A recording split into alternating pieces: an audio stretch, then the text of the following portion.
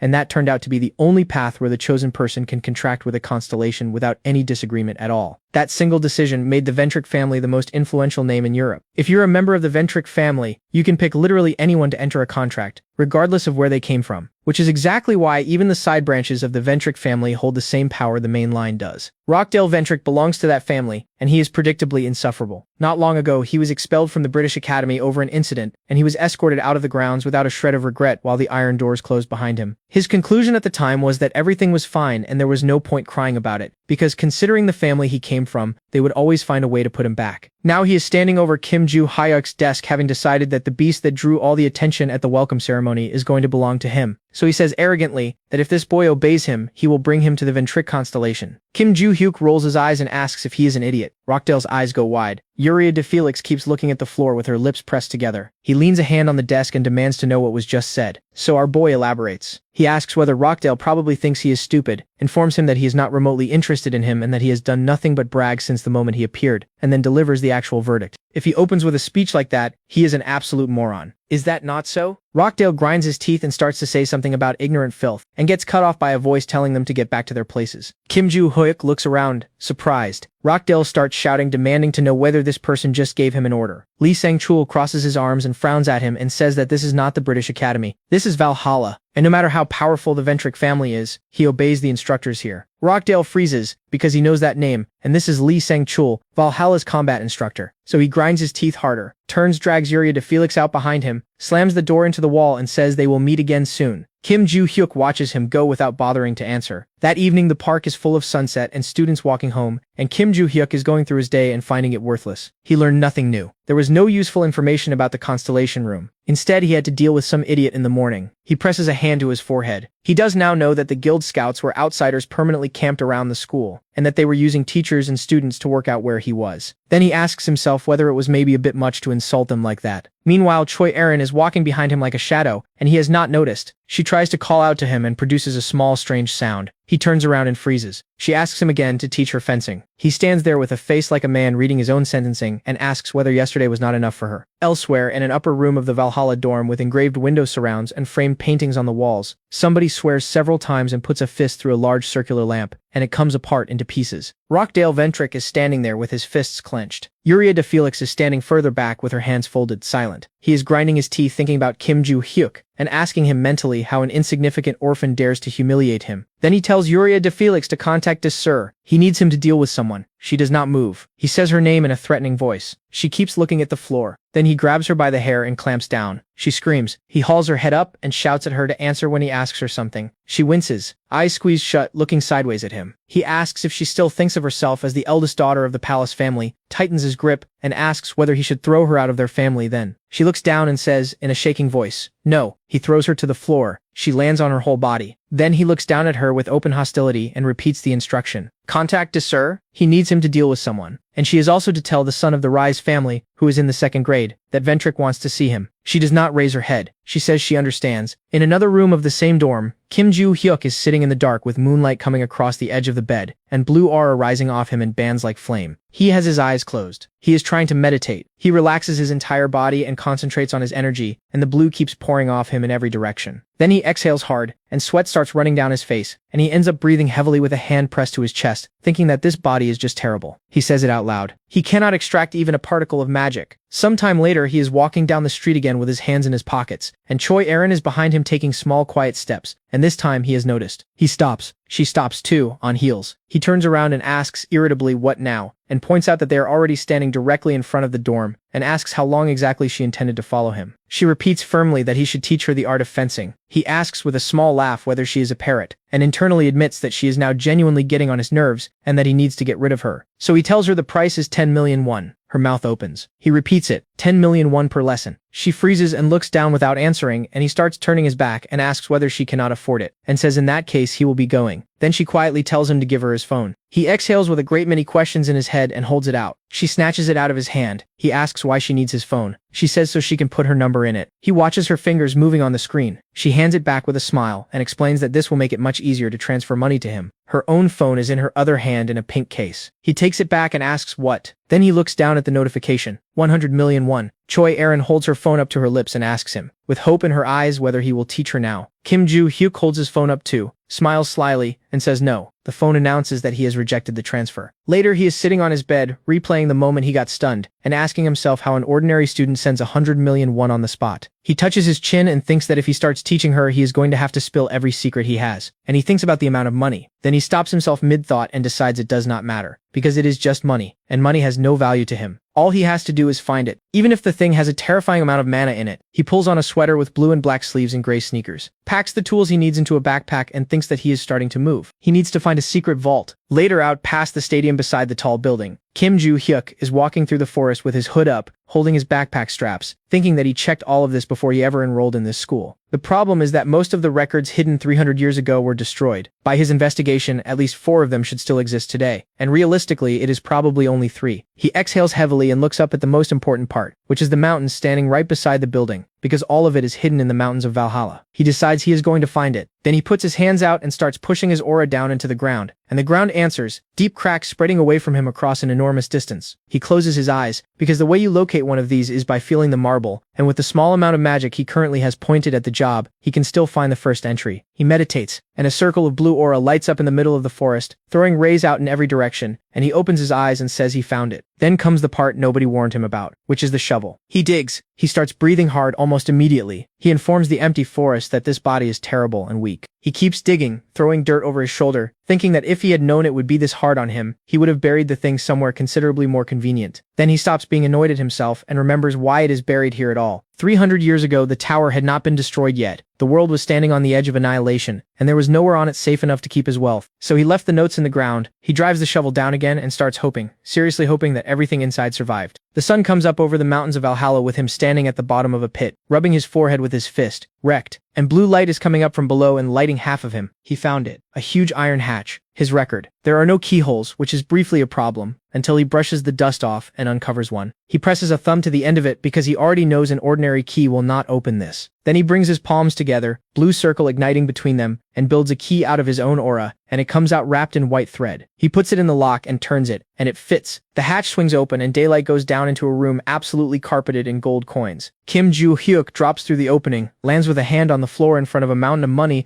weapons and chests, grins at all of it, and asks whether his children lived well down here. He stands up, puts his hands on his hips, and watches gold shimmer in the sunlight coming through his own hatch, and realizes that money is now permanently not his problem, so he can finally get on with finding the thing he actually came for. Then he freezes and says out loud, "What?" Because scattered in among the coins are several minerals that shimmer purple and blue, and look like somebody folded an entire cosmos inside each one. Storage stones. He picks one up and remembers that he poured magic into these to preserve his notes, and that the time has come to use them for something else. So he closes his right hand around it and starts pulling, and blue energy comes out of the stone and wraps his entire body. Kim Joo-hyuk is extremely happy. Exactly what you want from accumulative stones. The glow dies down. He pockets it. Then he gets practical about the rest, deciding to deal with the remaining stones first, and asking himself whether he should leave the gold bars down here and take the jewelry instead, since it weighs less. The next day at Valhalla, he is slumped in his chair in class with his entire body shaking, and he cannot feel his own muscles. After a few strokes of a shovel, he is so shocked by his own condition that he concludes that if he genuinely believed he could pull something like that off again in the future, he is a rare idiot. Then Choi Erin sits down next to his desk and he flinches. He asks while jerking the shoulder that currently hurts, "What is happening?" She looks at him with that piercing and completely empty expression she always has, and asks him to teach her the art of the sword. Her persistence scares him slightly, which he tries to hide, and he says tiredly that she is not going to leave him alone. Is she? Then he actually thinks about it because from the information he dug up after his rebirth, the Choi Jin family, which is her family, does professional fencing. So why does she need him? He asks her directly. Why is she asking him this persistently? Her family can train her just as well. She says she wants to learn fencing from him. He does not let it go and asks why. She answers evasively that she has never seen anyone handle a blade better than he does. That confuses him, so he keeps digging. What about her father? Is he not the head of the Choi Jin family? He must be far better than some student. Choi Aaron seems to stall out and repeats the word father twice. And that is where the conversation dies, because Kim Rae-gong opens the door and asks Joo Hyuk to come to the teacher's room. He asks why. Kim Rae-gong says it concerns his previous request, and asks whether he is not interested. Our boy is out of that chair instantly. Choi Aaron is left standing there, and as he passes she tries once more, and gets no reaction at all, and lowers her head. Then he says without turning around, tomorrow at 6, training ground. She short-circuits. He glances back over his shoulder, and asks what, has she already moved on, and she snaps her head around and promises she will definitely be there. In the teacher's room, Kim Rae-gong keeps it short, because class is about to start. Firstly, he has been granted access to the Constellation room. He goes down to the ground floor. Joo Hyuk repeats the words ground floor. Kim Rae-gong confirms it. Except for the first floor, every other floor is closed to him, and Joo Hyuk is not upset at all. He is pleased. He says he understands, and asks when he can go. Tonight if it can be arranged. Great, says Joo Hyuk. Then it is decided, which Kim Rae-gong finds deeply unexpected because he was braced for a screaming argument about the ban on the upper floors. He tells him he can go, and gets a polite okay, and watches him walk out. That night they go to it, and it is not a room, it is a tower ringed in scaffolding and sealed over with hieroglyphs and chains, with a guarded entrance. Kim Rae-gong announces they have arrived. Valhalla Academy Treasure Constellation Room. Joo Hyuk immediately starts counting security. On one side, 2 men in black suits and black sunglasses, one of them carrying 2 swords on his back. On the right, 2 more, one with a face like a slammed door and a bulletproof vest, another with a pistol on his shoulder muttering into a radio. He notes that this is considerably heavier than the main gate. Kim Rae-gong says of course it is, because this is the Constellation room, and the unshakable value of what is inside is a large part of why Valhalla counts as one of the 3 great academies. Joo Hyuk is not listening to a word of that. He is noting that the guards and the walls and effectively everything out here is drowning in a concentration of magic, and that the only place free of magical shackles is the main entrance. Then he asks his instructor a question. How does one get to the 2nd floor? And if he ended up there despite the ban, would he definitely become a criminal? Kim Rae-gong folds his arms and gives him a look, and says no, he would not become a criminal. His expulsion would simply be processed as fast as administratively possible. Also, he would lose his mind before he even got out of the school. Joo Hyuk asks about that second part. Kim Rae-gong explains that on the 2nd floor, the immeasurable magical power of the Constellations is raging loose, and a human mind cannot survive contact with a surge like that. Joo Hyuk smiles and repeats it back to him. Blows his mind. Get expelled. Understood. And Kim Rae-gong, hearing that tone, starts to have a very bad afternoon, because why would anyone ask that specific question standing at this specific door? Is he actually planning to go down there? No. Impossible. The first candidate ever admitted to the Constellation room would not do something that stupid. He is certain the boy understands how serious the ban is. The gate opens. Kim Rae-gong tells him he has 30 minutes and then he comes out. Joo Hyuk waves a hand and says he will be right back. The second he is inside, the system window opens and repeats the assignment. Return his weapons and memories. 3rd floor of Valhalla, 5th room. He stops for a couple of seconds and decides he does not particularly care about the exception, because this is the entire reason he came to this school in the first place. 3rd floor it is. He goes down the stairs past the machinery lining the walls, wondering why this mission is made almost entirely of staircases, and whether they have an end at all. Then his footsteps stop, and he looks up and asks what this place even is. He is standing in a long corridor with blue light spilling from a square opening in the ceiling. That looks disturbingly like a portal, and there are doors set into the white walls, each one locked behind its own complicated mechanism. He looks around and asks whether this is a prison. He was fairly sure the Constellation room was on the 1st floor. Is this it? He decides it does not matter and moves toward a door. Then a new system window says all conditions have been met, and that he will be carried into the room. He gets as far as repeating the word room. Then darkness, and then a voice saying that it has been a long time since anyone has seen Kim Hyun. Oh, Barch is floating in front of him in a white void. Our boy takes this in and asks, with a smile that has nothing pleasant in it, whether they are having a reunion after 300 years. Barch does not get to finish his next sentence, because Kim Joo Hyuk punches him in the face so hard he goes backwards. Eyes gone white with rage, our boy announces that he is glad to see this freak. Barch throws his hands up and asks him to stop. He gets hit again, with the note that he should die. Barch tries again, telling Haeun-oh to settle down and calm himself. He gets hit again. For the next couple of minutes, every single plea gets answered with a fist. Stay. He is going to hit him harder now. Eventually, Barch is on the floor rubbing his face, and Kim Joo-hyuk, out of breath, says that he is not the kind of man who solves problems with his fists. Barch says what? Our boy detonates again and kicks him harder than everything previous, screaming that he cannot possibly pass up the chance to smash this face in, that it would be the stupidest waste imaginable, because this is the freak who ruined his idle future, his wealth, his pride, all that time he spent teaching his students. Barch groans and covers up, and then somewhere between requests for mercy, asks whether Kim Hyun-oh is not the least bit curious about what this place is. Kim Joo-hyuk stops, which is progress, and looks around and points out that there is nothing here. Barch explains, it is an imaginary world, more precisely the subspace of the relic. The Barch standing in front of him is only an embodiment inside that subspace. His real body ceased to exist 300 years ago. Joo-hyuk works through that and asks whether he means he has been inside this relic the entire time. Yes.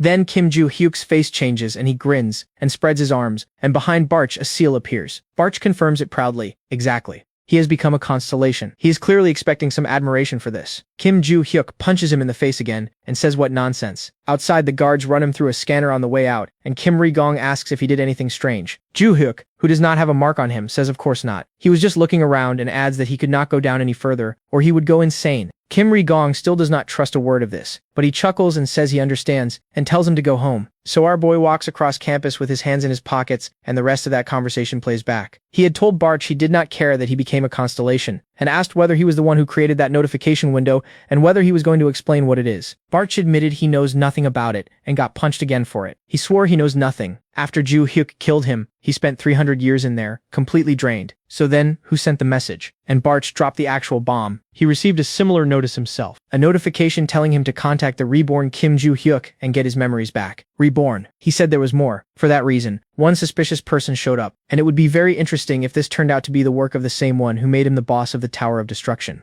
Joo-hyuk asked whether he meant the one who made him king of that tower, and who that is. Barch answered honestly that he does not know for certain, because all his memories from that part of his life are gone, and he does not think the missing ones are coming back quickly. Then he asked what exactly was written in Joo-hyuk's notice, which caught our boy off guard, until he pulled the window back up in his memory, and said it told him to find his weapon in order to return his memories, and that there was also a line at the bottom that was impossible to read because it was censored. And then he asked the question that actually bothers him, which is whether he did not already get all his memories back, since he remembers everything that happened in that tower perfectly. Barch suggested that maybe those are not all the memories he needs, and pointed out that he has already found his weapon, so the memories should come back naturally. Joo-hyuk asked what he meant, found it, and Barch explained that this subspace is the inner world of one of 4 swords that became sacred relics, and that because Joo-hyuk used one of them, Barch remained a constellation inside it. Then Barch noticed that Joo-hyuk had started shaking and tried to interrupt and got hit again anyway. Now alone with only his own footsteps for company, Kim Joo-hyuk works through what he has actually learned. His sword turned into a relic. There is a constellation living inside it. If he told a single person this, nobody would believe him. He would like to destroy the weapon and delete the entire subject from his memory. Instead, he extends his right hand and a translucent sheath forms in the air with a hilt showing. And then it gains weight and becomes real. And he understands, no matter how weak he has become, that he was never going to be allowed to leave Barch, formerly the king of the Tower of Destruction, sitting around unsupervised, nothing to be done. His new quest runs through this sword. There is no substitute for this weapon. Then somebody behind him asks whether he is the guy who took first place in the entrance exams. He turns around to find a crowd of young men with multicolored hair and white shirts and black trousers walking up on him, led by a tall blonde in a blue suit and a white shirt who is smiling brazenly and flexing his fists. This is Lyric Sunrise, eldest son of the Sunrise family, second year. Kim Joo-hyuk's opening remark is to ask whether hooligans these days are getting younger too. Lyric asks whether he is immortal, and a guy with a mohawk and a scar across his skull hurries to hold him back. So Lyric settles for a threat instead, informing him that first place among the first years is not enough to talk to a senior like that. Then a white-haired guy holding a stick with cloth wrapped on one end asks permission to beat this freak, and Lyric clicks his tongue and tells him to go easy on the first year. The white-haired guy turns around, full of himself, and begins explaining that a beginner should understand the difference between the first year and the second. He does not finish, because Kim Joo-hyuk kicks him in the chest and tells the idiot to be quiet and attack already. All the air leaves the guy at once. Then our boy jumps and kicks him in the face, and this time he sails backwards past his own shocked friends, takes out a row of trash cans on landing, and stops moving. Lyric mutters that this is a crazy freak, and then he freezes because he is remembering a conversation. Sometime earlier, warm light, 2 sofas, Rockdale Ventric telling him he will certainly not be left in debt, and that Lyric Sunrise can count on his continued assistance. There is a first year. Joo-hyuk, take care of this guy. He does not care if Lyric uses weapons. He can do whatever he likes, and Rockdale will clean up everything after him. Have they agreed? Lyric said he agreed. Then he walked out of that upper classroom, slammed the door, and thought about it, and concluded that it does not matter what rank this guy holds among first years, because a first year is a first year, and they cannot compete with older students one way or the other. And here's why he believed that. The first year and the second year are radically different, and the reason is the contract with the Constellations. In the second semester of their first year, Valhalla students are required to visit the Constellation room and form a contract with one of them. The ones who succeed are called contractors, and only they earn the right to move up into second year. A contractor also gains the right to use the power of his constellation. Kim Joo-hyuk, who does not belong to any family, does not have that. So this was going to be easy. That is what Lyric thought, right up until this moment, standing here with sweat running down his face and his eyebrows pulled together and nothing in his expression except doubt. Back in the fight, a weapon flashes and Joo-hyuk blocks one of them in a burst of light. A red-haired guy pulls a dagger, loads it with red energy, curses the stupid new guy and receives a scabbard across the face. Then a shadow falls over our boy, and he looks up calmly to watch a brunette with a long staff leap into the air screaming that he must die. The attack is genuinely powerful. It craters the ground and throws energy everywhere. Then, looking at the dust, the guy asks, confused, where his attack went. Kim Joo-hyuk is standing next to him and asks mockingly whether he missed. Then he hits him in the face and the guy joins the others. Lyric watches his friend land unconscious and cannot process what he is seeing. This is unthinkable. The boy is knocking out second years one at a time. Before they become contractors, second years are supposed to prove their superiority over first years in martial arts. So why are they helpless? And what is this strange fencing skill? From outside, it does not look like this guy is putting in any effort at all, and the people around him keep flying away. Kim Joo-hyuk swings the sword, then stops and glances at the three hooligans, still standing there holding swords and sticks, and watching him very carefully, and points the scabbard at them, and asks whether he did not just say he would rip their heads off if they kept standing around. His friends start losing their nerve, and Lyric shouts at the idiots not to be afraid, because it is just a stupid first year. Our boy grins, and asks whether the leader of the whole gang finally feels inspired. Lyric sets his stance and floods his weapon with fire, and he is genuinely about to attack. Then he exhales heavily and looks down, because there is a scabbard resting against his stomach, and Kim Joo-hyuk, entertained, is asking whether he is going to keep standing there. Then he strikes the hilt sharply, and the surge of energy blows Lyric away along with everyone still upright. Lyric's only thought, mouth open, eyes wet, is to ask when this guy got that close. He hits the ground. Kim Joo-hyuk walks over, sits down next to him, slaps his cheek, and tells him to get up, and asks who he is and why he attacked him. Lyric, scraped up and unable to move much, says did he not hear, they study a grade above him. Joo-hyuk continues the conversation, while the rest of the gang lies around them, not regaining consciousness. So that is why they came at one first year with an armed crowd. Is this normal for them or what? Silence. Then he asks who sent him. Lyric lowers his eyes and lies, saying they were just going to put the first year who took first place in his place and that is all. Kim Joo-hyuk smiles and asks whether he has decided to tell him fairy tales, and whether this is hooligan solidarity, and observes that he looks about to burst into tears. Then he picks his bag up off the ground and says he will be going, and that they should clean this place up nicely. Lyric panics and shouts at him to stop, and asks whether he thinks he can just keep attending the academy from tomorrow, like nothing happened. It does not matter where he ranks among the first years. If people find out about this incident, he is expelled. Kim Joo-hyuk looks down at him with open contempt, waits a beat, and says he does not care. Then he spells it out for him. Several second years decided to jump a first year, and he beat them dry. If this becomes public knowledge, the one who should be ashamed to keep showing up at this academy is Lyric, not him. He suggests Lyric think about that, if he would rather not disturb his own education. Then he flashes his eyes at the pile of them and walks off, and Lyric stays on the ground shaking, surrounded by his friends. At 28 minutes past 9, Rockdale Ventric is sitting on his sofa, with his phone in his hands, grinning, thinking that the call could come at any moment. Lyric Sunrise is calling. Here it is. Rockdale picks up, gets a greeting, and immediately asks how Kim Joo-hyuk is doing. Lyric gathers himself and says that in general, he washes his hands of this job. Rockdale stops functioning for a second, then asks, getting angry, what he just said. And Lyric, completely serious, advises him to stay away from anything connected to Joo-hyuk.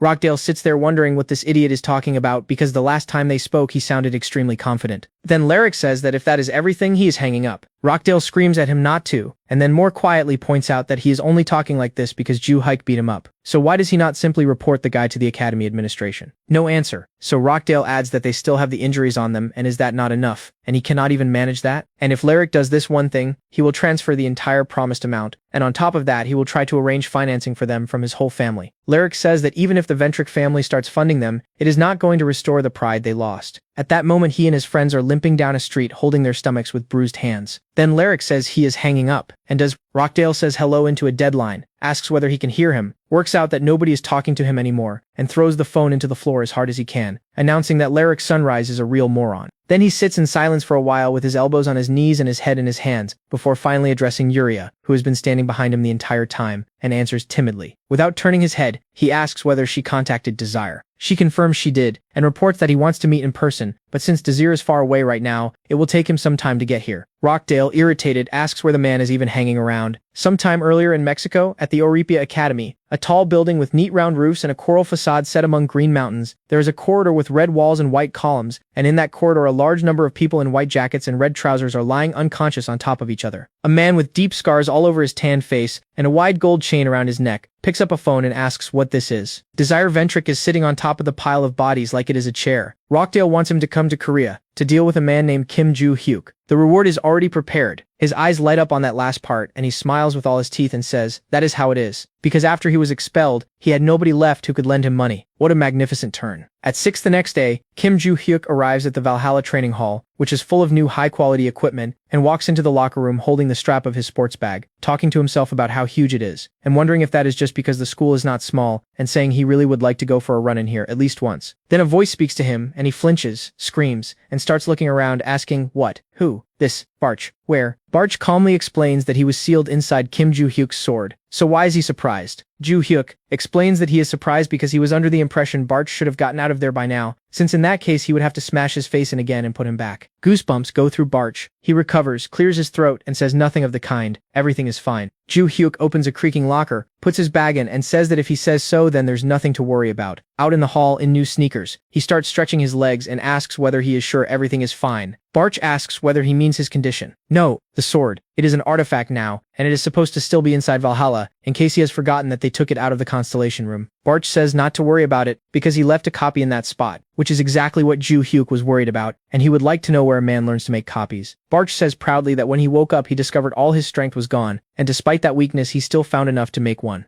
even though he does not remember where he learned how. Joo-hyuk puts his hands on his hips, arches backwards, throws his head back, and observes that Barch does not remember much of anything, which is how he ends up looking at Choi Erin upside down. He freezes with his head still back, then turns and asks whether she came. She says yes, timidly, and states that now he will teach her fencing techniques. He says no. They are going to start by increasing her stamina. Choi Erin tilts her head to the side like a rabbit, and asks with big round eyes why. He turns his back and says coldly that she can leave if she does not like it. She very quickly says no. She agrees. So he smiles and says they will start with a little stretching, and she says okay. His reasoning is simple, which he does not bother explaining to her. Endurance improves control over your own mana and the quality with which you absorb it. That is the basics. Watching her stretch, he decides that the training methods of this generation are strange. They pour everything into flooding mana and nothing into stamina. Even Erin, enormous mana concentration, and she is visibly short of stamina. She reports that she is done stretching. He says okay, and that they can move on to actual training. Choi Erin becomes visibly inspired in a completely deadpan way, shakes her head and lets out a small laugh. Then they do push-ups and squats and dumbbells. All of it comes easily to him. She gives it everything and her body betrays her every single time, and she keeps falling behind. Before long she is sweating, red-faced, flat on the floor, trying to find her breath again. And Kim Joo-hyuk, still going, notes that they have only just started. She lifts her head and asks what he said. He turns around and tells her, sternly, to stop lying around and get up. They only have about 20 kilometers of running left. Choi Erin says what? Later, in room 1A, our boy is stretching contentedly and reviewing his student, because every time he raises the difficulty her results improve naturally, and her physique is clearly built for this. Choi Erin is sitting at her desk with a blank face, dark circles under her eyes, and a body that will not stop shaking. Then a woman's voice tells the room to be quiet. This is Lilia, a highest-level Valhalla instructor and the teacher of dimensional monsters, and she announces a simple written test. She told them on day 1 that they would need to learn some of this material on their own, and today she is checking how well they know how to behave when they encounter certain monsters. She hands out a thick stack of test sheets. Yu Soyeon,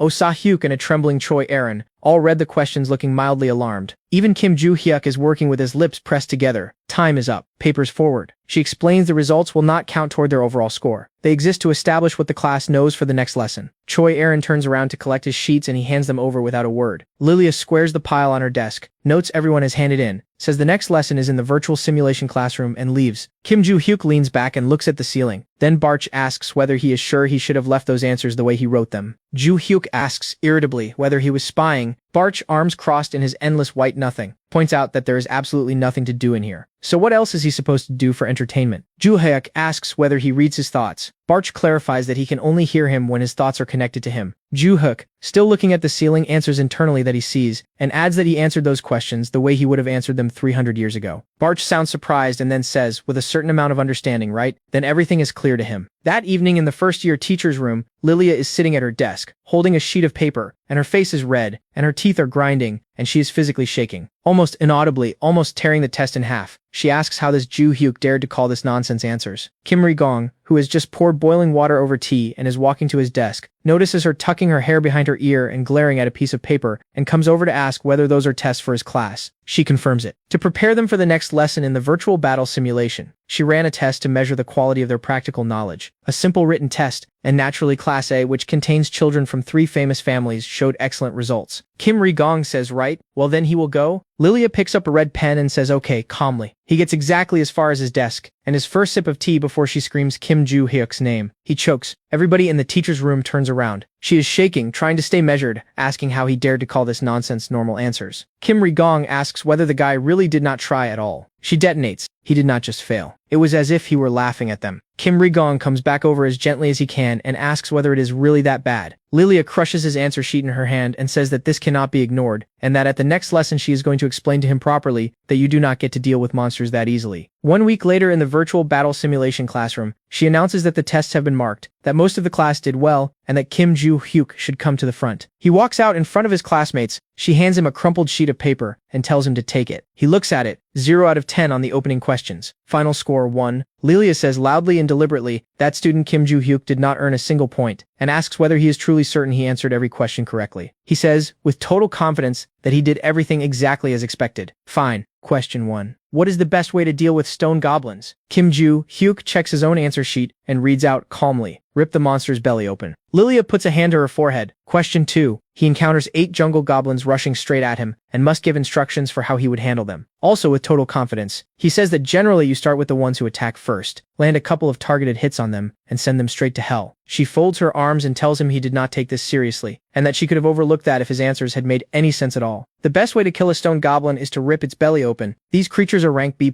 That means the aura of a normal sword will not do a thing to them. Is he seriously claiming he could open a stone goblin's stomach? Kim Ju Hyuk twirls a finger in his ear and says yes, it will all be over after the first hit. Lilia is now running entirely on rage. His pompousness is driving her insane. He keeps saying absolute nonsense with a completely straight face. Then she calms down and says that since the student is so confident, she is going to give him the opportunity to demonstrate his knowledge in practice. She hits a key on her console and the classroom becomes a forest, with the students inside a protective dome and a great deal of snarling on the outside of it, and one goblin walks into the safe space with them. The task is simple. If he defeats the monsters using his own written instructions, she will not fail him. Kim Ju Hyuk scratches the back of his head and says that everything is clear to him and hands the test sheet back and asks if she would allow him to just put it here. He walks to the weapon rack, takes a sword, and walks toward the monster while the entire class watches. He stops in front of a goblin with red eyes and fangs sticking out of its mouth. Lilia watches with her lips pressed together, thinking that she has heard he single-handedly cleared 120 summoned goblins, and that his talent should not be underestimated, and that even so he is not getting through a stone goblin with a blunt sword. The monster bares its teeth and swings a clawed paw. Kim Ju Hyuk, smiling, raises the sword. Lilia freezes and says what? Because there is a blade sticking out of the monster's belly, and it is growling hoarsely and shaking, and then deep cracks start spreading across its entire body until it disintegrates, leaving only a sword on the ground. He turns around under the completely blank stares of his classmates and asks whether everything is clear now. They just need to rip open the belly. Yu Soyeon's mouth is open and she is asking herself whether he killed a stone monster with an ordinary sword and no magic whatsoever. Oh, Sahyuk folds his arms and decides he would rather not think about it too hard. Choi Aaron smiles. Lilia clears her throat and sincerely asks how he did that. He is halfway to putting the sword back, turns, tosses it over his shoulder, and asks whether it is not obvious. He put it through the goblin's stomach, and that was the end of it. It is easy. She clenches her fist and says no, that is true. Then she starts chewing her nails, because to destroy a stone goblin with nothing but a sword you would need to be at minimum a rank a contractor. That would explain it logically. The situation in front of her is not that, so how did this guy deal with the monster with just a sword? Ju Hyuk interrupts her spiral by asking whether it turns out he answered her question correctly. Lilia hits the keys again and announces furiously that this was only the very first question, and he had better hear the next one. The ground shakes under him and he asks, tiredly, what? Translucent slabs rise up out of the floor and form a dark tunnel with 2 torches burning at the mouth of it. He points into the darkness and asks what that is. She orders him not to get distracted and to look carefully. Footsteps come out of the depths, and then a green leg with long claws, and then the rest of them disgusting things with pointed ears and heavy noses, baring their teeth, carrying sticks and spears, with rags hanging off them in the approximate shape of clothing. Jungle goblins, which are simply put, goblins with uncontrollable aggression. Extremely difficult for an ordinary student. And there is a specific trap in them, because if you make one mistake in the fight, one of them will use its powerful diaphragm to let out a cry that inspires the rest into a merciless attack, and every goblin in the area will obey it without question. Normally these are handled by specialists or avoided entirely. And if he can only see 3 of them in front of him, 5 more are already waiting to jump him the moment he slips. No fencing technique lets one person handle a crowd like that. Besides which, she has heard this guy is quite slow with a sword. Kim Joo-hyuk attacks first and puts the blade straight through the head of the nearest one. The second one sees that and opens its mouth to let out the war cry. He is already there and puts the sword through its throat. By the time he pulls the blade out of the last one, every other goblin in the tunnel is dead and slowly evaporating. Lilia cannot get her mouth closed. Kim Joo-hyuk turns around with a satisfied smile and observes that apparently he also answered the second question correctly. Back in the gym on another day, a machine beeps to tell Choi Erin her daily target is complete, and she steps off the treadmill and immediately becomes horizontal, red-faced and struggling to talk. Joo-hyuk, whose own machine has just made the same noise, comes over smiling warmly and asks whether she never trained in her clan and why this level of work is so hard for her. She admits guiltily that she does not usually push herself like this. So he puts a hand on his belt and asks sternly whether she is used to going easy on herself and then how she intends to fight monsters. She points out that she could simply use magical power by borrowing from her constellation. He is not remotely surprised because of course she does, and instead of training endurance she has gone entirely over to magical power. Here is his actual objection. Training hard at borrowing a constellation's power can absolutely paper over a weak physical condition, but it puts a person at enormous risk. What is she going to do if she ends up in a dungeon that suppresses magical power? Or if she simply runs out of mana in the middle of a preliminary battle? The constellation will not help her then. It does not lend out physical strength. And then what is left for her? He turns and asks whether she thinks all these exercises he has been putting her through will actually help her. She gets to her feet and says not entirely confidently, of course. He tells her that fencing training begins with building endurance. Then he clicks his tongue and asks with a sly smile what kind of answer that was, and points out that it means she is only doing this because he told her to. She has no answer at all and just says what. He decides not to continue and tells her to forget it. Training is finished for today. Tomorrow they have the academy. She follows him, then notices he is not walking toward the exit, and asks if he is not leaving. He says he is going to do one more set and asks whether she wants one too. Choi Erin is genuinely frightened by this offer, and shakes like a small animal. He waves her off, tells her again to forget it and go, and she agrees very quickly and says at the door that they will see each other later. The door shuts. He picks up a weight plate. Barch says her name is Erin. Joo-hyuk says yes. And what? Barch says he can see that she finishes every workout and never once complains. But why did he decide to train her? Our boy threads the plate onto a barbell, sits down and explains that Choi Erin was simply asking too obsessively. Barch asks whether he ever actually showed her his own fencing. Joo-hyuk is not sure. Not to her specifically, no, but he is fairly certain she saw enough of it in class. Then Barch makes his point. Just from watching the technique, she wanted to study under Kim Joo-hyuk. That is interesting. And Joo-hyuk agrees. Maybe it really is interesting, which is exactly why he wants to teach her a few things. Then somebody nearby lets out a heavy sigh. Oh, Sa-hyuk is lifting a barbell with the most concentrated expression available to a human face, and his arms are so strong that the bar does not tremble in the air at all. He finishes, sits, breathes and notices he is being watched, and the two of them look at each other in silence. Joo-hyuk breaks it by asking how long he has been in here. Wiping his forehead with a towel, Oh Sa-hyuk says he is almost always here, and that before entering the academy he was involved in sports his whole life. And now, if he will excuse him, he walks out, and Kim Joo-hyuk watches him go with heavy steps, thinking that he does not actually know. Maybe it is a matter of physiology, but he is inclined to believe this guy can survive training that long because of talent. Barch asks what the matter is, and whether he finds this person interesting. Joo-hyuk lies back on the machine and says that this guy is clearly much smarter than the ones who are only busy inflating their magical power. Barch says maybe. Then Joo-hyuk, holding the bar, asks what these constellation freaks are actually doing. Barch answers evasively that he is not entirely sure. Joo-hyuk asks whether that is really all he can say, and tells him to keep quiet. Barch says that despite being a constellation himself, he has spent the last 300 years sealed off from the outside world, so he knows nothing about the others. And he is confident Kim Joo-hyuk will get the information he needs the moment he finishes his main quest, which prompts the system to open a window in front of him, laying that quest out in full. Restore his weapon and his memories. Constellation Room, Valhalla, 3rd underground floor, 5th room on the right, additional condition, the Eye of the Great Forest. And a note underneath saying that to fulfill the additional condition, he will need a celestial sword. Kim Joo-hyuk repeats the words the Eye of the Great Forest out loud. He has heard of it. They already visited that place in the first semester. And if it were not for this damned quest, he would have taken his things out of there a long time ago. Apparently now he has to do it quietly. Barch is surprised by the word quietly, and asks whether this is not the same man who got into trouble very recently by starting a fight with those fools. Joo-hyuk points out exasperated that those idiots did not look like they were coming over for a hug, and that he had already held back long enough, and that if he had not done it, his head would have cracked like Barch's did. Barch is outraged and does not dare say so. Either way, until this quest is done, Kim Joo-hyuk is not going anywhere, and he is hoping it finally uncovers something about his reincarnation. Meanwhile in London, it is a quiet night at the Ventric family mansion, a white stone building with carved statues and thin columns, where the corridors are hung with framed bird-beaked masks and paintings of the same masks.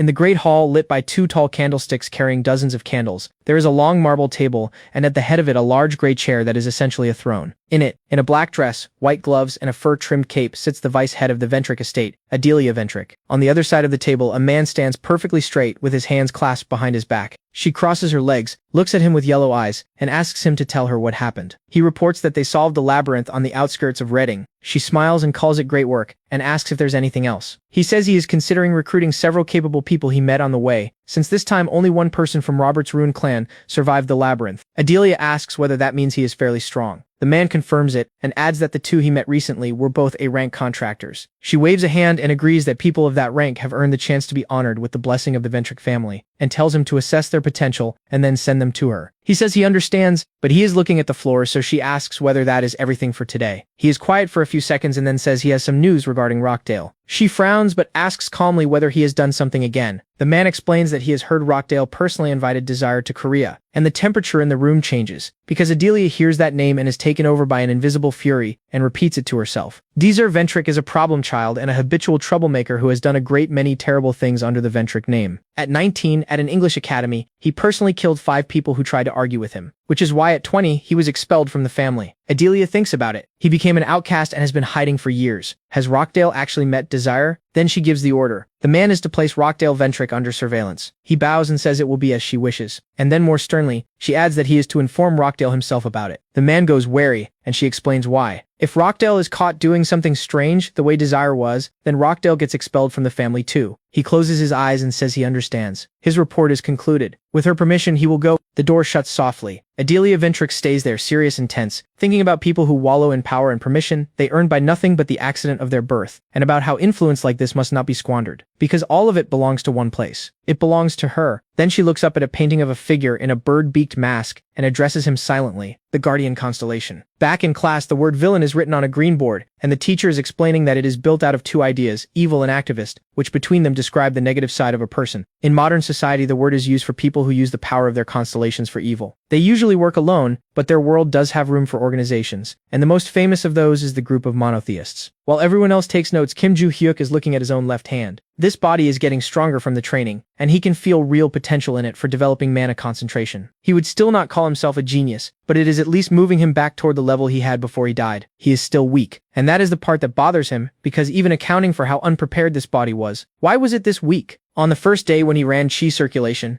which is concentrating chi and then circulating it through the body, he could barely finish it, because he had less mana than an ordinary person. And his physical condition was so bad that a few swings of a shovel finished him. Fine. None of those unanswered questions are going to stop him from finishing what he started. He does think about the previous owner of this body, though. Did something happen to him? He has no idea. And what is the point of worrying about it now? He leans back and puts both hands behind his head. Then somebody knocks on his desk. Yoo So-yeon is standing there, looking at him coldly, and she hands him a piece of paper folded several times over. He takes it and guesses that it is a note. He unfolds it. It says, "Hey." Kim Joo-hyuk experiences a small amount of panic and asks what this is. At the end of the day, with the sky going yellow and orange, Kim Ri-gong announces that they will be permitted to leave the grounds that weekend, and that anyone planning to go out should file a statement in the proper form. Joo-hyuk thinks about that. Then he fills in an application, picks Saturday, and writes, as his stated reason, that he would like to take a short walk outside. Walking down the corridor, Barch asks about the departure and whether he is going out into the outside world. Joo-hyuk confirms he will think about going somewhere. Barch asks where exactly. Before he can answer, somebody calls him, and he turns to find So-yeon coming toward him. So he opens with asking whether this is some new kind of prank, and what she needs, and points out that he even kindly answered her note, which is more than she bothered to do. So-yeon remembers that, because he did hand the sheet back to her, with one word written in the corner. What? She is in no hurry to say anything, so Joo-hyuk shows her his statement and tells her to hurry up, because he has to hand something in. Yoo So-yeon panics internally, and the words jam in her throat, and she manages. Well, she basically is, which puzzles him so thoroughly that he loses his temper, with the veins standing out on his face, and tells her to finally say what she wants, and calls her crazy. So-yeon is briefly offended, then steps closer and asks why exactly she is crazy. He does not lower his voice and asks whether she wants to claim it as normal to wind a person up like this, and what she even wants to tell him. She clears her throat, and remembers the thing she cannot let go of, which is watching him kill that monster in class. Did he deal with a stone goblin using an ordinary sword and no magic at all? Because that is different from everything in the books. She just wants to ask him how he did it. So why does it feel like she is grinding her own pride into the dirt? Students walking past are starting to look at them. She bites her lip, gathers herself, and starts. That stone monster, at which point Lilia physically inserts herself between them and asks Kim Joo-hyuk whether he can tell her how he killed that stone goblin. There is an awkward silence, and our boy asks himself with genuine disgust where this woman just came from. Then he asks her directly why she suddenly barged into their conversation, since he was under the impression she does not like him. Lilia does not react to that at all, keeps smiling and asks her. Joo-hyuk says essentially yes, that is how it should work. From the moment he threw those answers in her face, she should hate him for embarrassing her in public. She exclaims that she has nothing to do with any of that, and explains that she believed there was only one way to kill those monsters, until he showed her a completely different one. Then she puts a hand on his shoulder and asks whether he would like to become her assistant. He refuses immediately. He has an application to submit, and it starts today. He keeps walking. She follows, insisting, "Why is that? He should become her assistant, and together they can write a joint work about monsters that will be shown to the rest of the world." He stays polite and adamant and says no, but thank you. Yu Soyeon is left standing where she was, with her hand awkwardly half extended, saying quietly that she is sorry. Lilia's voice is still going down the corridor, offering to personally finance anything he needs. Joo Hyuk asks whether she is not ashamed to offer that to her own student. Lilia, entirely unbothered, asks why she should be ashamed, if it means she gets to write a joint work with him. Their voices fade out, and Yu Soyeon is alone in the corridor, and after a moment she exhales and says it does not matter. She did not really want to anyway. The sun puts gold over Valhalla one last time and goes down. The next day, Kim Joo-hyuk is standing between tall buildings with warm light pouring out of them, in a brown hoodie with the hood up, and a light blue backpack, looking up at gray towers that are frankly a little creepy and a moon that appears to be glowing purple. He has arrived at what people call the market. There are only a few people wandering the narrow street, and dark columns of smoke are going up from what are presumably factories. The night before, he had been sitting in his dorm room studying his phone, and Barch had asked what he was looking for.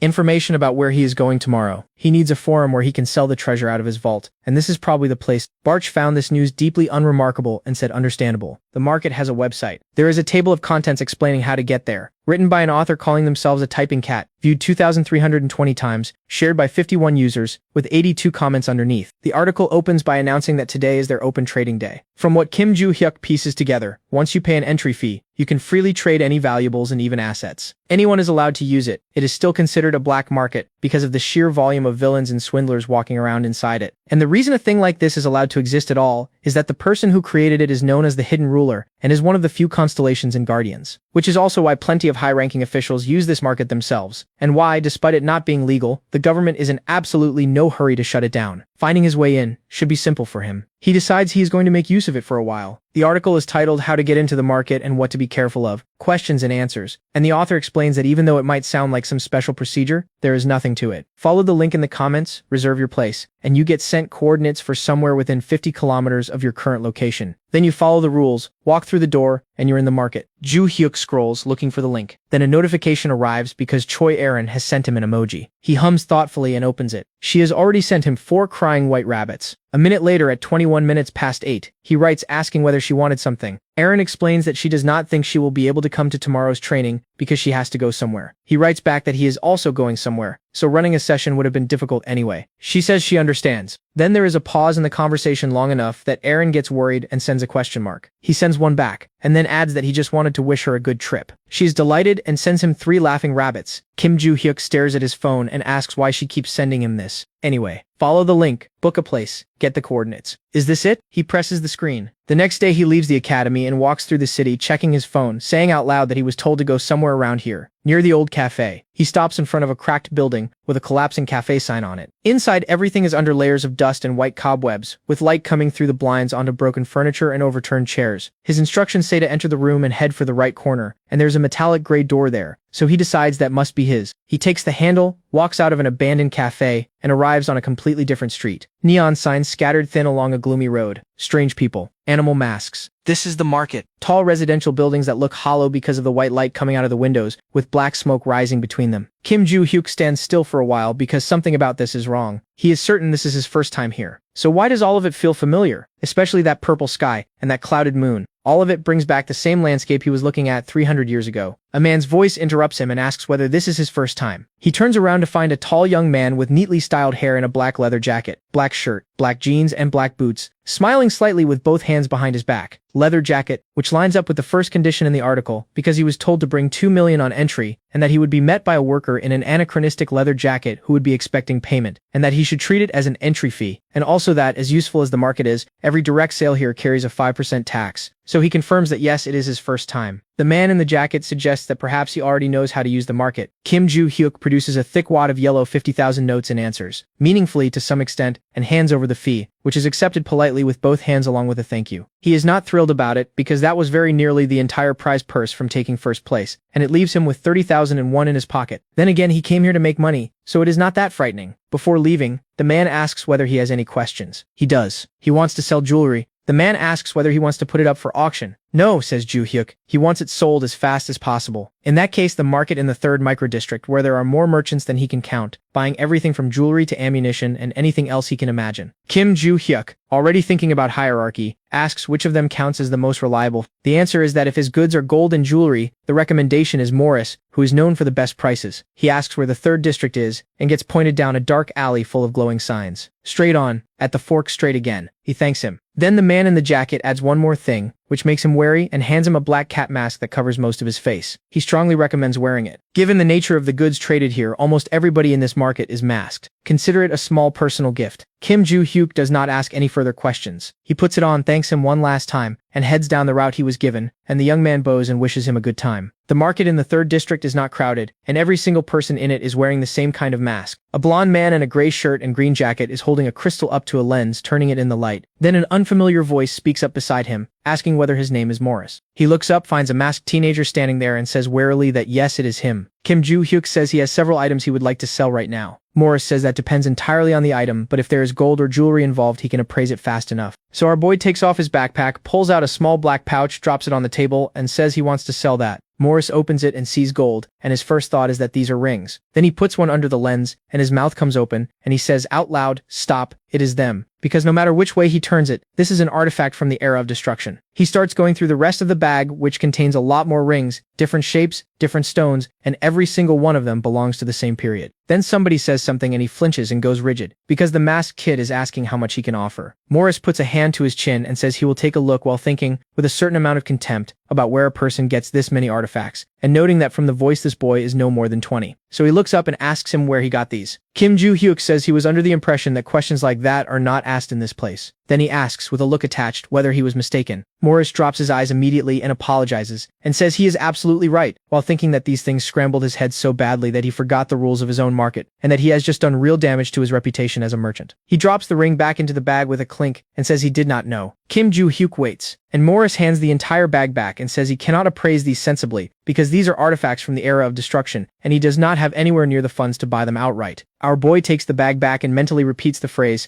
era of destruction. Then he asks where he goes to get money for them. Morris points back the way he came, at the tall building housing the auction hall, and Joo-hyuk turns and looks at it. He asks how long an auction takes to sell. 2 or 3 weeks on average, because a lot of people have already reserved slots. He asks whether he would have to come to the market in person if he lists them. Morris says that since receiving payment requires verification, most likely yes. Kim Joo-hyuk looks down and decides that is an enormous amount of trouble for nothing. So he changes tack and points out that even though Morris just told him he cannot appraise this sensibly, could he at least suggest what it would be worth at auction? Morris goes very tense, takes the bag back, puts a hand to his chin, makes a small noise, tells him to look at this, picks up a tablet, types fast and turns the screen around. About that much, Kim Joo-hyuk's mouth opens because he would like to know whether it is genuinely worth that, and also how many zeros are on that screen. Although, to be fair to himself, these were not cheap in his previous life either, which is exactly why he kept them away from other people's eyes. Then he asks Morris how much he is short. Morris says this is only his own subjective estimate, and that if this goes to auction, it becomes a completely different story. And then he gives the honest number. If he sold everything he owns, he could cover 3/4 of what these are worth. Kim Joo-hyuk looks down and says, that is how it is, puts his hands in his hoodie pocket, and decides he will sell them to him for that. Morris's head comes up and he says what? Here is why those rings are worth what they are worth. Artifacts from that era do not command those prices only because of their age. There is a second reason, and the reason is constellations. The constellations that started appearing at the end of that era synergize, for reasons nobody has explained, absurdly well with artifacts made during it. Well enough that an ordinary person with no power at all could use one to form a contract with a high-ranking constellation. Morris, turning one over in his hands, thinks that if he remembers correctly this was called the Alchemist Zone, and that if he is not mistaken this man was still a contractor. The ring in his fingers starts putting out bands of bright purple and black, and watching it circulate inside the stone removes his last doubt. The magic released at the end of the Era of Destruction is still sitting in there. An artifact from that period should carry certain characteristics, and these carry all of them. 8 artifacts from the Era of Destruction. Who would have thought he could buy them back this cheaply? Today is his lucky day. Then he hears a sound and looks up and asks who, and his eyes go wide, because there is a man in a suit standing in front of him with his hands clasped behind his back. Meanwhile, in a bare gray room with light coming through the crack of a door, Kim Joo-hyuk steps back over the threshold, pulls the mask off his face, exhales, and announces that the thing was so uncomfortable he almost died. He looks around at the scattered chairs and tables, and works out that if he goes back through the same door he came in by, he should end up where he started, which would make this the same abandoned cafe. Then he opens his transfer history. 2.5 billion credited from the market. 2 million went out on the entry fee, and he pulled 4,500 off the credit card. Kim Joo-hyuk looks at his phone and concludes that the money question is now permanently closed. 8 rings. Who would have thought? And even if he burned the entire amount tomorrow, he still has an entire vault sitting in the ground. From here on, money is simply not a problem he has. Then the phone vibrates in his hand. Unknown number. He picks up and says hello, and Lilia cheerfully asks what he is doing and announces that they should have lunch together. He pulls the phone away from his ear and looks at it with open suspicion, then puts it back and asks how she got his number. Lilia points out that he should not forget she is a Valhalla instructor. Then she waves the entire topic away and repeats that they are having lunch, and tells him to come to the Valhalla gym, and adds that she is buying. Then there is a click. Kim Joo-hyuk apologizes to a deadline out of pure reflex, moves the phone away from his face, and stands there in silence wondering who hangs up like that, the second they have said everything they wanted. Then he starts walking and reconsiders, because maybe he should simply skip past all of that and go eat at her expense. He is free anyway. Back at the market, a man in a suit is standing in front of Morris, and Morris is asking, with his entire body tensed, why he is here. The man is wearing a cat mask and asks whether they are really on such bad terms, because this is the owner of the market, the Black Cat, and he is standing there with his arms folded behind his back, looking extremely pleased with himself. Morris says, worried, that even if they have met a couple of times, a merchant does not normally get to chat with the owner of the market like this. The Black Cat says that is exactly why he likes him. Morris puts his hands flat on the table and asks again why he is here. Nothing serious, says the Black Cat, laying a palm on the table. It is simply the first time in a very long while that somebody submitted an anonymous bid to enter the auction. Morris looks at that hand and says carefully that apparently the anonymous application was not so anonymous after all. The Black Cat taps his own mask and explains that since the real owner of this market is not him but his Constellation, he can collect any information he wants. Then he holds out a palm and says he would not mind taking a look at the goods that were put up. Morris pulls back very slightly, then gathers himself and says of course, while thinking that even though these belong to the Era of Destruction, this is the first time the Black Cat has ever taken a personal interest in artifacts. He puts the bag on the table. The Black Cat turns the rings over in his fingers and says this should sell for quite a high price. Morris asks why he is saying that, and the system panel answers for him because a constellation on the other side has begun observing, and the constellation on the other side wants to get the ring. Then that line repeats, and keeps repeating until the panel stretches down the entire screen saying the same thing over and over. The constellation on the other side wants to get the ring. The Black Cat looks at it and suggests that his constellation really liked this one. At a restaurant inside Valhalla, Lilia is eating noodles across from Kim Joo-hyuk with a pizza sitting between them. She winds noodles onto a fork against a spoon, closes her eyes, chews, and says it is delicious. He is looking around the room and saying nothing. She asks why he is not eating, and he says he is honestly just wondering why a place like this exists inside Valhalla at all. Lilia raises a finger and informs him that besides the school canteen and the staff cafe, there are also normal restaurants like this one. Did he really not know that? He starts on his noodles, waves the whole thing off, says he never cared, and then asks why she called him here. Lilia smiles, looks down, leans both elbows on the table, and tells him to become her assistant. Kim Joo-hyuk picks up a slice of pizza and says he does not want to. She says no, because he is supposed to at least consider an offer before refusing it, and asks whether he understands that her assistant enjoys a great many privileges, and points out that he knew perfectly well what she was going to say when he agreed to come, so he can hear her out to the end. He chews. Then he asks what privileges. Lilia lights up, stands, and puts a finger in the air. He would receive a scholarship and a large number of grants. He asks what about it. He would also get to write a dissertation with her, and if his published dissertation covered features of monsters that have not yet been identified, his name would absolutely go on the roster of the World Association for the Study of Monsters, which naturally means enormous fame and enormous money. He takes another bite and asks what else. He would be allowed outside twice a week instead of once a month. He puts his hands on the table and asks whether there is anything more. Lilia thinks about it, makes a small noise, and then points her thumb at herself and announces that now he gets to work with her. Kim Joo-hyuk goes back to his noodles and observes that this last one sounds fairly dubious as a privilege. She whimpers, tells him to stop being difficult and just become her assistant, and slams her fist on the table and asks, okay? He looks at her coolly and says nothing, then lifts the noodles and mutters that he does not want to. Internally, the math is simple. If any of that had been genuinely tempting, he would have considered it. None of it was. His actual objective is the Eye of the Great Forest, and the only way in is during certification, so even with an instructor helping him, he cannot make that arrive any faster. So he says flatly that he is not becoming her assistant and not writing this dissertation. Lilia's teeth come together and her eyebrows knot up, and then she tries a different door and asks, "How about this? Would he want to exchange information with her?" He goes wary immediately. She says if she shared information that would interest him, he could tell her about the characteristics of the monsters he knows. He lifts his fork and asks what information she thinks she has. Lilia smiles and says she wants to talk about the girl who is constantly walking next to him, Choi Erin. Kim Joo-hyuk thinks that he is only helping her with training and asks himself whether they are really that close. Then he puts a cool face on and says he is not interested, and Lilia says she heard that Choi Erin might be expelled from her family. He sets the fork down on the table and exhales because he remembers something. He says yes. Then he stands up, waves her off, and says he is going. Lilia puts her hand out as if to physically stop him and demands to know where he is going. He says he finished his meal and her benefits were not that attractive, and now that they are done, he has to go. She leans on the table and says no and shouts that even in that case he should share something in return. He honestly admits that he is not interested. She shouts that she knows about it now anyway. He apologizes and says he was interested in something else, and then looks at her and tells her she is extremely childish and asks why, in that case she is so strict during training. Lilia stops and leans against the table, and then she actually answers. As an instructor teaching students how to fight unknown monsters, she has to present the information as seriously as she possibly can, because none of what she is describing is pleasant. How well they absorb her material is the thing their survival runs on. Some of them cannot complete even the most basic attacks, so she resorts to proper rigor. Kim Joo-hyuk asks whether that is just ideology. She puts her fists on her hips and says it is not ideology, it is the responsibility of an instructor. He smiles and asks whether that is true, and then says that is cool and turns around and walks toward the door, telling her good luck. Then, Lilia's mouth opens. She calls his name, follows him with a hand outstretched, and shouts that before he leaves he should at least pay her back for the information he just received. Kim Joo-hyuk puts his hands in his pockets and says he does not really want to pay for anything. Meanwhile, at the Sehyun house of the Choijin family, a man is sitting at a table with a young man and a young woman bowed in front of him. He says he called them in today to find out their intentions ahead of the placement test, because the prestige of this family is his concern.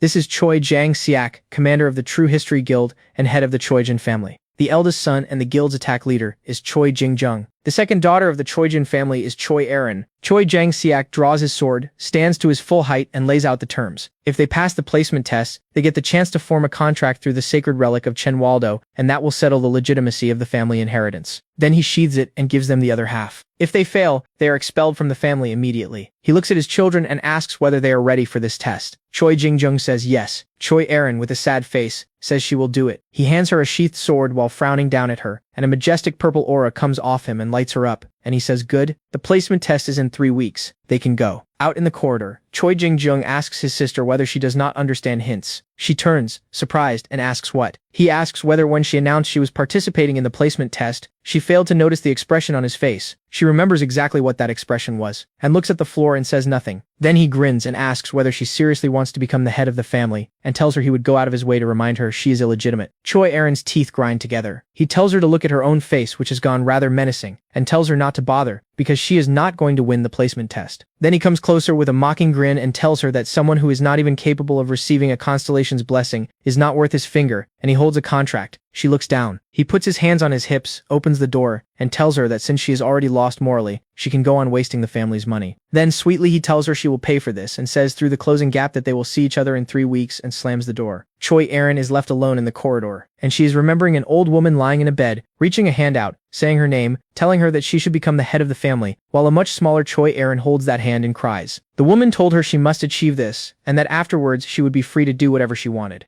Choi Erin stands there with her eyes shut. Then she opens them and looks straight ahead. In room 1A, Kim Ri-gong is writing on the board in chalk, and Kim Joo-hyuk is sitting with his hands in his pockets, looking somewhere that is not the board. Barch mentions that he thinks the exams are starting soon. Joo-hyuk asks, irritably, what he even cares about. Barch says that if he had been quieter he would have been able to hear the whole thing, and asks whether his own teacher is not currently explaining how the upcoming test works. Joo-hyuk says really, and admits that he usually does not pay attention to that.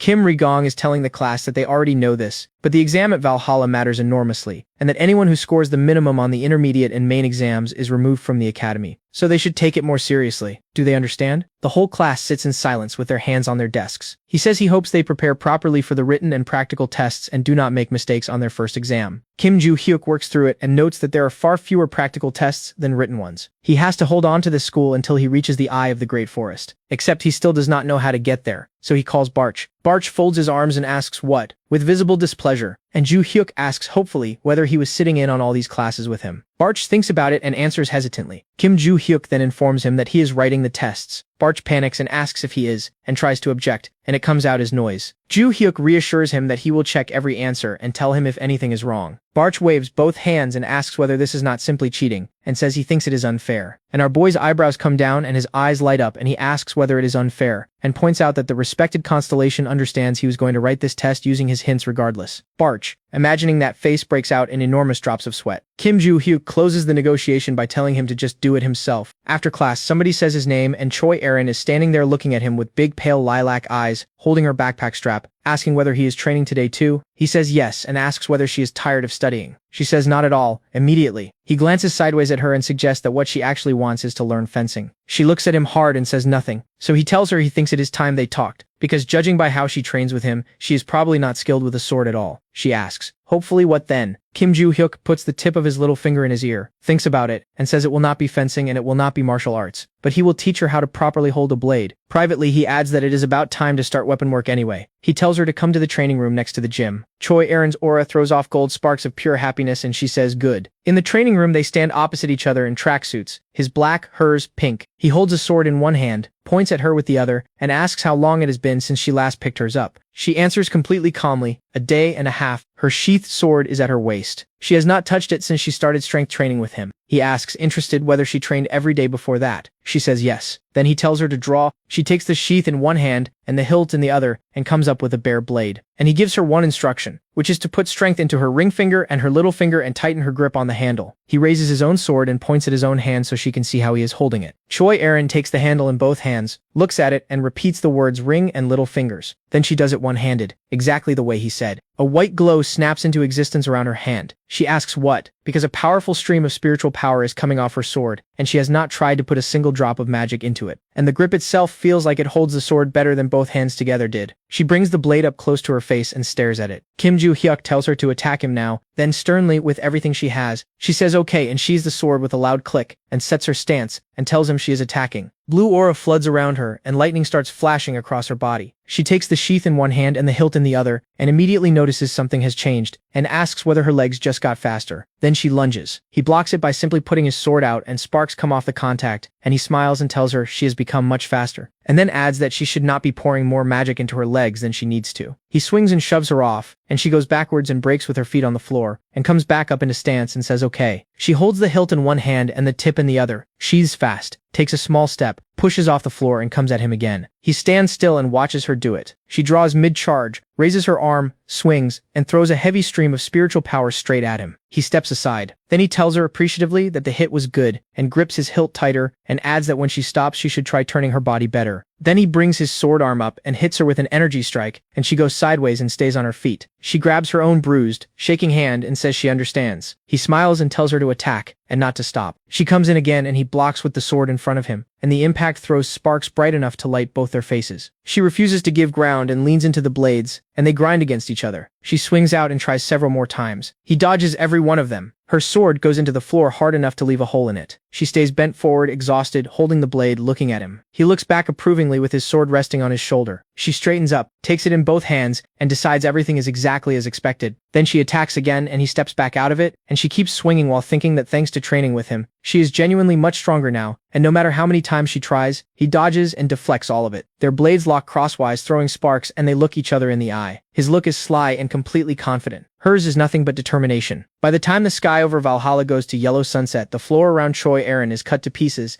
and she is standing in a fighting stance holding her blade in both hands with her whole body shaking, sweat running down a very pale face. Kim Ju Hyuk puts his sword on his shoulder and says about an hour has gone by, and it is time to end this. She says okay and sits down on the floor and looks at her own feet through tears and makes a small sound of exhaustion. He walks over to the sword stand, and she watches him go. She is thinking that her skills are more polished now than they have ever been, and that what she had at the entrance exams does not compare, and she is crying because she is still nowhere near his level. He racks the sword and starts stretching, pulling his right arm across himself and pressing on the wrist with his left hand. Choi Erin wipes her face and reminds herself that she is the one who asked him to teach her fencing. Then she says his name. He looks over, still stretching. She is standing there with one hand on her sheath and the other clamped on her hilt, and she asks whether he will fight her next time. He puts his hands in his pockets and says he does not know. Privately, his answer is different, because there is genuine benefit in dealing with Choi Erin. She has talent, and teaching her is honestly fun. He noticed even during the exam that she is familiar with practices he knows. She uses breathing techniques too, just somehow differently. And working with familiar techniques is going to help him rebuild his own sensations. He crosses his arms and looks at her and thinks that 300 years ago,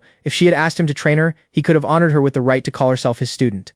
But this is a completely different time. Choi Erin gets tired of waiting and asks again whether they will fight again. And Kim Joo-hyuk decides to mess with her. His eyes go sly, his mouth curls, and he says he does not really feel like it. Her eyes fill up and she says sadly that she understands. He asks, disappointed, whether she is giving up that fast. She turns toward the window and says quietly that it is because she knows he is right. Because if she follows his instructions without question, she will definitely get stronger. Kim Joo-hyuk stands there wondering in what possible sense he is right. Then he says, well, okay, they are done for today. She says they will see each other next time. 2 weeks later, the Valhalla Stadium is full of students. Yoo So-yeon is standing there with a sheathed sword, thinking that this is the first time she has been back in the stadium since the entrance ceremony. Oh Sa-hyuk has his arms crossed and is asking himself whether every student in the school is here because he did not know there would be this many. Choi Erin has her fists clenched at her sides and is staring straight ahead. And Kim Joo-hyuk is standing there with one hand in his pocket asking why they were all gathered here. Barch informs him that his class teacher explained this 2 weeks ago. Joo-hyuk asks 2 weeks ago, and what did he say? Then a voice tells everyone to pay attention. 3 teachers are standing shoulder to shoulder in front of them. Lee Sang-chol in the center, Lilia on his left, Kim Rae-gong on his right, and Lee Sang-chol announces the procedure for the Valhalla midterm exams. This time the exam is a dungeon attack. They form teams and enter an artificially recreated dungeon. Then the ground shakes, and the students look down trying to keep their balance, and a small structure with a door in the middle of it appears out of nothing in front of them. Then more of them, until there is a ring of doors surrounding the entire student body. Lee Sang-chol says they may group up however they want. The optimal number is 8 per team, but each group assembles itself, and scores will be based purely on their individual usefulness during the test. Then the disqualification criteria. They have exactly 5 hours. Fail to finish inside that window and the test is over for them. This one is high difficulty. The exam starts now. The countdown appears on a dark blue scoreboard, and the entire stadium loses its composure. Students rushing between each other trying to lock in teams. Somebody shouting for Lee Ji-won to come over. Somebody else asking whether there is anyone stronger available. Kim Rae-gong glances sideways and says that, as expected, emotion has taken over. Lee Sang-chol agrees. Yoo So-yeon puts a hand up and announces that the setter on her team is not good enough, and asks who else wants in. A dark-haired boy puts his hand out and says he can, and she runs the actual calculation. She should not be picking people stronger than she is. 8 people in a high-difficulty dungeon have plenty of time inside 5 hours. What matters far more is how much contribution she personally manages to make in that window. She looks at the dark-haired boy and at the quiet short-haired girl he is carefully holding by the shoulder and decides that out of the 6 volunteers, she can absolutely pick out the ones with decent skills. Which sounds simple, except teamwork also has to factor in. She steps forward, looks back over her shoulder, waves and tells them to follow her. Lee Sang-chol watches all of it and thinks that this is exactly what you would expect. A child of the 5th generation understands what an examination is actually measuring. Then he watches the other 2 outcomes. At one door, roughly 20 students have piled up in a single confused mass with no idea what is happening. At another, a blonde boy leads a clean group of 8 in, armed with swords and spears and clubs, which is how it normally goes. And in a third spot, a crowd is formed around 2 girls furiously arguing with each other, while a dark-haired boy tries to keep it from turning into a fight. Because when a team is badly balanced, constant fighting is guaranteed. That is all 3 possibilities. He tells Kim Rae-gong that in about half an hour every student will be inside, and they need to prepare for assessment. Kim Rae-gong says okay. The stadium empties out. Kim Joo-hyuk stands there alone with his hand in his pocket watching it happen, wondering whether there has ever been a student who simply cleared this exam outright with a passing grade. Then a sound makes him look sideways. Choi Erin is standing a short distance away with her back to him, watching the last of them go in. He walks over and asks whether she has not gone in yet. She says no, quietly. He points out that everyone left a long time ago and asks what she is waiting for. And Choi Erin looks at him with enormous, completely earnest eyes and says she will do as he said. Kim Joo-hyuk stares at her and asks himself what has been wrong with her lately, because she is a parrot repeating her last training session back at him. Then he tells her sternly that he is going in alone and that she should go in. He walks off, and she asks after him whether that means she should also go alone. Without turning around, he says that either way, he doubts it will be difficult. She watches him walk to the entrance. Then a dark-haired student notices her and asks whether that is Choi Erin. A brown-haired boy in oval glasses says he thinks it is her and asks why she is alone and whether she got left without a team. The dark-haired one calls out smiling, asking if she is Choi Erin. She goes wary and does not answer. So without waiting, he offers, telling her that if she is still not on a team, she can join them, since there are 7 of them, and with her, that makes 8, and points at his group behind him, all of whom smile at her warmly. She does not even look at them. She says she is sorry. She will go alone. Then she takes the door handle in both hands and pulls. He puts a hand out and shouts, asking if she is going in there alone, telling her not to be stupid, telling her she will be disqualified. She stops, and she says she can do it, because Kim Joo-hyuk said it is not that difficult. The boy manages one syllable before the door slams behind her, and he and his friend in the glasses are left standing there frozen. Once every student is inside, the teachers move to the observation room and start watching them through the cameras. Kim Ri-gong has a tablet in his hands and both eyes on the projection, which currently shows 3 students facing a snarling monster. Yoon Kyung-jun of Group 1B already has 2 points. Bae Yeji from the same group has 3. Yoon Ji-soo has 1. Lee Sang-chul is scrolling the footage and grading everybody in it, and Kim Ri-gong is thinking that plenty of people would call that speed sloppy, and they would be wrong because those points come out fast and clean and without a single error. This man has been called a master of clarity since he was an ordinary soldier. He is a legendary contractor with a 99% dungeon clearing ratio. Nobody questions his professionalism or his assessments, and his record earns him the right to hand out any score he likes. Kim Ri-gong admires him quite a lot. Lee Sang-chul, entirely focused, is thinking that this year produced good kids, and that the heirs of the 5th generation are unusually active, and that one of them stands out, Yu Swayon. She is behind her squad ordering the shield carriers to absorb the hit and telling the archers to watch for anything coming in from the flank. A goblin with a club comes in and lands its first blow on a boy with a shield and spear, who shuts his eyes and audibly panics. Soyeon moves in to help while calling out that the monsters must not break the front line and that the archers should open fire. They do. Some arrows land and none of them do serious damage. So she closes the distance herself, jumps on top of it, and puts her sword through it with everything she has, and it drops and vanishes because it is a hologram. Lee Sang-chul watches that and thinks it is excellent, and that it looks like an ordinary professional dungeon raid. She distributed the roles across her team and kept for herself the specific actions guaranteed to earn her points, and then positioned herself beside them to make sure the clear was clean. Once she passes, it is only a matter of time before she is back at the top of the rankings. If Kim Joo-hyuk had not turned up at the entrance exams, her position would never have been touched at all, which reminds him to wonder how that guy is doing. So he types the name into the search engine, and the system tells him the data is missing. That bothers him, because this search engine can find data on any student who enters a dungeon. So why not this one? He tries another route and opens the tab listing everyone who has already cleared the midterm dungeon. Kim Joo-hyuk is on the first line. Completion time, 23 minutes and 32 seconds. Lee Sang-chul sits back. He finished already. Alone, 23 minutes and 32 seconds. No matter how impressive he was at the entrance exams, how does a 17-year-old high school student produce a number like that? They need to review the recording. So he pulls the video and plays it. And on the screen, Kim Joo-hyuk is standing in a dungeon, completely relaxed, sword in one hand, other hand in his pocket, in absolutely no hurry to do anything. Then a flood of bloodthirsty goblins pours out of the darkness of the next room at him, and with a calm smile rolling his shoulders, he runs at them. The monsters actually freeze at the sheer nerve of it, and in that half-second of hesitation he arrives and puts a single stroke through both of their heads at once. Another green thing with red eyes makes a noise from the ceiling, and he cuts it in half with a grin, and calls it a massacre of jungle goblins. Then he stops and looks up at 2 club carriers standing over him and takes a breath and gets ready. They both swing at once, and both weapons hit the floor and crack it, because he is not there. He is behind them. He jumps and takes both their heads off in one sweep through the air. Then he starts openly celebrating. The system just keeps announcing kills, one after another after another. Lee Sang-chul, Kim Ri-gong, and Lilia are watching this with their mouths open. Then a heavy foot lands on the stone floor hard enough to break the masonry, and a huge thing shaped like a knight, wearing a helmet with a red crest and 2 burning red points for eyes, leans down over him. Lee Sang-chul frowns, because he knows what that is. It is a special golem built specifically for the midterm exam, and handling it requires the skills of 8 people. It reaches for him, and he was ready and picked his moment and drove the sword forward, loaded with energy, and threw the golem off him. Its head comes away and lands separately. Then every part of it evaporates, and the system announces the golem destroyed. Lee Sang-chul closes his eyes, breathes in, opens them again, and concludes that it looks like Kim Joo-hyuk has taken first place in the midterms. The test ends and students start reappearing in the stadium covered in cuts and bruises, although some groups come out cheerful and intact. Yu Soyeon, Oh Sa-hyuk, and Choi Aaron walk out looking thoroughly puzzled and lost in thought. Kim Joo-hyuk has been standing in that stadium for a very long time with his hands in his pockets. Then the announcement comes that the midterms are over. In the teacher's room, Kim Ri-gong is holding a tablet with the results on it. First, Kim Joo-hyuk. Second, Choi Aaron.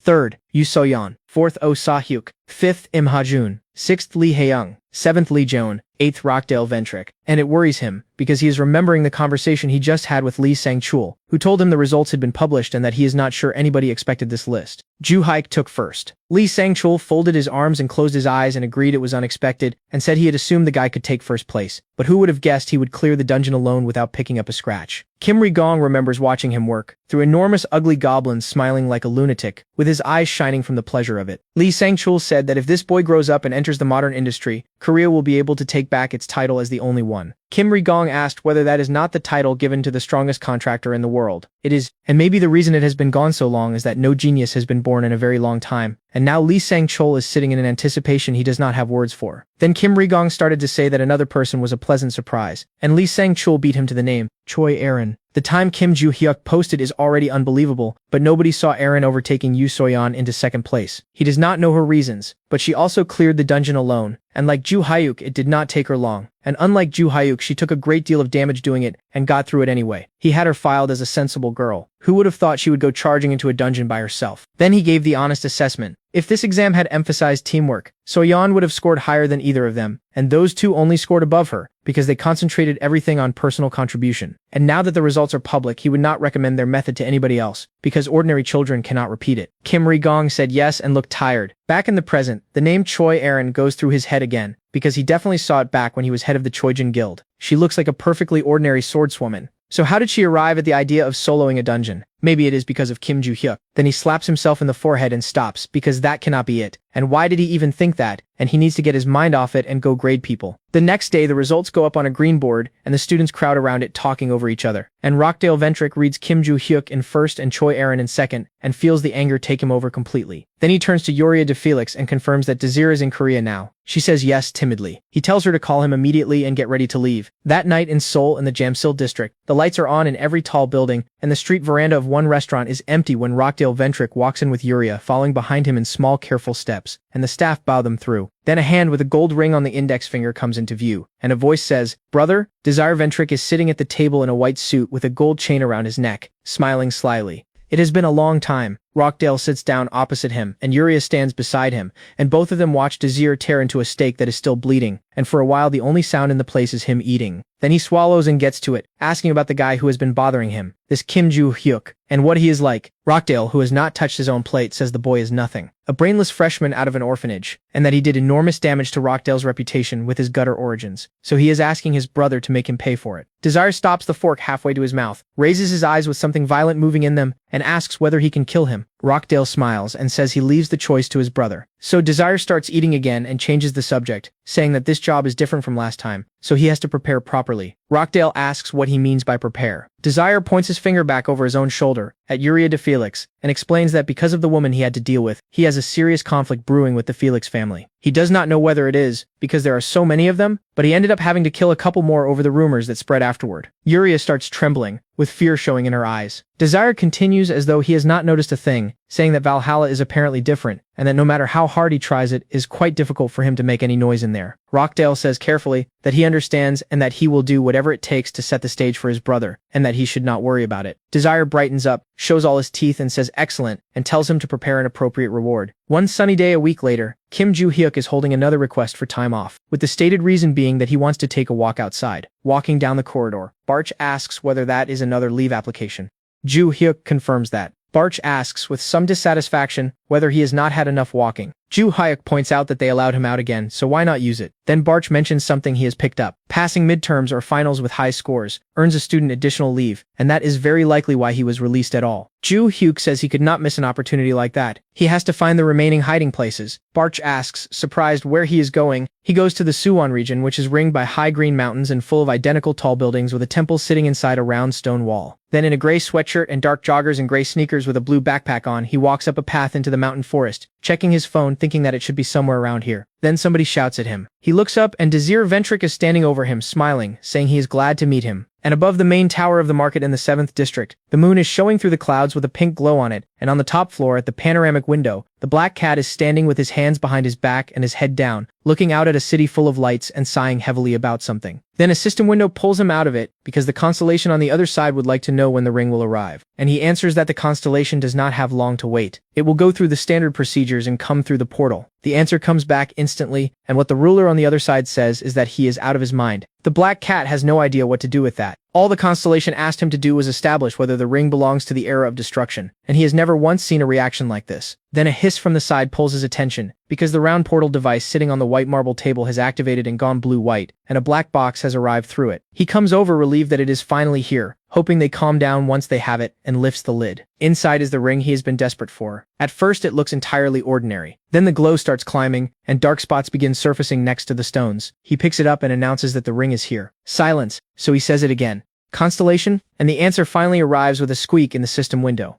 It is here. Then something in the system glitches, and that same phrase repeats itself dozens of times down the screen. Back in the mountain forest of the Suwon region, Kim Joo-hyuk opens with the obvious question, which is who this man is. Desire grins and asks rudely what it matters to him. So our boy puts a hand on his hip and suggests that they want something from him. Desire tilts his head the same way and puts his hands in the pockets of his red trousers and confirms it and asks whether he thinks anybody climbs a worthless peak like this for fun. Kim Joo-hyuk gets serious and asks whether they are trying to get rid of him again. Desire's eyes narrow and he grins sideways and compliments him on having a good nose. Joo-hyuk takes his backpack off and says calmly that it has nothing to do with his nose, and that the man should take a look at himself, because anybody who runs into him reaches that conclusion on reflex. He worked that one out a few days ago. Desire takes this as a compliment and only smiles wider, spreading his stance and readying his hands for energy, and then says that for someone who took first place in Valhalla, this freak looks very stupid. Then he attacks first, shouting at him not to disappoint. He is enormously confident, and he throws his fist forward, and he hits a tree trunk, because Kim Joo-hyuk is standing right next to it, and is no longer standing where he was. Desire refuses to look confused about that. The tree cracks straight across, groans, and falls, leaving a stump, and Desire, now visibly smoking from the energy building up in him, tells him he is lucky. Apparently today is just his lucky day. If he had not moved, he would have died on the spot. Kim Joo-hyuk asks, with a little mockery in it, lucky day? He only dodged because the attack was too slow. Privately, looking at what used to be a tree, he revises upward. This guy is genuinely strong, possibly stronger than Oh Sa-hyuk, and with the fragile body our boy is currently stuck in, blocking anything like that is still dangerous. So the strategy is simple. He smiles and then he sprints off into the trees, which throws Desire completely because is he running away? Although in fairness, for a person in his position, running is undoubtedly the correct decision. So he goes after him, shouting that if the guy had stood still he would have beaten him to death, and that either way he is not letting him escape. Then, just as Desire is winding up for a second strike, Kim Joo-hyuk breaks hard, turns around with his own fist already raised, and asks whether the guy uses his brain at all. Desire sees a fist directly in front of his face and cannot work out when this guy got that close. He never saw the hand until it was already in his vision. He does not have time to answer it either. The punch throws him backwards and he lands flat on his back on hard ground. And then there is a shadow over him again, because Joo-hyuk has already closed and is bringing a boot toward his face. Desire rolls at the last possible instant, and the kick hits the ground instead and puts out a shockwave. He pushes himself up on his arms, looks at the crater that just appeared in rocky soil, and looks up, and Kim Joo-hyuk tells him, wait, he is lucky. Apparently today is his lucky day, which is when Desire genuinely loses his temper, grinding his teeth and demanding to know what this freak just did. Joo-hyuk steps back to let him stand and asks, smiling whether he still has not figured it out, because he assumed the guy already knew he took first place in Valhalla. Desire has nothing to say to that, and instead thinks the name at him with pure hatred, and asks himself what substances this idiot took to get this strong, which is a revealing question coming from him, because the Ventric family used Desire specifically to nudge their standing upward on the strength of one innate talent, which is a sensitivity to elixirs. When he was small, with his parents supervising, he greedily drank pink shining liquid out of cones. He drank every elixir they handed him and suffered no consequences at all. His parents poured drugs into him worth hundreds of millions a bottle. By 16 he was considerably stronger than a grown man. The family wanted to use him for their own purposes, and he had no intention whatsoever of living under their control. He acquired incredible power almost overnight and got meaner with it, and his parents began to look at him with fear and confusion. Then a terrible thing happened. They were killed. Desire had overwhelming power, so why would he care about his family's approval? Eventually he was thrown out of the family by an imposter pretending to be its head, and he did not care about that either, because in a world this bleak, Desire has always solved every problem with money, and after cutting ties with them, he only got stronger. He took Rockdale's job mostly for the money, but Kim Joo-hyuk was independently interesting to him, since the guy took first at the entrance exams, and since he heard it was this same guy who caused a scene there and poured slop all over the recruiters. He was looking forward to playing with him. Looking at him now, there is fear in it, and even with his fists clenched and his eyebrows down, Desire is warily asking himself who this guy actually is. Then he gathers himself and asks what substances he took, because surely there are cheap elixirs even an orphan like him could afford, which only entertains Kim Joo-hyuk, who says what, and then bursts out laughing and repeats the word substances and asks what this freak is even talking about. Steroids? So the man is a fraud who has been living on chemicals. Desire starts shaking and asks, so what? Is the guy claiming he got this strong without a single elixir? Kim Joo-hyuk rolls his shoulders and says of course not. He got this strong through intense training, and that in a way he could compare him to Oh Sa-hyuk. Although honestly it would be rude to compare a naturally strong man to a boy like him. Desire's patience finishes right there, and one thought goes through his head.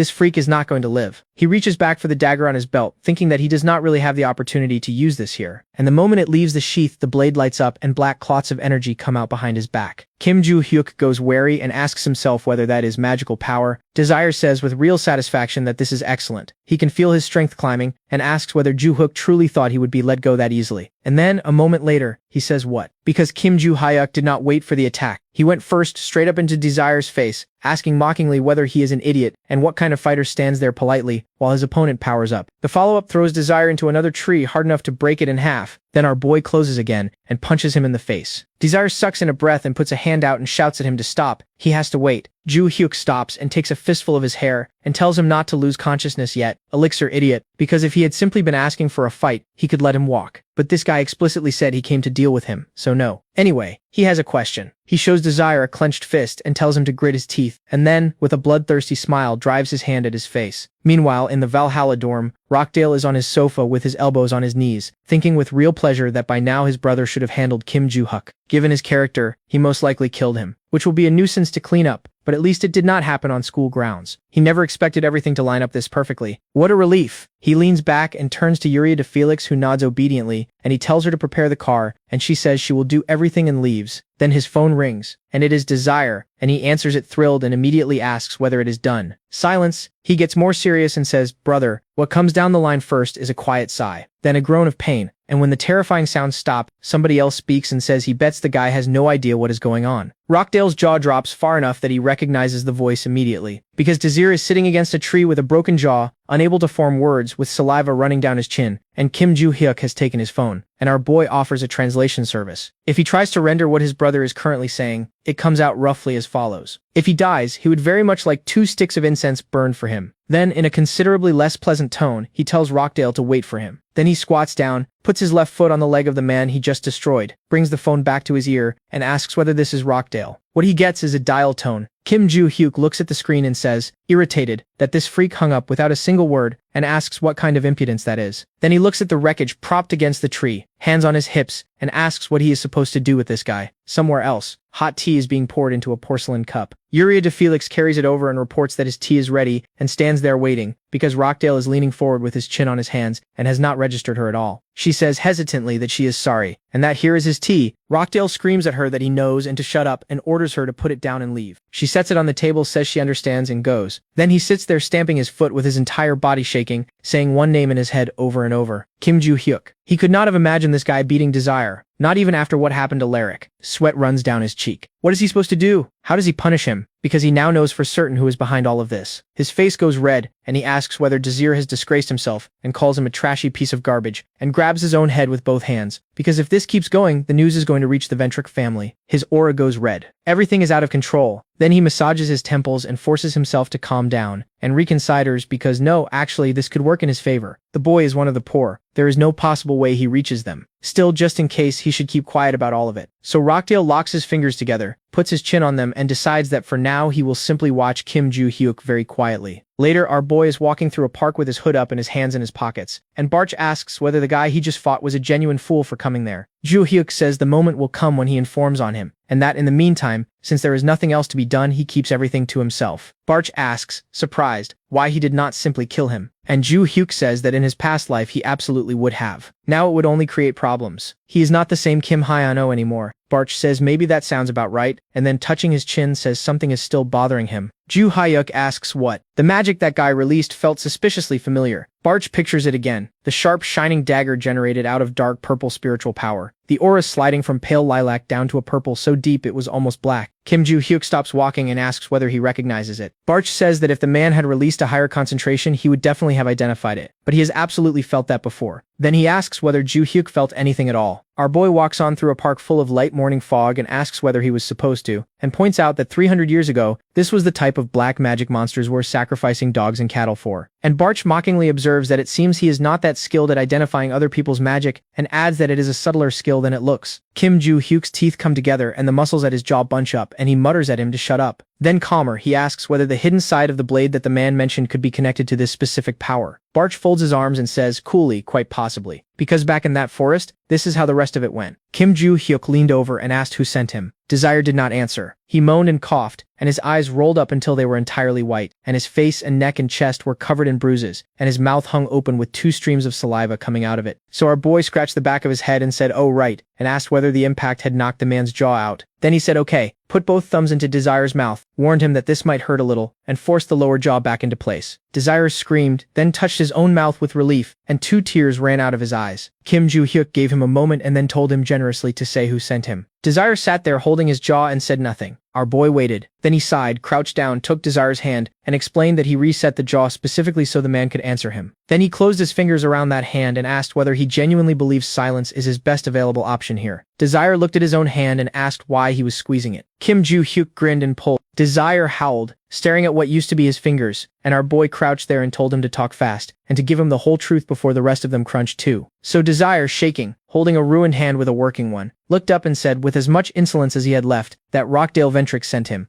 Joo-hyuk remembered a blonde face and asked whether that is the same one who was pestering him earlier.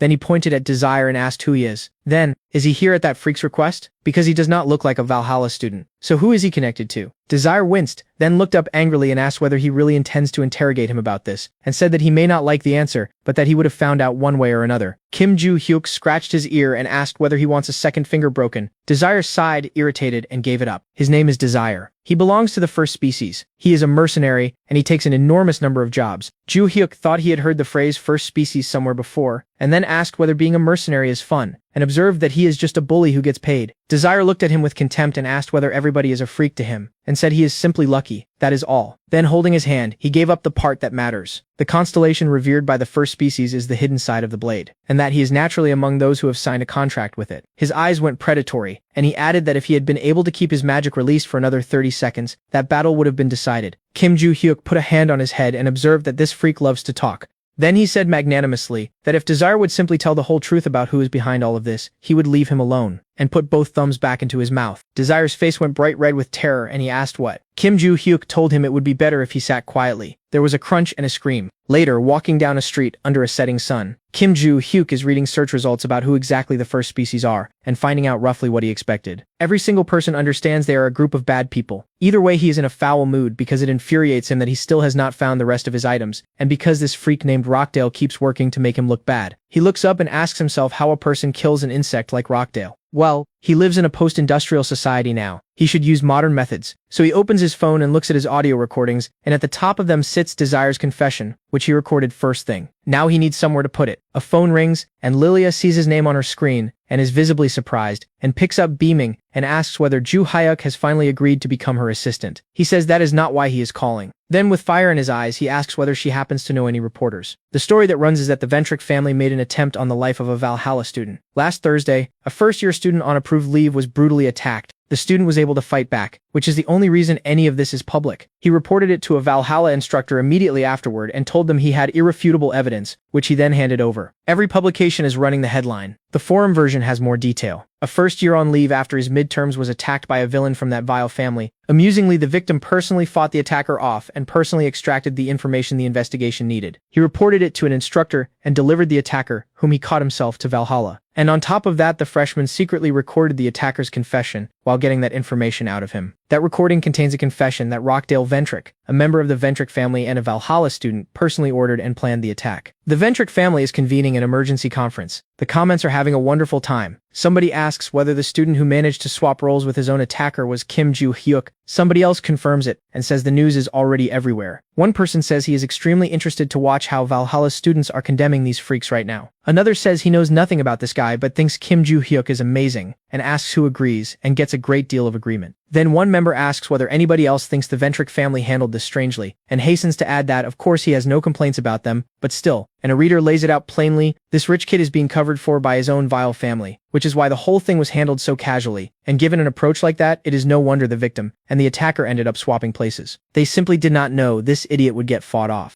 Kim Joo-hyuk reads all of this smiling and observes that this is what modern warfare looks like. Barch says that for a man who lived 300 years ago, he has adapted remarkably well to the current culture. Our boy leans back in his chair with his feet up on the table and says he had a hard time after his rebirth, and that essentially his entire adaptation process happened while scrolling the community tab, and that it is the only reason he is who he is now. Barch says he understands. Then Ju Hyuk says, but what a shame. Barch asks what he is talking about, and the answer is that he was only trying to frame Rockdale, and the journalists went ahead and turned it into breaking news, which has now annoyed the entire Ventric family. He is sitting cross-legged on the table with one foot resting on a keyboard, reading a newsfeed that says the Ventric family organized an attack on him, and being visibly irritated by it. Barch sighs, and Kim Ju Hyuk thinks that one way or another, the reporter Lilia connected him with turned out to be an important person, because he never expected this story to be written up on this scale. Which brings us to a dark blue banner, a podium, and 2 microphones. Adelia Ventric takes her place and lowers her head sadly, and opens with sincere apologies to the student who was attacked and to Valhalla Academy as a whole. Then she delivers the official position. Firstly, the attack was carried out by Desire, who had already been stripped of his membership in this family. Secondly, the confession the victim claims to have recorded states that the order came from Rockdale. However, Desire has since testified that this statement was a bluff, made in an attempt to get himself out of the situation he was in at the time. Therefore, it is fair to conclude that the Ventric family had nothing to do with this incident. Even so, the man who did it did once belong to the Ventric family, and they consider it their moral duty to make amends, and as head of the family she personally intends to visit the victim and apologize to him. As for Rockdale, currently studying at Valhalla, even if he was not directly involved in the crime, it is assumed he may have been connected to the criminal in some other way, so they will be taking him home for a full internal investigation. The prosecutor's office is also planning an investigation into the family, and they intend to sort out the problems that have surfaced and clear up the misunderstandings. Then she turns around and leaves, while somebody shouts at her to stop, and a journalist asks whether she will take questions and what form her apology to the victim is going to take. Rockdale watches that broadcast live with his whole body shaking, holding the phone in a trembling hand, sweating. Then the phone rings, and it is his father, and he answers it. His father tells him threateningly to come back to England. It is a family order. Rockdale says he understands. Then he ends the call and crushes the phone in his hand, shaking with rage, while Yuria de Felix stands behind the sofa with open horror on her face. The next day, a video circulates of Desire being walked somewhere between 2 large men, and a journalist asking him to say something. Desire turns his ruined face to the camera and says the Ventric family is telling the truth. He was the one who planned all of it. Kim Ju Hyuk watches that on his phone in uniform with his backpack on and asks what kind of nonsense this is, and whether the man has simply surrendered his own pride. Then he says these Ventrics are freaks, and that he genuinely cannot stand this family. He puts the phone away, puts his hands in his pockets, closes his eyes and asks with displeasure who exactly announced that they would be personally apologizing to him, because that is going to be extremely awkward.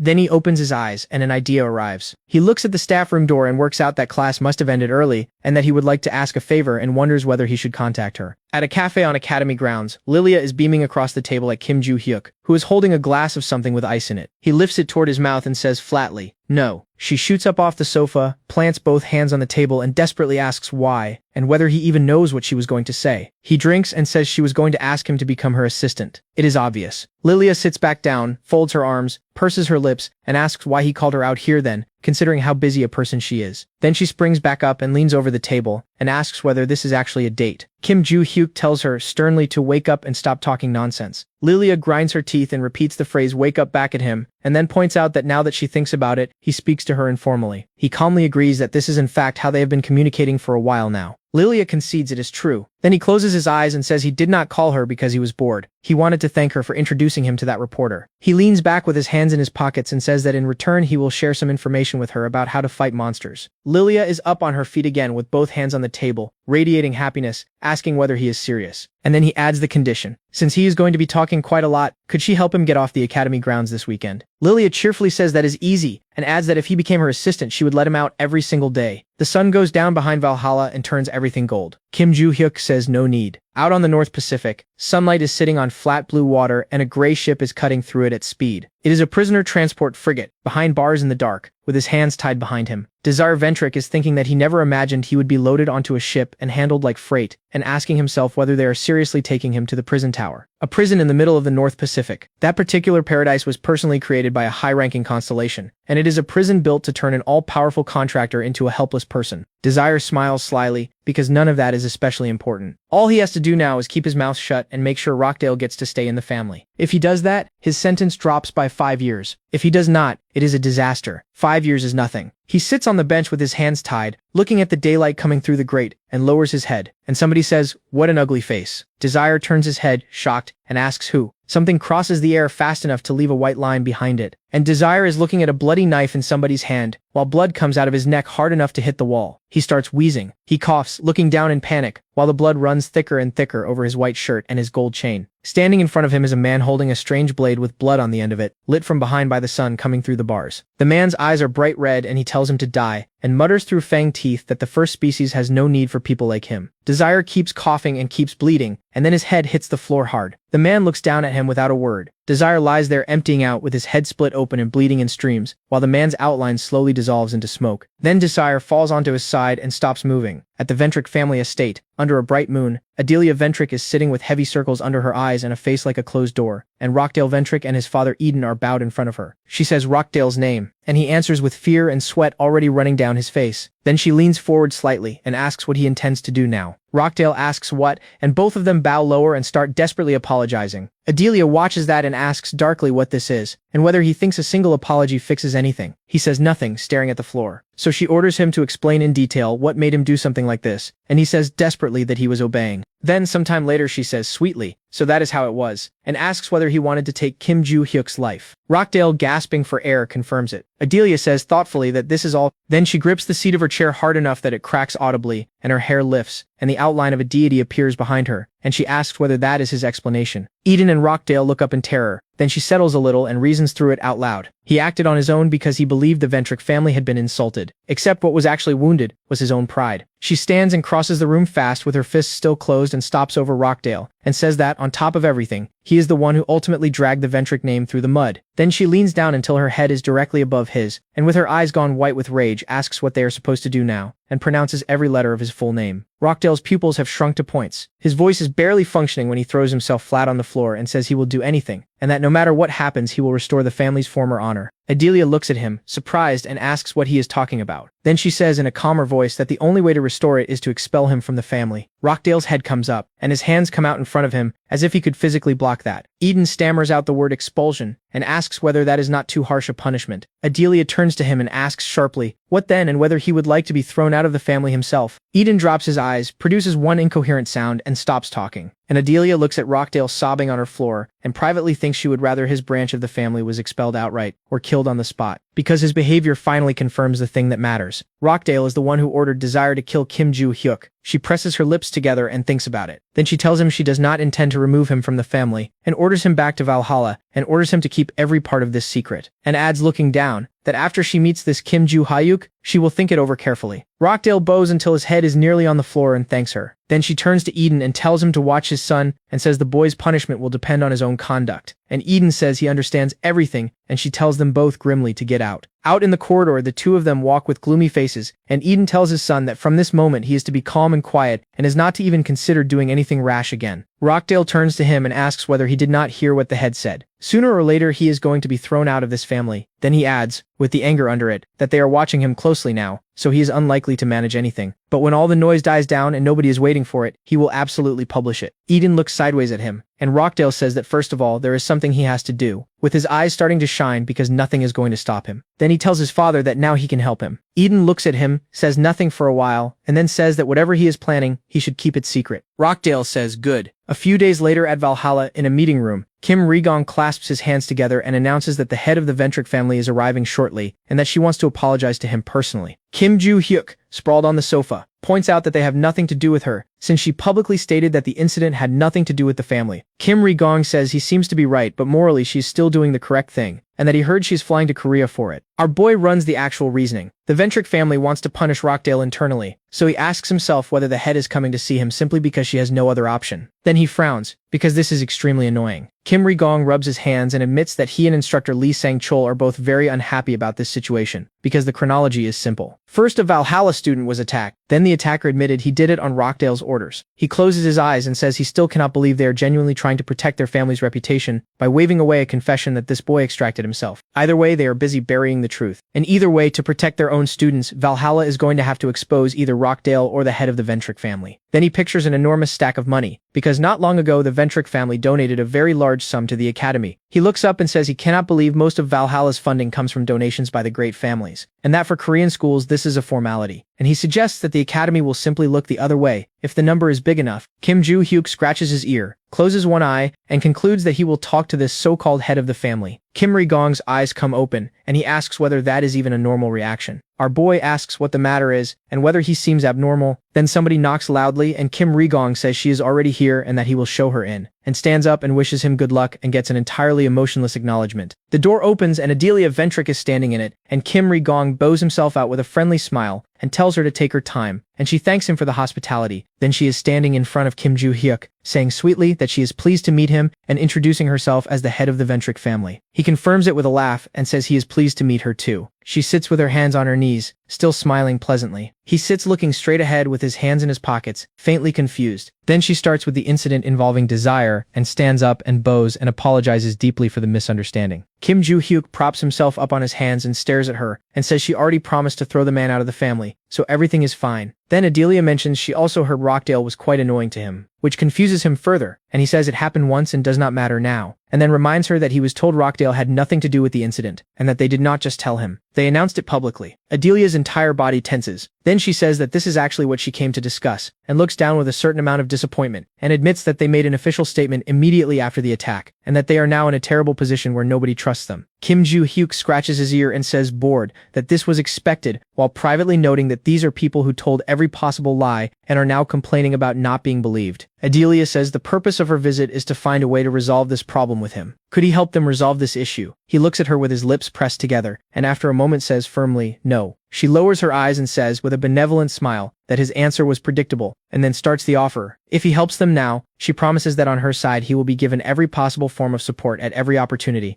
right through to graduation. And naturally she would recommend him to the guild the Ventric family sponsors, so they can keep helping him afterward. He would never have to trouble himself about anything again. Kim Joo-hyuk works out what she is actually buying and asks, with a sly smile, whether all she needs is a statement from him. Then he says sarcastically, just look at the lengths they are willing to go to in order to shut him up, and privately notes that she looks rather depressed. Adelia's lips press together and she frowns and says nothing. So he tells her that what actually annoys him is her stubborn denial that any of this happened, and points at her and asks why he should play along with her. He tells her he does not want a reward. All he wants is to watch her get humiliated by Rockdale. Adelia's face goes half dark with rage, and she tells him roughly that he is a freak and asks whether he has forgotten who he is speaking to. Her hair lifts as if something is riding her. Kim Joo-hyuk smiles and says so now she has decided to show her real face and observes that she must have been having a hard time holding that in. Adelia, sitting inside her own aura, says furiously that she came to this vile academy to hand him a chance at a sweet life, and asks how his tongue even turns to say something like that. Then she says she would like to incinerate him right here, and informs him that he had one chance and refused it. Her hair is still standing up from the energy in the room, and our boy watches her with a predatory smile and says really, and tells her to try it then. Adelia asks what, so he throws his head back and takes her apart with her own statement. Was she not the one who said the Ventric family had nothing to do with the attack? And to prop that lie up, they were going to buy his silence for a large sum of money, and now suddenly she wants to kill him. Is this genuinely all she is capable of? The aura beside her turns red instead of its usual gold. Her eyes narrow. She says nothing at all, and Kim Joo-hyuk closes his eyes, waves the whole thing away and says that in any case, even if she tried, she could not kill him. Adelia stands up fast enough that her hair moves. Then she walks to the door, opens it, turns around, and says she will make him regret every word, and leaves. Kim Joo-hyuk grins and observes that in the end she did nothing at all, but there were an awful lot of words. Barch says he did not consider it necessary to intervene, and then asks whether he really needed to say all of that, and our boy answers honestly. What he hates most in the world is tyrants who make other people kneel to them, and he predicted every move she made. There are insects out there who spend their lives trying to put shackles on everybody. Then he adds directly to Barch that he hates him for exactly the same reason. Barch makes a wounded noise. Kim Joo-hyuk gets up, decides he has nothing else to do today, and wonders whether he should go to the gym early. Near the Valhalla Stadium in full sun, our boy is walking along scrolling his phone when he stops dead because Choi Aaron is standing in front of some guy. And the guy is the eldest son of the Choijin family, Choi Jing-jung. He is asking his sister whether she genuinely believes she can win,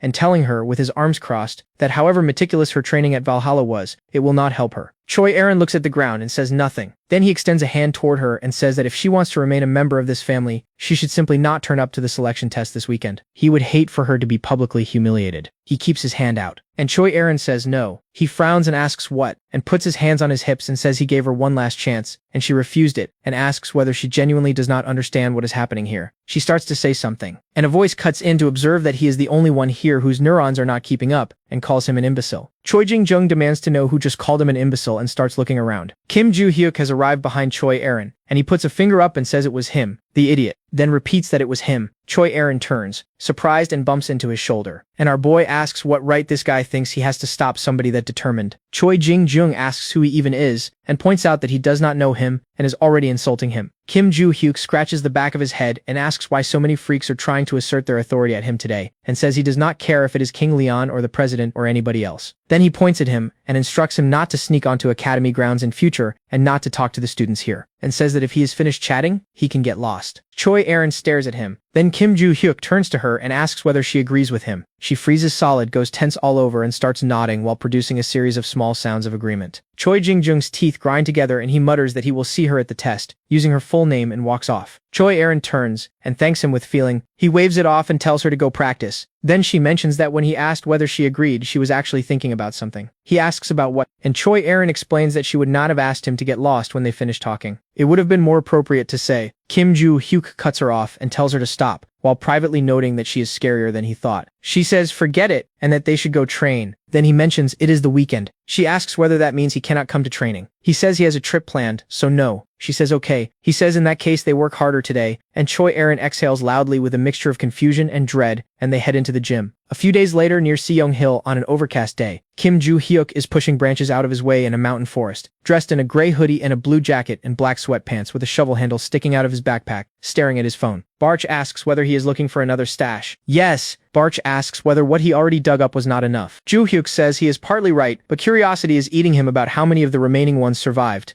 and if he finds them, he is definitely going to dig something valuable out of them. Barch picks up on the wording and asks what he means by valuable, and Kim Joo-hyuk says that if he does find them, he intends to get rid of the shortcomings that have followed him since the days of Kim Hyun. Oh, and then adds that maybe if he had found it a little earlier than 300 years ago, he would not have killed him. Barch says bewildered. What? Outside the Choijin family estate, a crowd of journalists with cameras is being held back by a guard, and a brunette in a graphite suit is noting that today is the Choijin family's selection test, and the woman next to her confirms it, which is why the only people out here are press. On the other side of that fence, Choi Aaron and Choi Jing-jung are standing in front of a man in traditional clothing with a short beard and a permanent frown. The head of the Choijin family, Choi Jang-siak, announces that the selection test begins. As he already told them, whoever passes is chosen as the successor, and whoever does not is expelled from the family. Are they ready? Both of them say yes. Good. The task is to find a double blade hidden in the mountains. Whoever finds it and brings it to him is declared the winner. It does not matter how they do it. Killing is prohibited. They may begin. He gives that last part as an order, and Choi Aaron is out of the estate immediately, past the journalists and straight into the trees. Choi Jing-jung walks at a measured pace and watches her go, thinking smugly that she can run all she wants, because this is not a race against a clock. Sooner or later she finds that sword, and the moment she does, it ends because he takes it from her. Then he takes possession of it, because here's what happened after Kim Joo-hyuk chased him off that campus. Choi Jing-jung was still visibly furious when his phone rang, and he answered it and said he was listening. And the voice on the other end, belonging to a man with a gold tooth and a white beard, asked what the situation is with the double sword. Jing-jung said it appears he will have to pass a selection test to get it, so it may take slightly longer. The man scratched his chin and repeated the phrase selection test, and pointed out that this is now twice he has mentioned it, and asked whether he understands that he has already taken far too long with this. Choi Jing-jung got genuinely worried and softened immediately and apologized, and then asked that if he does somehow manage to get this sword, would the man keep his promise. He did not even get to finish the sentence before the answer came back. Of course, they sealed that promise to a constellation, so its fulfillment is guaranteed. All he has to do is focus on the goal. Choi Jing-jung said he understood, and now, remembering that conversation, he thinks that this is his last chance, so it is time to start searching. Deeper in the trees, Choi Aaron crouches, puts her palm flat on the ground and turns her energy on. She can feel the trajectory of the sword's magic. It runs in that direction, about 15 minutes from here. So the double sword is that way. Then a sound off to the side makes her look up, and Choi Jing-jung walks out of the trees with a hand on his hilt, asking whether she is tracking it by its magical trace, and who taught her to do that. Aaron puts her own hand on her sword, and after a pause gives him the name. Ju-hyuk, because in the training hall she once repeated the words magic control back at him in surprise. And Kim Ju-hyuk said yes, and that he thinks she already knows the basics, since she has already mastered altering the properties of lightning, and asked whether that is not a basic element of control. She ran back through her own classes and hummed agreement, so he told her to train the small elements of magic control, not only the monumental ones. She sighed heavily and asked how, which surprised him, and he asked why she is asking him, and whether her family did not teach her this.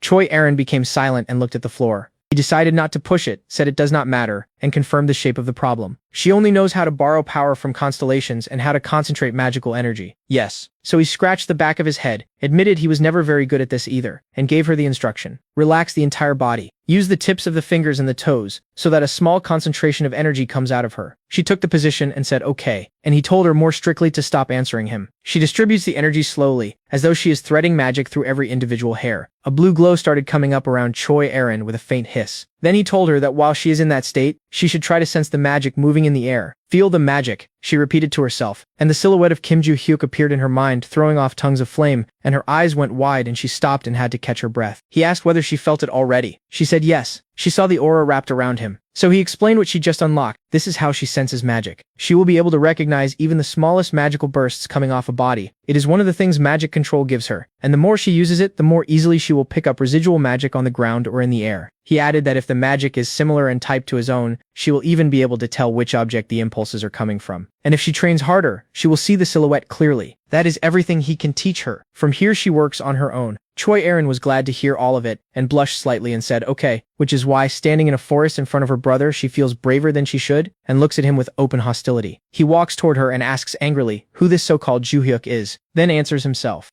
Is that the shameless boy who was with her that day? Is it possible an idiot like that has talent? Aaron bites her lip and says that Kim Ju-hyuk is much stronger than a moron like him, and asks why he came here.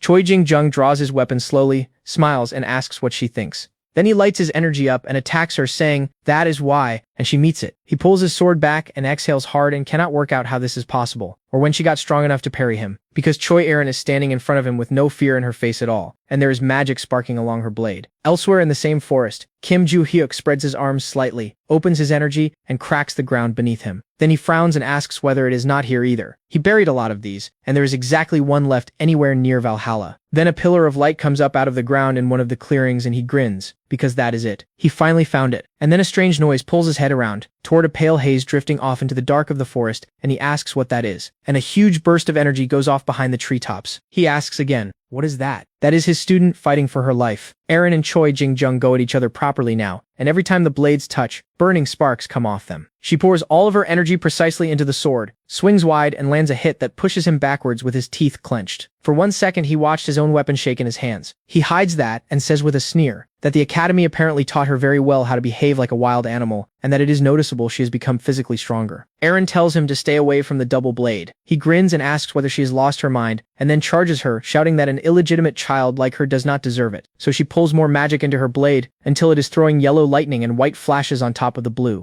And when he is nearly on top of her, she silently repeats what Ju-hyuk told her. Turn the sword over. Cut upward. She does exactly that, and knocks the weapon straight out of his hands. Then she turns the sword hilt forward and keeps reciting the rest of the instruction to herself. Hit him the moment he loses his sword. That is the opportune moment, and she drives it into him hard enough to empty his lungs and put him flat on his back. Then she goes calm instantly, rests the sword on her shoulder, and exhales. Looking down at him, she knew she would be able to land a hit. She did not expect that hit to end it. Now she takes the double blade. But the second she lifts it off the ground, a voice speaks behind her. Choi Jing-jung is back on his feet, and dark clots of magic are coming off him. He gathers energy and asks whether he did not already tell her. Her blessing is ridiculous. She will never beat him because he has the contract. She caught him by surprise, and he intends to return that 100 times over. She watches him draw and watches purple sparks come off the blade, and says quietly that this is the aura of the sword. Is he actually a villain? Why? He smiles and asks why she is asking, and then puts the blade forward and tells her, rudely, exactly as she thinks. Aaron tries to meet it with her own sword out, and then he ducks and she is stunned because he slipped her blow from that distance. Then he throws her across the clearing on a wave of dark magic released off his sword. She lands wounded, exhales hard, and pushes herself up on her hands. He walks over and asks if she is planning to get up. Even better. She tries to move, and a piercing pain stops her, and she looks down at a bleeding wound open across her stomach. Her whole body starts shaking. He asks smugly whether he gave her permission to get up, and tells her not to move, because if she moves, she dies. And Aaron, through the pain, goes back to the word contract, and asks whether he means he signed a contract with a vicious constellation. Choi Jing-jung hides nothing. He is the attack leader of the guild, and to save face he signed a contract with a ranked constellation. But now he is on the side of the devotees. Choi Erin knows that name. The third most dangerous evil group in the world. She says it back to him and then says she does not understand. Is that really better for him? Was a simple, peaceful life not enough? He keeps smiling and asks whether she really decided to ask him that and tells her to listen. Incredible strength and the absence of any empathy whatsoever. His face distorts while he says it and his eyes light up and the smile turns into something else entirely. Erin asks, confused, what he is talking about. So he sits down opposite her and asks whether she knows how old he was when he wanted to join the guild. 12. He has been an icon in the family guild since childhood. At an age when other children were spending their time carelessly, everybody expected the eldest son of the Choijin family to be that notorious example. And the reason he is still on the guild's side is his father's guardianship. He was never once allowed to make his own choices, and he was already full of undisclosed desires by adolescence. Which is when he met a man from the devotees who invited him to join and promised him something he could never have obtained in the life he was living. Maybe that man already sensed what was inside him. Erin catches that phrase and asks inside him. Jing-jung moves closer and explains it plainly. His sincere desire to mock other people. But he could not join simply by showing up. There was one condition. He had to obtain the family's relic, the double blade. And if she had backed out earlier, she would not have been able to take part in the second selection test, and he could have taken it easily. Erin, still fearless, asks about that word. The second, he asks whether she does not remember, and then tells her, 10 years ago, the eldest daughter of the Choijin family, her elder sister Choi Ajin, took part in the first selection trial. Erin says her sister's name. She went missing. And Choi Jing-jung says that during that selection test he could not control his instincts and he killed her in the mountains. Then he scratches his head carelessly and adds that he never did find the double blade, and walked out of it with several injuries and a failed selection test. He could have joined them 10 years ago, but his father somehow found Ajin and tried to save her and sent her to a hospital. So he left her, hoping she would simply disappear. Then he notices how badly Erin is shaking, and chuckles, surprised. She gathers what she has left and asks where her sister is now. He asks whether she wants to go looking right this moment, and tells her it is better if she does not, and mentions what happened to their mother when she saw Choi Ajin's face. Erin does not answer. So he tells her that now he knows where the double blade is, and that she can say hello to her sister for him. Then he stands up and swings his sword at her neck, and there is the sound of a block. Choi Jing-jung's face comes apart with confusion, because Kim Joo-hyuk is standing over Choi Erin with a scabbard out, having parried it in time. He asks sternly what this man thinks he is doing. Jing-jung says in exactly the same tone that this concerns their family, and he should mind his own business. So Joo-hyuk attacks first, fully angry now, asking what kind of insane family. This is where holding a knife to your own sister's throat counts as normal. Jing-jung does not get his guard up and goes backwards into a tree trunk. Choi Erin, who has not made a sound this entire time, manages his name and asks why he came here. The honest answer, which he keeps to himself, is that he came for his stash and it happens to be in this direction. Then he sees dark blood coming through her fingers. So he turns away, keeps his face completely calm and lies to her. It just so happens he had something to do out here. She needs to pull back and concentrate some magic into that wound. Erin can feel her strength draining out of her and answers obediently anyway, and even manages a small smile. Choi Jing-jung gets up and comes at Joo-hyuk, asking caustically what kind of ignorant nobody this is, and whether he is really the same rude person he ran into recently, and telling him this is a family matter so he should get lost. Then he jumps in with his blade lit up with magic. Kim Joo-hyuk steps aside. Jing-jung midair cannot process it. He dodged. Then Joo-hyuk grabs the scabbard and puts the hilt through him, and tells him that when you strike, you do not aim at the person standing still. You keep track of who is watching you at that moment. Jing-jung starts coughing blood on the way down and finds himself pinned, thinking that when this guy shoved him off he somehow got even further away. Then Joo-hyuk drives both legs into his stomach with the power concentrated behind it, and Choi Jing-jung goes out cold. He turns to Choi Erin, still sitting where she was, and asks if she is okay. She says yes, quietly. He comes closer and asks whether she can walk. She honestly says she is not sure, but she will try. Then he freezes, because violet light is falling across his face. Choi Jing-jung is wrapped in dark clots of energy that are hissing quietly. Barch announces immediately that this is sword magic. Joo-hyuk says calmly that he knows, so this one is a bad guy too. Jing-jung stands up on new strength and says that this freak is just a Valhalla newcomer, and jumps at him swinging, saying the boy thinks he can beat a guild leader. Kim Joo-hyuk says nothing at all and stops the attack without drawing his sword out of the sheath. Jing-jung grinds his teeth and is genuinely horrified, because he hit him with magic and the man did not move. Then Joo-hyuk closes his fist and hits him back and asks calmly whether the leader of a guild has considered choosing a more suitable position for himself. Jing-jung groans and barely keeps his feet, breathing hard, asking himself whether this is really the strength of a 17-year-old. He blocked every attack and countered on top of it.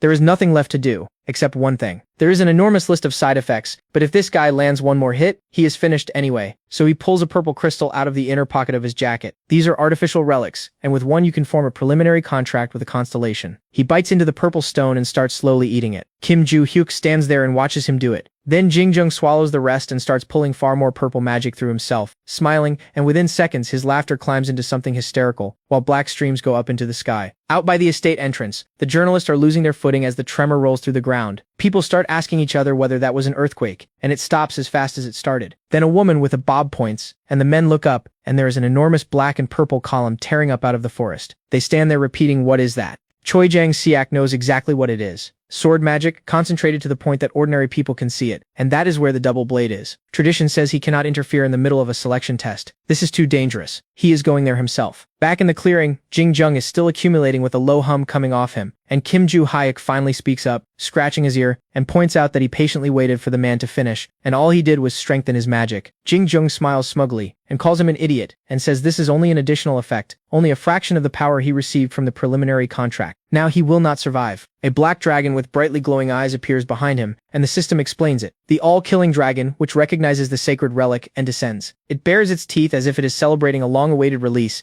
and it uses its nature-piercing eye. Kim Joo-hyuk stands there entirely unimpressed. Then the creature opens its eyes and stops dead in horror. The system reports that the all-killing dragon has stopped using the ability that pierces the nature of things. It shuts its eyes sharply, like something frightened. Then it opens them and tries the ability again. Then the creature breaks out in small drops of sweat and opens its mouth wide. The system announces that the all-killing dragon has been gripped by fear. It announces that it is getting out of here. Choi Jingjung says, confused, Constellation, and the system delivers the rest. The all-killing dragon rejects the call of the sacred relic and terminates the contract. It takes all of its power back and escapes. The dragon leaves. Jingjung is left standing in a clearing entirely alone, and all he manages is, "What?" And Kim Joo-hyuk asks who is finished now. Then he puts the hilt of his sword against the man's stomach, closes his grip as hard as he can, and drives him forward with everything he has, and the technique empties Choi Jingjung out completely, and he coughs blood and goes face down in the dirt. Somewhere else entirely, the leader of the devotees, the Dragon King Constellations, is looking at a system window with open horror on his face. The all-killing dragon is furious because of him, and he is now in enormous trouble. The window screams at him, asking whether he genuinely wants to be erased from the face of the earth. Constellations does not understand what is happening, and starts saying he is very sorry, and then drops to his knees, puts his hands behind his back, and puts his forehead on the floor. He is sorry.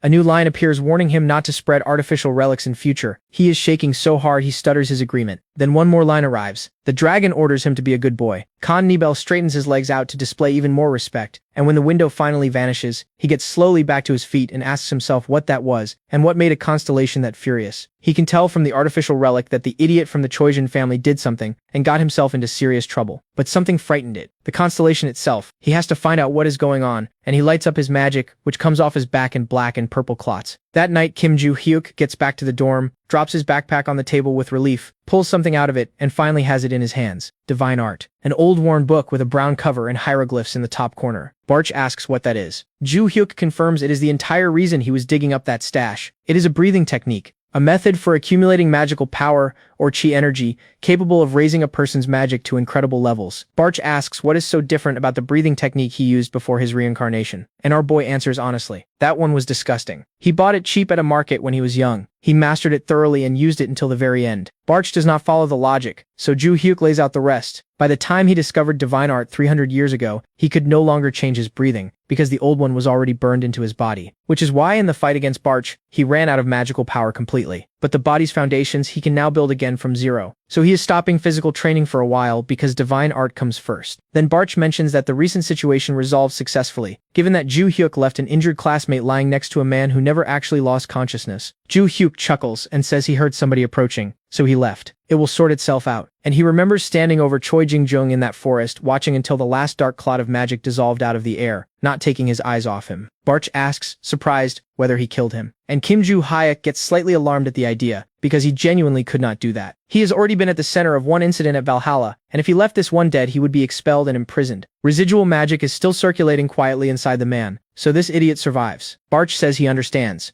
Because what actually happened is that Joo-hyuk turned to Choi Erin and asked whether she could stand, and she found enough strength for a small smile and said yes. He was about to say something else when a noise like running feet distracted him, and he realized somebody was coming. Erin's family, presumably having watched that column of sword magic go up over the mountain, which means finding his stash is now going to be difficult. So he told her that her family is on the way, and that she should wait calmly for them, and not push herself, and that he has something to finish, so he has to go. She was a little confused and said okay. Then he pointed at Jingjung and gave her the cover story. Since nobody knows what happened, she can say she handled this idiot herself. He pulled his hood up and explained that the man had already lost enormous amounts of energy, so the last blow finished him. and then he said goodbye. The moment he was gone, Choi Jang-siak came out of the forest with his guards, and Aaron, watching Ju Hyuk go, said warmly that she understands. Now, lying on his bed in his street clothes, he decides that once he masters divine art, he will go back for the remaining accumulation stones, because the last time he tried to pull their magic into himself, his absorption was too low to take it. Today, he simply rests. The lights in most of the dorm windows have gone out, and the only sound left is crickets. At the Choijin estate, Choi Jang-siak is sitting at the head of a long table with two men in suits on either side of him, and another man and a woman behind the next seats, all of them holding tablets. He opens by pointing out that thanks to the press who came to film their family selection test, the articles did not take long. Has everyone read them? The woman in the dark green jacket says yes, most of them, and looks down at her screen, where an article is open titled "The Choijin Family is a Joke, and No Wonder They Got Involved with One of the Worst Gangs in the World." The middle-aged man beside her has one open asking whether the Choijin family has anything to do with the devotees. Choi Jang-siak rubs his temple and says what a mess this is, and that he cannot believe an enemy informant was fed into his own family. The woman adds that on top of that, she has received an appeal from the official representative of the association. He says sternly that when something similar happened overseas with the Ventric family, everybody stayed quiet because nobody cared. They do not get to do that now. Then he turns to the man in dark sunglasses and notes that Choi Jing-jung has been handed to the police, and asks what about Erin. She was taken to the family hospital. Her condition was quite serious early on, but the bleeding has stopped and no organs were damaged, so major surgery will not be required. Choi Jang-siak leans back and exhales and says he understands. Then the man with the glasses says that speaking of her, there are also several articles about Lady Erin. They write that she is a genius who beat a member of the devotees while still an ordinary student. That at Valhalla Academy, following Kim Ju-hyuk, she dealt with a member of the devotees. There are a great many articles like that. Choi Jang-siak puts his head in his hands and says that Erin went against her own family, and the headlines are praising her for it. Then another man asks whether that is not a relief, because this selection test was a complete disaster, and even so, the next head of the family was still chosen. Articles like that will strengthen the family's position on the succession. He agrees and privately concludes, it is good that Choi Erin has a chance to succeed, but beating Jing-jung alone, the circumstances of that victory are far too concerning. Because when he reached that clearing, he found Erin sitting on the ground in front of Choi Jing-jung's unconscious body, saying timidly that her brother attacked her with dark magic, so she knocked him out, and he told her confused that he saw it with his own eyes. There was an enormous surge of magical power over that mountain. How did she beat him? Choi Erin did not answer. Then two guards helped her up, and as they carefully walked her back toward the estate, passing him, she said one thing. Ju Hyuk taught her. Now, picking up a tablet, that name goes through his head again, and the article open on the screen is about how Kim Ju Hyuk violently swore at guild representatives, with a photograph directly underneath of him giving reporters the finger. The next morning at Valhalla, Kim Ju Hyuk pulls his chair back and drops his backpack off his shoulder, and then notices something and looks up. Choi Erin is sitting at the front desk. He was under the impression she was hospitalized, and he asks whether she is okay, and sits down looking straight ahead. She turns around, smiles warmly, and waves. Two boys in the class notice this and ask each other whether Choi Erin just smiled and waved, and whether it was for him, and one of them in a dirty shirt tells the other not to dream, because it was far more likely meant for him. Because a few days earlier our boy had been sitting at a table holding a book in one hand and running magic through the other when his phone buzzed. Choi Erin saying she would not be able to train for a while. Second message saying the doctor has strictly forbidden any physical activity. Followed by a sad sticker of a rabbit with tears coming out of its eyes. Kim Ju Hyuk looked at the screen and said that is not surprising, considering how heavy the bleeding was, and replied with a single word, good. Then he texted that he is going to be busy with his own thing for the next few days, and that she should do whatever she wants. Choi Erin began sending him rabbits nodding their heads. Kim Ju Hyuk sent a message telling her to stop, and then sat there holding the phone asking why she keeps sending so many of these. Then Barch says there is something he should know. Ju Hyuk asks what. Barch puts a hand to his chin and says it is about the black magic they ran into recently. Ju Hyuk asks whether he remembered anything about it. No. Then what is the matter? And Barch says it is not that he simply forgot it. It feels as though something is preventing him from remembering it. Ju Hyuk asks, unhappily, whether something is getting in his way, and guesses that it is because of that freak. Barch says it might be possible and immediately adds that he could be wrong, and that probably if the second condition had already been fulfilled, nothing would be stopping him. He stresses that this is only a theory. Meanwhile, the system panel above Kim Ju Hyuk reports the target again. Valhalla, Eye of the Great Forest, the House of Majerun, and reminds him that the conditions can only be fulfilled if he has his blade with him. Which brings him back to the second condition, and the phrase Eye of the Great Forest. He asks himself how a reserved educational area used for assessing knowledge could possibly be anything else. Then he leans back and works through the logistics. Students with low exam scores are expelled from the academy, and he swears and scratches his head and asks whether he genuinely has to sit here and wait for these exams, and calls it a stupid waste of time. Then he comes back out of it and decides that he needs time to get used to divine art anyway, so he may as well go looking for this eye of the great forest. Then Kim Ri-gong walks into the classroom and tells everyone to take their seats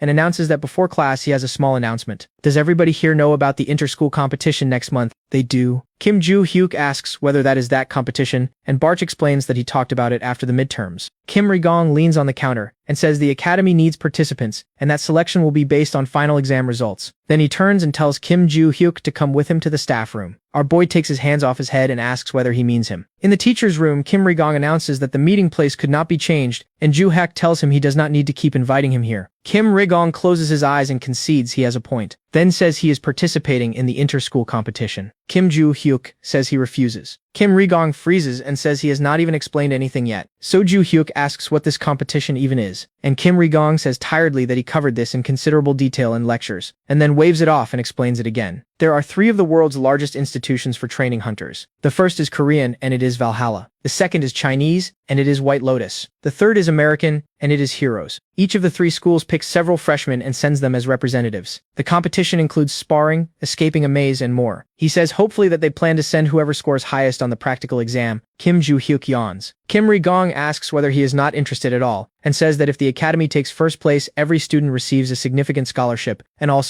our boy scratching his ear finishes the sentence for him. They will shower them in money until they are old and much more. Then says he is not interested. Kim Ri-gong puts his hands together, coughs, and asks, what then? Does he want to go to the Great Forest? Kim Joo-hyuk's eyes come open and his entire body locks up, and he asks whether he means the eye of the Great Forest. Kim Ri-gong confirms it with a sly little smile because that is where the final exam is being held. The inter-school competition is being hosted at Valhalla, so the final task is getting into the eye of the Great Forest. That assignment is roughly identical to the final exam. Anyone who passes it automatically receives credit for the final. Anyone who does not takes the exam again. Kim Joo-hyuk says he understands. Then he grins and says he will take part. At the Ventric estate in the United Kingdom, Adelia Ventric sits on her throne and asks how the preparations are going. A servant bows and says everything is going smoothly, although preparations will most likely take another month. She says she understands and tells them to continue. Then she asks about the idiot and how Rockdale's people are doing. No oddities worth mentioning have been noticed in their behavior. She reminds them that if he behaves inappropriately, they report it immediately. The servant bows, then he remembers something and says that although it has nothing to do with them, some disturbing news has reached them. Adelia looks at him warily. Somebody is constructing a building out of paper money in the market. She asks whether he means a building made of banknotes. The servant says the black cat is directly responsible for it. Adelia asks herself what he is up to, because he has never done anything like this before, and opens a system panel that glows bright orange, and the panel tells her that the mask orders her to say more. Adelia says Lord Constellation with sweat running down her face. Over in District 7 of the market, enormous cranes are carrying slabs to build new towers, and the black cat is watching the construction through the window of his own house. He says the word Constellation to himself and notes that they will do whatever it asks them to do. Then he asks what the point of constructing a building out of banknotes is, while yellow bundles of notes fall out of the sky. Somebody says it is a gift. A girl with red glowing eyes folds her arms and says it is a gift for him, and then asks why they ordered him to build a building out of money. The money keeps falling and turning in the wind. The system panel reports that the two-faced ruler says it is a gift. The black cat asks internally a gift and for whom, and then tells them to wait, because a question has appeared on the panel, and the two-faced ruler is asking whether he has found the man who sold the ring. He answers that he has not yet, and that he only knows some facial features, a voice and some clothing, and that he still has access to the contact information from that day, and that he is doing everything he can. Then the system panel starts repeating the same message telling him to hurry up, and the black cat stutters that he will. In the Valhalla staff room, Kim Ri-gong is at the computer scratching his head when Lee Sang-chol asks whether he has chosen the participants. He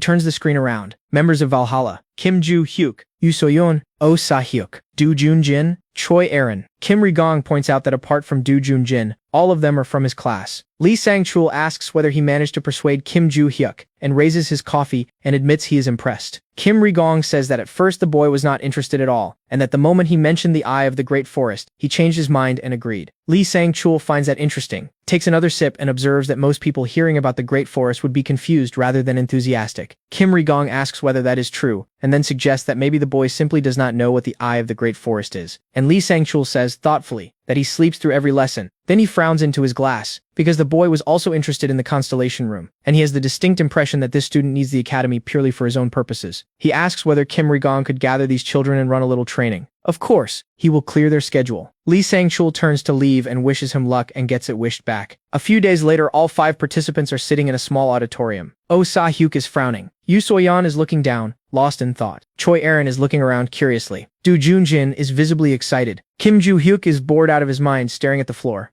Lee Sang-chul walks in with a folder and counts them, and says there are exactly 5, as on the list. He says he is glad to meet them and that one way or another they cross paths with him on the way into this academy, and reminds them that he is Lee Sang-chul, chief combat instructor. They are here because of the inter-school competition, and today he is explaining the training they will go through. There are 3 tasks. The first is a duel between participants, which is essentially the entrance test they have already taken. The second is a team fight against participants from the other schools, with them representing Valhalla. All 3 teams fight simultaneously, and the main criterion is the ability to assess a situation quickly. The third is the Eye of the Great Forest. Kim Joo-hyuk's head comes up. Lee Sang-chul says that because their final exam is being displaced by it, he cannot give more information than this. But the Eye of the Great Forest is a labyrinth. As the name suggests, it is a dense forest, guarded by people and by a long stone wall. Unlike a normal forest, the gate is heavily guarded and built so that anyone attempting to enter from the air is captured. The only way in is through the main entrance, and every team has to enter through that gate. They get the specifics on the day. Everyone says yes. Kim Joo-hyuk internally asks whether that is genuinely the whole explanation, and asks why he could not simply break through a barrier if there is one, and then starts rocking violently in his chair and concludes that it is not that simple. Later, Lee Sang-chul closes the folder, finishes the section on team fighting, and asks whether there are any questions. Kim Joo-hyuk raises his hand and asks whether he can train alone. Lee Sang-chul thinks about it, and says it does not matter, and that if he wants to be alone, he can train alone. Anyone else? Choi Erin raises her hand and says that in that case she will also train alone. Lee Sang-chul privately asks himself whether she means at the same time as him, says out loud that it is fine, and asks whether anybody else is interested. Silence. He says they are done for today and that he will see them at training, and leaves, and the participants start filing out. Kim Joo-hyuk and Choi Erin are both still in their chairs. He is thinking that he needs to finish mastering his technique before the competition starts, and that mana will improve his form, and that the rest of his time goes to training. Then somebody says his name, and he goes rigid. Choi Erin asks whether she should take part in the general training. He asks why she is asking him, and whether she is not training alone, and whether she did not just say she could work hard. Choi Erin puts a hand on her stomach over the wound, because Kim Ri-gong had sat on a sofa and told her he read the article about her and was worried about her condition, and that he still felt he should ask her personally whether she wanted to take part. He asked whether she is participating. Choi Erin looked at him with no expression at all, hands folded in her lap, and asked whether Kim Joo-hyuk is participating. Kim Ri-gong said his name back surprised and said he heard that he would be, and she said without a flicker of doubt, then so is she. He exhaled in shock and tried to talk her out of it, pointing out that her body has not fully recovered. She said she would be fine. He frowned and said he understands. Then Choi Erin looked down sadly and thought that she is already halfway to becoming the head of the family, and immediately corrected herself, because thanks to Kim Joo-hyuk, she has a different goal now. Her goal is to get stronger with him. Back in the auditorium, Joo-hyuk is looking at her puzzled, while she is thinking that she wants to help him reach the thing he deeply wants and smiling and deciding she wants to help him as much as he wants to help her. He asks what because she started to say something, then stopped, and then began laughing to herself in a way he finds alarming. Then he tells her not to overdo it and she says yes. He says in that case they will spend most of the training on mana control, and that throughout the session she keeps activity in her legs to an absolute minimum. She obediently says she will, and on his way out the door he says that when he finishes with his own business, he will help her a little, and that they will see each other again. Choi Erin smiles and says okay. In an abandoned building behind a mesh fence, a man is screaming for mercy. Blood is coming out of his mouth and his nose. He is tied to a chair and begging to be released and shouting that he will give them everything they asked for. One of the men has a tattoo running from his forehead down to his collarbone, and he is holding a dagger out in front of him. Then he swings it into the man's chest and blood goes everywhere, and the head drops. Al of Samsul and Lisa are standing in front of the body with their arms folded, and Al asks whether he could not just get it over with quickly. Lisa says it was funny. Then Al feels her phone go off and asks whether there is already a new order, and Nando the fox looks at her expectantly and asks whether it is a new target. She confirms it, and then asks whether it is her imagination or whether that is a Valhalla student. She is looking at a photograph of Kim Joo-hyuk standing in a crowd of students. Behind them, another dark-haired man is tied to a chair with his head down, hands behind his back, legs tied to the chair legs, blood running off a wound on his bare chest onto his blue shorts. Somebody says, by the way, and puts a knife into his chest. And Nando, holding a bloody knife, asks why Samsul has taken a contract on a schoolboy. Al asks whether he really does not know and says she assumes the client simply paid a very large amount. Nando asks what deadline they have. She says they kill him in a month during the inter-school competition. Then she and Lisa turn and walk away and leave their victim to bleed out. Nando asks why they cannot simply kill him now, because right now the security on the academy and the dormitory is especially reinforced. Al asks whether he intends to break through a magical barrier to kill a student in his own school. Nando asks whether she thinks it will be easier during a competition with 2 other schools present, and she says Alia already told her everything. According to the client, on the 3rd day the competition takes place somewhere called the Eye of the Great Forest, which is a mysterious labyrinth in a forest, and the student's task is to get through it. Nando asks whether that means there will be no instructors inside. Al reports that there will be nobody in there at all except a small flying observation drone. Apart from a few guards at the entrance, Every instructor and teacher watches that stage from an observation room. So Alia goes in first, and they follow her. He adds that this is not a joke. They walk out through the open gate in the metal fence, and she says completing this task is the priority. He says calmly that he knows. A month later, the first day of the inter-school competition, the stands are packed with students shouting and waving for their classmates. Rockdale Ventrick is up there with Uria de Felix, staring ahead with his eyebrows pulled together. Because sometime earlier he had been on his sofa telling his father over the phone that he had received the money. Eden Ventrick said that was a good thing. Then Rockdale told him he had paid the commission out of it, and that he had contracted Samsel to murder Kim Joo-hya. Eden went gloomy, and once he had recovered, asked whether he had really done that. Rockdale said the decision will not touch him in any way, that this time he handles it himself, and that Samsel accepted the order. And Eden repeated the name internally, because Samsel is a well-known group of Ripper killers, a team of 3 people whose name creates fear. He told Rockdale to try to keep a low profile. Rockdale said okay. Now, sitting in the stands, Rockdale is thinking that they answered and said they would deal with him during the competition, so he should not be here. He stands up and orders Uria to follow him, and she obediently says okay. Down below, a gray-haired man in a black suit steps up to the podium and welcomes the students and spectators. This is the chairman of Valhalla's management, Shim Diakwan, silver-haired with a mustache, and he says that before the competition, the representatives from each school need to be introduced. First, China. White Lotus, in light shirts with dark skirts and trousers. Then the United States, heroes dressed in whatever they like, looking out at the crowd with open arrogance. And finally Korea, 5 students in dark blue uniforms, Kim Joo-hyuk in front with Yoo So-yeon and Choi Aaron on either side of him, and Oh Sa-hyuk, towering behind all of them. Shim Diakwan announces that the competition runs 3 days, that today's task is individual sparring, and that representatives should return to their waiting rooms and wait for the match results. Up on the balcony, Lee Sang-chul is leaning on the railing when somebody says his name. It is the head instructor of the Heroes team, Jack Rover, waving cheerfully and saying it has been a long time. Lee Sang-chul agrees and addresses him as Jack Rover of 3rd place. Jack puts his hands on his hips, irritated, and tells him not to call him that, and adds that Valhalla was not the only institution ever to take first. Lee Sang-chul sighs and concedes, it is true. Then Jack puts an arm around his shoulders and says this year everything is different, and that this time Heroes takes the championship. Lee Sang-chul asks why he is so certain. Jack says because the best of all contractors is that one. Does he know who he means?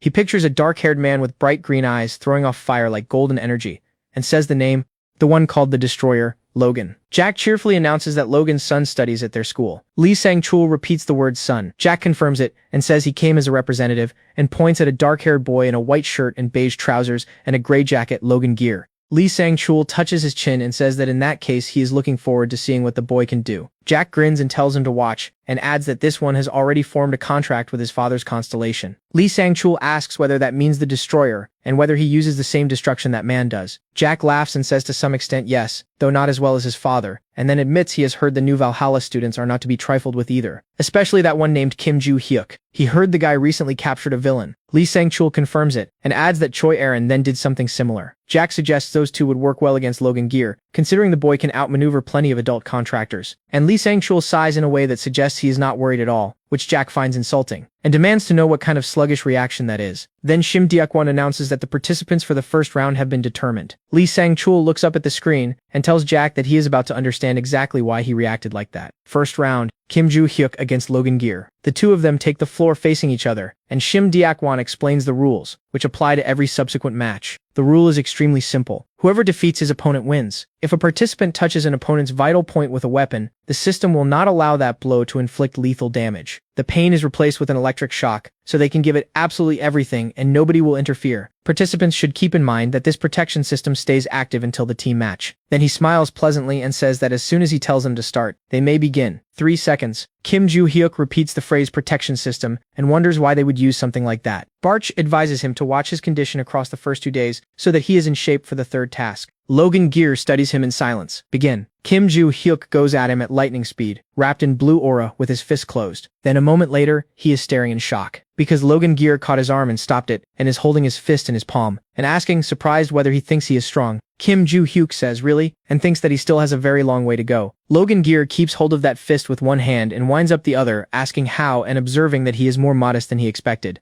Joo-hyuk asks what difference modesty makes at this point, because it is still growing. Logan throws a punch. Joo-hyuk puts an elbow in the way and blocks it. Then he asks cheerfully how long the man intends to keep blocking his hits, while working on getting his own hand out of that grip. He solves it with a somersault in the air. Logan's eyes go wide, and Kim Joo-hyuk closes his fist and swings, and Logan does not have time to move, and takes a fist glowing with spiritual power directly into the chest. He goes down onto his knees, holds his own chest, and says that was a very hard hit. Our boy smiles and asks whether that is so, and then with something sly moving behind his eyes tells him he is stronger than he thought. Privately, he assumed one hit would finish it. Up on the balcony, Lee Sang-chul says the boy really is strong, since he absorbed a punch like that and stayed conscious. Jack Rover says nothing at all, because he is thinking about the rating video made for the competition, the one every single one of his students watched and rewatched. This guy was not that formidable in it. He looks at the crater Kim Joo-hyuk put in the floor with one foot on the way in, and he knows this is not over, because Logan has not used destruction yet. Down below, Logan Gear looks up at his father, and his aura starts moving like flame, and he turns his palm up and gathers mana into a golden sphere. Then he reaches out with a hand made of fire. Joo-hyuk dodges it, and it goes past a few centimeters from his head and scorches the ends of his hair. He puts a foot forward and kicks Logan in the chest hard enough that his own leg is glowing blue, asking what exactly that was, and Logan gets thrown across the floor. Then our boy touches his own hair and asks whether the man just gave him a trim, because if that had been a normal attack, it would never have landed anywhere near him. He asks, genuinely startled, whether that is some kind of destruction ability. Logan can barely stay upright. He is bent forward, holding his stomach and breathing hard and doing the math.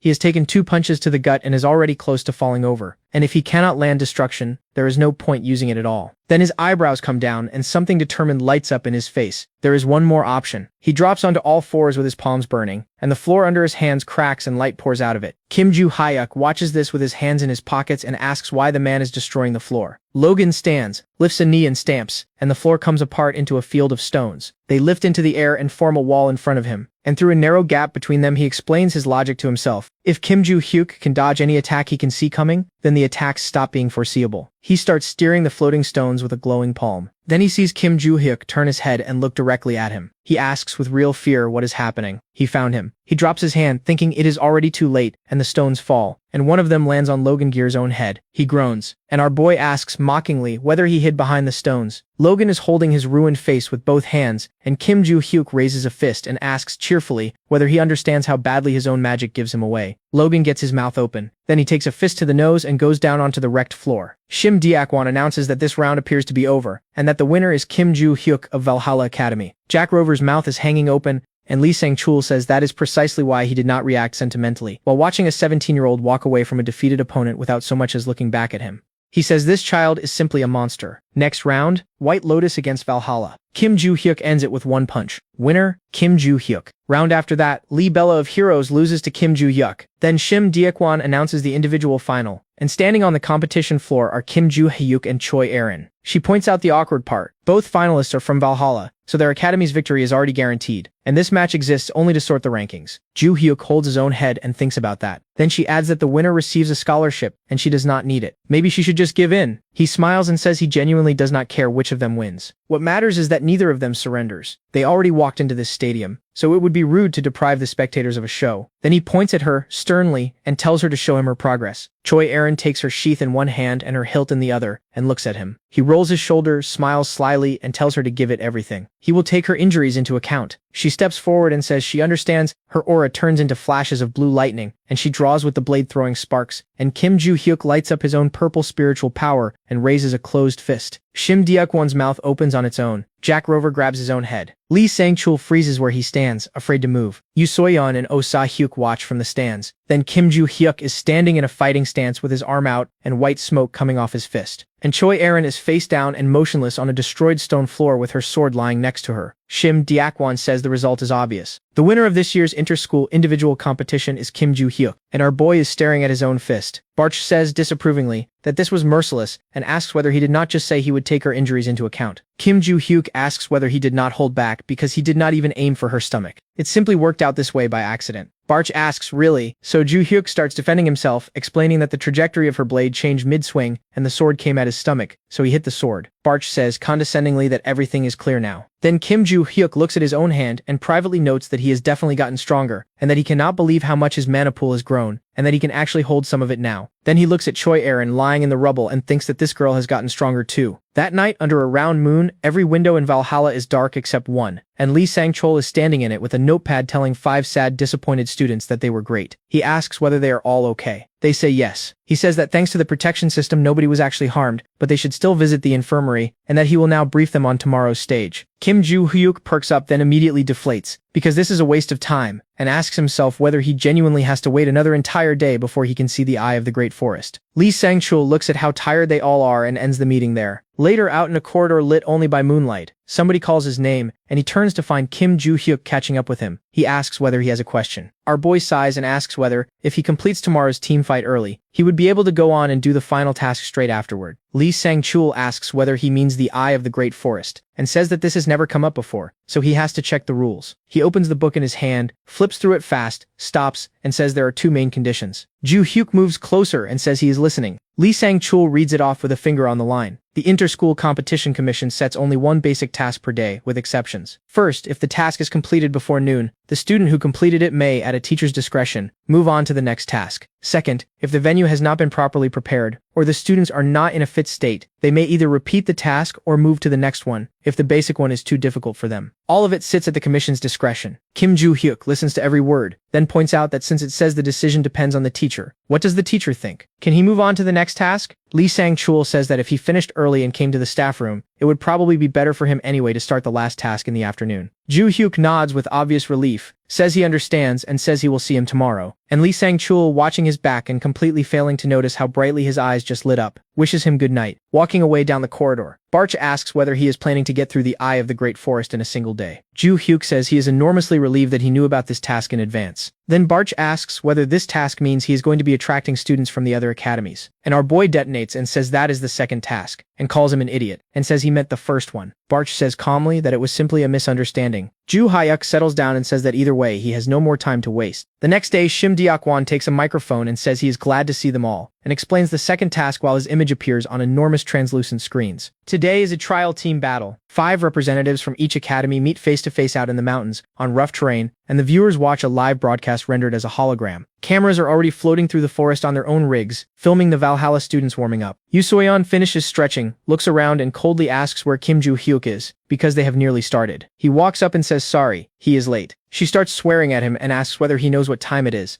He says calmly with a small smile that he overslept a little. So-yeon says he should have been here half an hour ago and that he did not listen to a word the teacher said. He says calmly that he was thinking about something else at the time. She is winding up for more when he scratches the back of his head and apologizes again, in front of everybody, and says he will handle it completely, which surprises her without slowing her down at all, and she asks whether he understands what he is saying, because this is not an individual battle, it is a team one. Joo-hyuk, hands in pockets, says he is aware, which infuriates her enough that she comes right up and nearly puts a finger in his chest and shouts that even though he won the individual competition, that means both Heroes and White Lotus are now aiming at them simultaneously, and he is going to handle all of that? Then she turns to the others and asks whether anybody objects. Do Jun-jin looks at the ground and adjusts his glasses, and Choi Erin steps forward and raises her hand and says timidly that she is sorry. So-yeon lights up and says yes. Does she want to add something? And Choi Erin asks whether she could go with Kim Joo-hyuk. He says no decisively. She stays here. Choi Erin says okay. So-yeon points out that this was not an objection. Then Joo-hyuk advises her to stop talking for nothing and save some energy instead. She asks what. The announcement says the battle begins in 5 seconds, and he mentions that in the afternoon he has one more game to play. 5, 4. So-yeon is asking what he is even talking about. 3. She and everybody else are looking at Kim Joo-hyuk's back as he walks away, and she is shouting at him to answer her. He only says how arrogant she is. 2, 1, and he explains that he needs to prepare for the Eye of the Great Forest. Begin. The White Lotus team sets off calmly from their starting position, and then Kim Joo-hyuk comes out of the bushes and announces that he found them. The girl with the pink bob recognizes him immediately and says he is from Valhalla, and everyone needs to get ready. He draws, smiles, and says they reacted faster than he expected. Shortly afterward, an announcement goes out that White Lotus has been eliminated. Logan Gear reads that in his own system window and asks sincerely whether White Lotus is already out, because only 10 minutes have passed. Those idiots from Valhalla went straight at them, probably because they assumed they would be attacked first. Then a boy with ash-colored hair uses his magic and reports traces heading in that direction. Logan asks whether that is the Valhalla group, not a group, one person, that lands badly, but Logan pulls his team together fast. Luke and Dane maintain a magical shield, and both of them start pouring everything into it. Melissa prepares her enhancement magic, crouches, and puts her hands on the ground to build a seal. Lee Bella strengthens the shield, and reports that she is already on it while holding a shield throwing off green energy. Logan spreads his hands and lights 2 yellow clots in his palms. Melissa points out that it is one person, and asks whether they genuinely need to prepare like this. Logan says that if that person is Kim Joo-hyuk, then yes. Lee Bella says she would not know, she has never faced him. But the guy clearly does not have the skills of a high school student. Melissa tries to argue and Logan cuts her off and tells her not to compare this guy to him. Then Dane says, "Stop. The magic is gone." Logan asks whether they left. Bella suggests they accomplished whatever they wanted and split up. So the entire heroes team stands out in the open, in a forest clearing holding full combat readiness and burning magic, for a long time. And Kim Joo-hyuk closes on them from above. He says, so that is where he is. Logan gets as far as wondering whether the guy is over their heads before taking the butt of a scabbard directly across the nose, delivered by a man who looks extremely pleased with himself, and going over backwards. Bella screams and asks what is happening, and gets hit in the stomach, with the note that she is reacting too slowly. Melissa, already charging, calls his name, and he turns to find a glowing sphere next to his face and asks what this one is. The bolt is too weak to do him any damage, and he throws her back with it, asking whether she genuinely believes that in a situation like this, firing a bolt of magic is the wise move. Luke and Dane come in next and get a hit in the stomach each one after the other. Then the announcement goes out that Heroes has been eliminated. And Kim Joo-hyuk reads it in his system window and cheerfully asks himself whether he can head to the Eye of the Great Forest now. In the observation room, Shim Deok-won turns away from a wall of camera feeds and asks the rest of the commission how this happened, because Kim Joo-hyuk finished the team fight in under 23 minutes, and that number does not even account for the 20 minutes it took him to walk there. This destroys the entire day's schedule. What are they supposed to do? Lee Sang-chul says that from what he has read in the rules, they are permitted to begin the next stage on the same calendar day, provided there is enough time. Kim Ri-gong offers, if the chief does not mind, to go and discuss moving to the next stage with the teachers from the other academies. Daekwon confirms that the next stage is the Eye of the Great Forest, and tells Lee Sang-chul to simply report the outcome once they have finished talking. And a thought goes through Lee Sang-chul's head while he agrees. This boy understood exactly how much time this test would cost him, and that is precisely why he asked that question last night. It is unthinkable. Out in the corridor, Jack Rover puts a hand on his shoulder and says they still need to speak to the White Lotus teachers, but the Heroes staff do not mind at all. He became fully convinced watching that team battle, and he does not believe the outcome of this competition changes at all if the other participants get a decent rest. He says he now understands why Sang-chul called that guy a monster. Lee Sang-chul closes his eyes, exhales, says he understands, and says they talk to White Lotus first. In the Valhalla waiting room, the students are doing their own things. Some are training. Some are cleaning weapons. Some are just sitting. Yoo So-yeon is wiping dirt off her blade, and she stops and glances over at Kim Joo-hyuk and thinks he is insane, because she genuinely did not believe he would go through with it. The teacher asked her to lead this group, and she intended to take the initiative herself, and every one of those efforts turned out to be a stick rattling around inside a garbage can. On top of which, yesterday she lost to Choi Aaron in the individual matches, and she has heard that Aaron takes lessons from Kim Joo-hyuk. Is it really all because of him? At this rate she achieves nothing. She will not let that happen. And if she had swallowed a little of her pride, maybe he could have taught her too. Then an announcement reaches all of them. Tomorrow's maze survival stage is being moved a day earlier. It happens today, at 1 in the afternoon. They should prepare for the next stage. And So-yeon remembers what Kim Joo-hyuk had said, leaning forward in his chair and telling all of them to stop before they start, because there was something he had to say. He is going to the Eye of the Great Forest by himself. Every man for himself. If they get into trouble, they can call for help. Yoo So-yeon presses her lips together, furious. Because this renegade has completely gotten to her. They have already won the previous stages, so even if they score the minimum here, nothing changes. And even discussing survival in a labyrinth, the Eye of the Great Forest is a separate environment from anything else. Joo-hyuk notices her face changing and asks if she has something to say. So-yeon comes over, folds her arms, and repeats the word back at him. Birdie, does he think that is funny? Birdie. And he calmly points out that her own speech is confirming it. Choi Aaron, who has been sitting silently through all of this, privately notes that Birdie is very cute. By the time the sun is high, the students of all three academies are standing at the entrance to the Eye of the Great Forest, in front of a high white wall with a wrought iron gate. Shim Deok-won addresses them from the observation room and says they have arrived at the last stage, survival in the maze, and that spectators will follow it on screen as before. But first they need to understand what is behind that door. The Eye of the Great Forest is a labyrinth built as an installation of a real forest, and what is inside defies explanation. The entire interior is wrapped in a special environment in which it rains constantly. The monsters living in there are extremely low level, so only two things genuinely threaten them: unbearable rain and dense vegetation. All that is required is survival. Their condition is recorded on entry, and after 5 hours, the less that environment has affected them, the higher their score. Conflict between members of the same team is prohibited, and the game begins, and the gates open with a roar. In an abandoned warehouse near Valhalla, Al and the fox are sitting around bored enough that they have stopped talking to each other. Then a woman's voice tells them the students have entered the heart of the forest. Alia says that from there they move forward, and that there appears to be some kind of magic at the main gate preventing them, held up by two people. Then she puts a hand on each of their shoulders. The fox runs a finger carefully along the blade of the dagger he has been holding this entire time,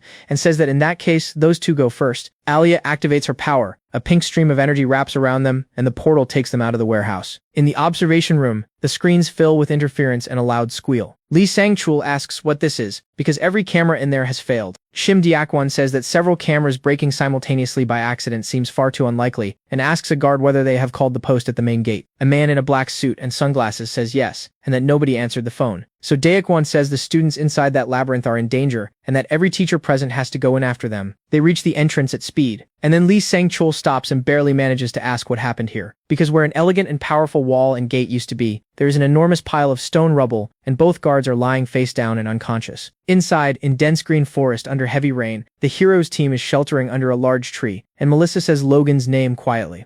He turns and asks what. She looks at Lee Bella and says she does not seem to be in a good state, and she is right because Bella has chills, and her lips have gone blue, even while Bella insists she is fine and explains that a ton of water came down on her at the very start. Logan points out that if she catches a cold, she gets removed from the trial, and says that even if they failed to take first in the team competition, he wants them scoring high together on this stage. So they hold their backs straight through this together, and tonight they build a simple canopy against the rain. Then he starts assigning it. Melissa collects the larger leaves. Dane and Luke gather strong branches. Both of them say they will handle it. And Logan Gear rolls up his sleeves and decides he will level the ground and dig the pit. Then he notices a black-purple sphere drifting toward him with a quiet hiss, and chuckles in surprise. Al holds a hand over her head and complains that it is raining in here. The fox, with water running off him, asks what difference that makes, because they need to finish quickly and leave. Then his eyes flash red and he stops in front of Logan and says, with pleasure, that Kim Joo-hyuk should not resist and should die. Then he looks more closely and asks what. This is not Joo-hyuk. Aaliyah explains that she teleported them to the source of moderately strong magic, because she had no other way to find him. Al repeats the word moderately. Logan watching them has gone wary, because who are these people, and did that man just say he wants to kill Kim Joo-hyuk, and that sphere is putting out black magic? Could these people be villains? Al gets tired of it and tells the fox to leave no witnesses and get rid of this one. He sighs and says he knew it. Logan gathers fire in his palm and shouts that they are freaks who have no place at an inter-school competition, and the fox does not wait. He flashes the dagger and runs him straight through, and asks who exactly he was calling a freak. Logan Gear looks over his own shoulder in confusion with water running down his face and asks when the man had time. The fox grins and asks whether he is surprised and suggests he look forward instead. Logan turns forward and finds a second fox. He asks whether this is a double, and the man says the fool is absolutely right, and puts a second blade through him, and says this is the second one. A hoarse sound comes out of Logan Gear, and he goes flat on the ground. Al asks calmly whether he did it correctly. The fox says that for a more painful death, he deliberately missed the heart with the first strike. Then Lee Bella walks into the clearing and screams Logan's name and freezes. Al asks the fox whether he intends to clean up after himself, and he says he will sort it out now, and that he might simply use concealment either way. She says annoyed that they finish this quickly, and the fox goes for Bella and says okay. Elsewhere in that forest, Kim Joo-hyuk is running through loose earth asking himself where he is, and remembering that the system told him his task is to find the sword. He looks around and says that the House of Majoran was in this place from the very beginning, and asks whether there is genuinely nothing here except greenery. Then he runs into Melissa carrying an armful of yellowed leaves. He stops. She does not even see him, because she has frozen in place repeating the word no, and she drops the leaves because in a small clearing ahead the fox is standing among Dane and Luke and Bella, all three of them badly wounded on the ground. Al sees her arrive and puts a hand to her forehead, tired, and asks whether this place is smeared with honey. Then she looks past her and says the name, Joo-hyuk, because he has come out from behind the trees, and Al notes with satisfaction that the prey walked into their hands by itself. The fox adds that he most likely came running toward the screaming. That is the entire point of a slow murder, and Kim Joo-hyuk catches on one specific word, prey. Then his eyes drop to the students lying in the wet earth, and he turns to Melissa and tells her he intends to get rid of these freaks, and that she needs to try and stop her friends bleeding, because they are still alive. Looking at them again, he works out the rest. Nobody here was planning a quick murder. With wounds like that, a person dies on his own from blood loss. Dogs use dog methods. Then he turns to Samsel and says coldly that he is not in the mood right now, so he will ask exactly one thing. Does this man think they have no right to be here? Because that would completely free his hands. The fox does not move and asks whether this guy is telling stories on death's door, and finds it funny and informs him that the only exit has been destroyed along with every drone in here, which does surprise Kim Joo-hyuk, though what he actually says is to ask whether the instructors have not noticed yet, and to observe that they most likely will not be able to get in for a while, since as the man said, the entrance is currently a pile of stones. The fox asks how a kid could possibly calculate how much time they have, and he answers calmly an hour. No more than 1 hour. Then he looks up and asks whether, because of these people, he now has 1 hour left in this wilderness. Because of a freak like this, he has no time left. The fox waves the dagger and interrupts, saying he does not understand what nonsense the boy is talking about, but he needs to die quickly. Then he sends his clone in with the blade forward, and the blade goes into the ground. The fox and the clone both start looking around in genuine bewilderment, asking where he went. Joo-hyuk's voice arrives beside him and says, too slow. Then the blunt end of a scabbard hits the fox across the bridge of the nose and throws him a long way back, and he lands like a dropped stone and cracks his head. Al and Alia are still processing that when Kim Joo-hyuk crosses the distance in one jump and hits them both from behind, and their heads snap together and they land unconscious next to the fox. Then, perfectly calm, he turns back to Melissa and tells her to stop the bleeding with magic, and that if she cannot manage it herself, she runs west, where the Valhalla students will help her. She drops down beside Luke and starts healing him, stammering that she will try to do something. Then the fox wakes up and sits bolt upright, writhing from the burns on his face, looks around, sees Al and Alia lying beside each other, and asks what. Kim Joo-hyuk is already standing over him, asking mockingly whether he does not recognize his own worthless friends. The man reaches for his dagger, and our boy tells him coldly that before he dies, there is something he will be asked. Who sent them here? The fox says rudely, whether the kid is seriously asking that of a hired killer, and whether he looks like an amateur. Kim Joo-hyuk scratches the back of his head and observes out loud how strange this is, and asks whether they arrived here drunk. The fox watches him and gets angry, because earlier he was a little confused, and this time this guy is not getting away. So he makes another double and sends it in from behind, and Joo-hyuk steps aside without hurrying. The fox's mouth opens, because he dodged, and this guy should not even be able to perceive the double. So how?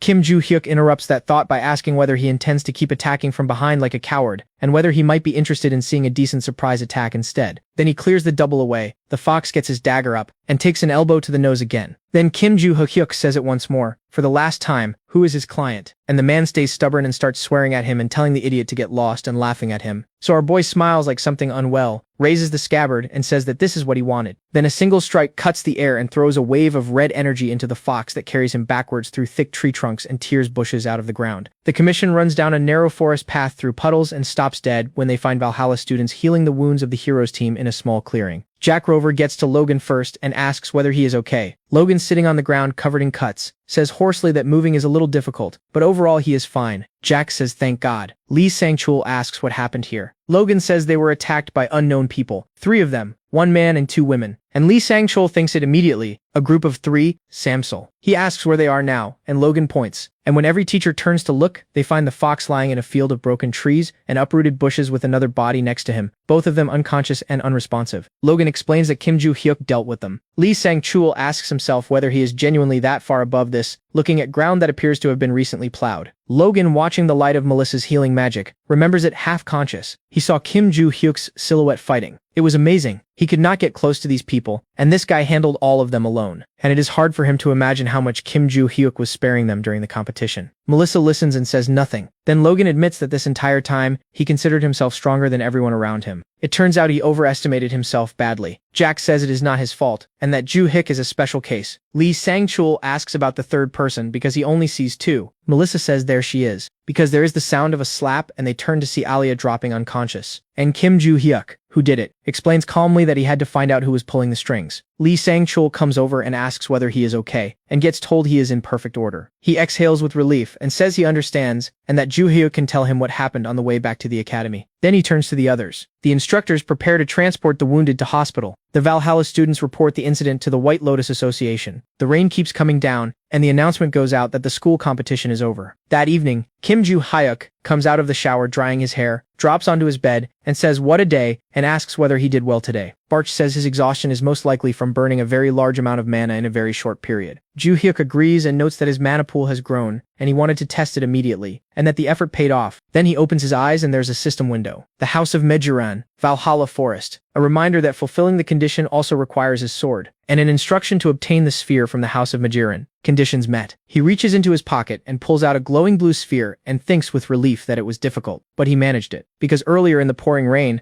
Alia had regained consciousness on the forest floor with her head ringing, and opened her eyes because somebody ordered her to get up. When she sat up, Kim Joo-hyuk sat down beside her, looked at her coldly, and asked what her abilities are. She asked what. He said he does not care who they are or where they came from, but that according to her friend they are a group of assassins. 3 people, the first is a damage dealer, the second is a support damage dealer. The last one is support. She is welcome to correct him, and of the 3 of them, only she resembles support. Her ability is not directly connected to killing. So what can she do? Alia stood up instantly, wrapped herself in a black sphere, and told him rudely to leave her alone because she is not answering him. Then Kim Joo-hyuk put his hand into the dark stream, and she found herself wondering how he was able to stop a rupture in space. He answered as though he had heard her think it, and said it was enough for him to look with his own eyes. Her ability is to create spaces and move between them. Alia made an irritated noise, so he put a hand on her shoulder and said that apparently he guessed right, and that she can help him because there's one thing he needs to find, and that if she helps him, she can escape the punishment coming for her. He said that last part with an unpleasant smile and closed his grip on her shoulder as hard as he possibly could. Now looking at the sphere in his hand, he thinks that thanks to her, all of this turned out considerably easier than it might have. Barch asks whether he did not promise she would escape the punishment coming for her, and why in that case she was left lying unconscious in the dirt. Joo-hyuk explains, entirely calmly, that she was supposed to answer him when he asked who set them on him. If she had answered right away, he would not have laid a finger on her. Barch says quietly that he understands, and Kim Joo-hyuk finishes the thought. These three belong to a group of monotheists and call themselves Samsel, and the client was Rockdale, exactly as anyone would expect. Like last time, he plans to hand this incident to the media, and if the Ventric family kicks up another fuss, he wonders whose head comes off next. Either way, the sphere is in his hand now, and from here he acts differently. The system confirms the condition to obtain the sphere from the House of Majiran has been fulfilled. Then a new task appears. He must face his lost memories in a dream. Kim Joo-hyuk takes this extremely well and says with pleasure that now he can simply go to sleep. Barch agrees and adds that once Joo-hyuk finds his memories, perhaps some part of his own comes back too, since he also received a notification.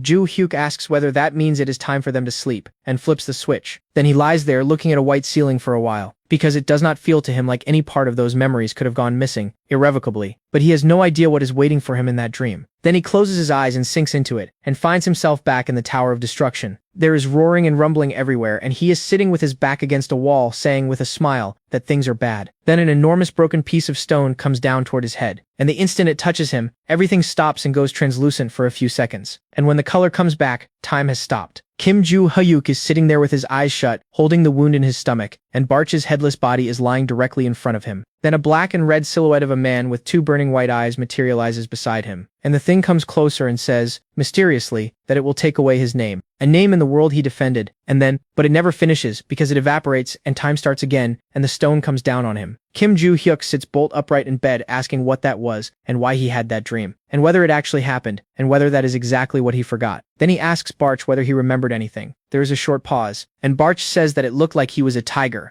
Joo-hyuk asks what. Barch thinks about it and then adds in a puzzled voice that he was a tiger. Kim Joo-hyuk's mouth opens, and he pictures a small striped tiger and asks a tiger. Barch objects indignantly that it was not that nice. Joo-hyuk asks whether he remembers what it looked like, and Barch folds his arms and says he does not remember any details. So our boy pictures the black outline of the thing and asks whether that means Barch never saw that person at all, and decides he will work out who it was himself. Then he asks whether Barch remembers his name, or heard his name spoken. Barch says firmly, no. Kim Joo-hyuk closes his eyes with something close to despair, because the only thing he came away with is useless memories, and he still knows nothing about his own name. Then a system panel appears in front of him with a row of solid white squares on it, and the squares turn into words. The office of the Great Palace of Ahala, the secret room, and a second line telling him to face the truth. Kim Joo-hyuk reads the words Great Palace of Ahala, and asks whether he is supposed to face the truth, and decides it is the latter. Then something else catches his eye and he laughs, surprised, and decides that after today's training, he is going to ask Lilia about this Great Palace of Ahala. In the Valhalla gym, Kim Joo-hyuk is working a barbell. Choi Erin is lifting weights with her eyebrows knotted, and Oh Sa-hyuk is raising and lowering a bar with tiny movements of his arms, while sweat runs off him. Then somebody asks angrily, what? Oh Sa-hyuk looks over warily, and Yoo So-yeon is standing there with a water bottle asking why he is still here. He puts the bar down and says he should be asking why she is here. So-yeon tries to answer and cannot assemble a single word. Then she looks at the floor, ashamed, and admits her reason is probably similar to his, and presses a finger awkwardly to her cheek and says she has a strong sense of pride. Then she stammers a little and admits that she is a little jealous of Kim Joo-hyuk.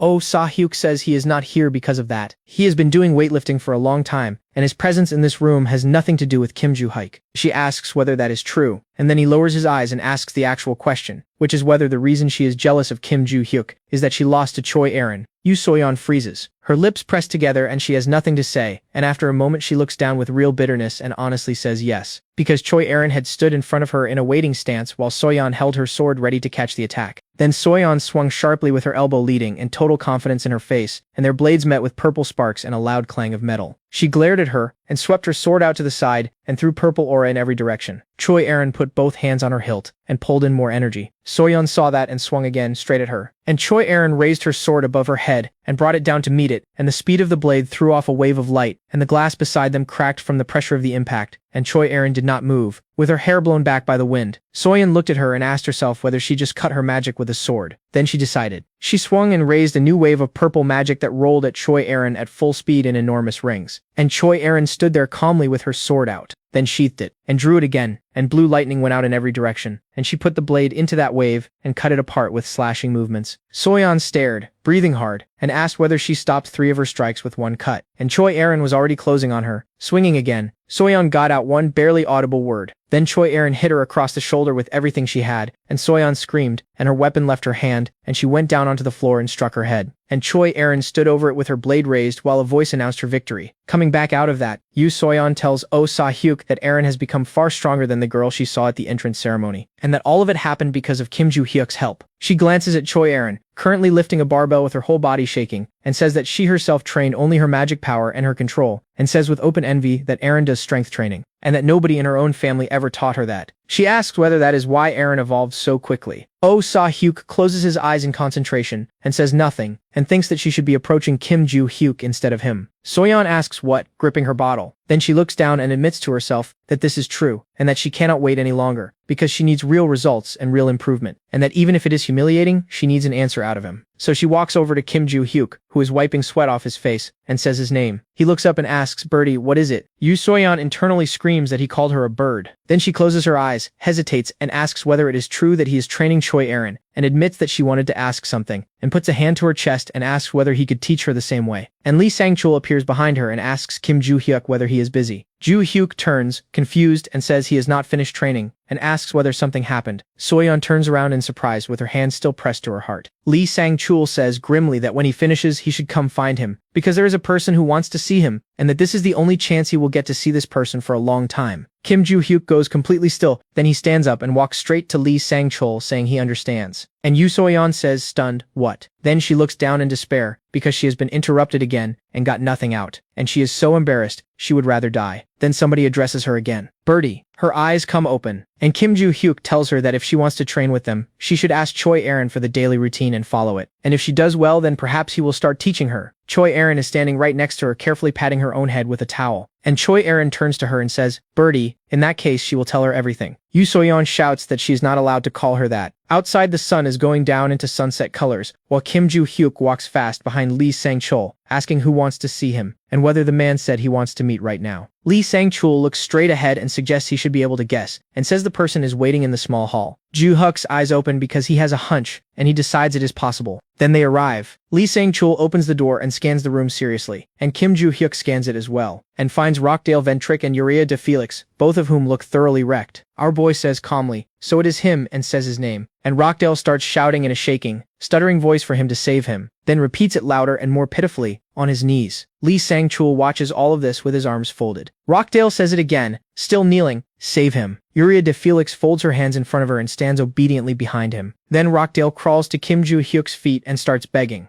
Joo-hyuk looks at Lee Sang-chul, points at the man on the floor, and asks what is wrong with him. Lee Sang-chul asks whether he is pretending not to know anything, and says he knows exactly what he did. Rockdale stares ahead in open panic, breathing through his mouth saying nothing. And Lee Sang-chul adds that, on top of everything, this was not even an isolated incident. He tried to kill him twice. Kim Joo-hyuk puts his hands in his pockets and looks at the floor, tired. Lee Sang-chul asks how they even found out, and says that everywhere anyone looks now, people are talking about Valhalla and attempts on the lives of its students. Joo-hyuk looks up and thinks that this went exactly as expected. Then he glances sideways and asks whether the head of the Ventricks could not simply come to him again, tell some lies and disappear. So why does this man need his help? Rockdale keeps bowing at his feet, and Lee Sang-chul says an official statement from the Ventrick family was released recently. His frown goes deeper. In their own name, they are renouncing Rockdale. Rockdale's face goes gray and he bows lower and lower. And Lee Sang-chul adds that it is not only Rockdale who was expelled, it is his entire branch of the family tree, including his father. Kim Joo-hyuk says he understands. So Lee Sang-chul finishes it. This is why, unlike last time, the man is standing in front of him personally asking for forgiveness. Rockdale stares ahead with nothing left in his face, and Kim Joo-hyuk says that since he has already been expelled, the only thing left he could do for him is shorten his sentence. Then he asks why he should save him at all. Rockdale, staring at the floor with nothing behind his eyes, says it is not over yet. Something can still be done. This entire situation exists only because of his testimony. That is correct, is it not? Kim Joo-hyuk listens, and Rockdale says he wants to ask him one single thing. He can make all of it disappear. Every bone in the man is visible now from how much weight he has lost. Our boy scratches his ear and raises an eyebrow and says honestly that he does not want to. Rockdale coughs, gets partway up and says exactly, because he has not apologized to him yet. Then he starts sobbing and puts his hands together like he is praying and says he is truly, genuinely sorry, and that he will never interfere in his life again. And Kim Joo-hyuk, looking at a face streaming with tears, says firmly that he does not need an apology. Lee Sang-chul lowers his eyes and tries not to watch this. Rockdale asks what, then asks whether he will forgive him, then asks whether he needs money. Lee Sang-chul's teeth come together. Ju-hyuk says he does not need that either. So Rockdale spreads his hands, turns his head sharply, and grabs Yuria de Felix by the arm while she flinches and tries to pull away. Then he points at her and asks what about her. He could take her for himself. Yuria looks at him, and Rockdale explains the offer because she is from England and a direct heir of the palace family, and he has no idea how far his status rises the moment he takes her. Kim Ju-hyuk asks whether this man is offering him a girl, then genuinely shocked, asks whether people are objects to him.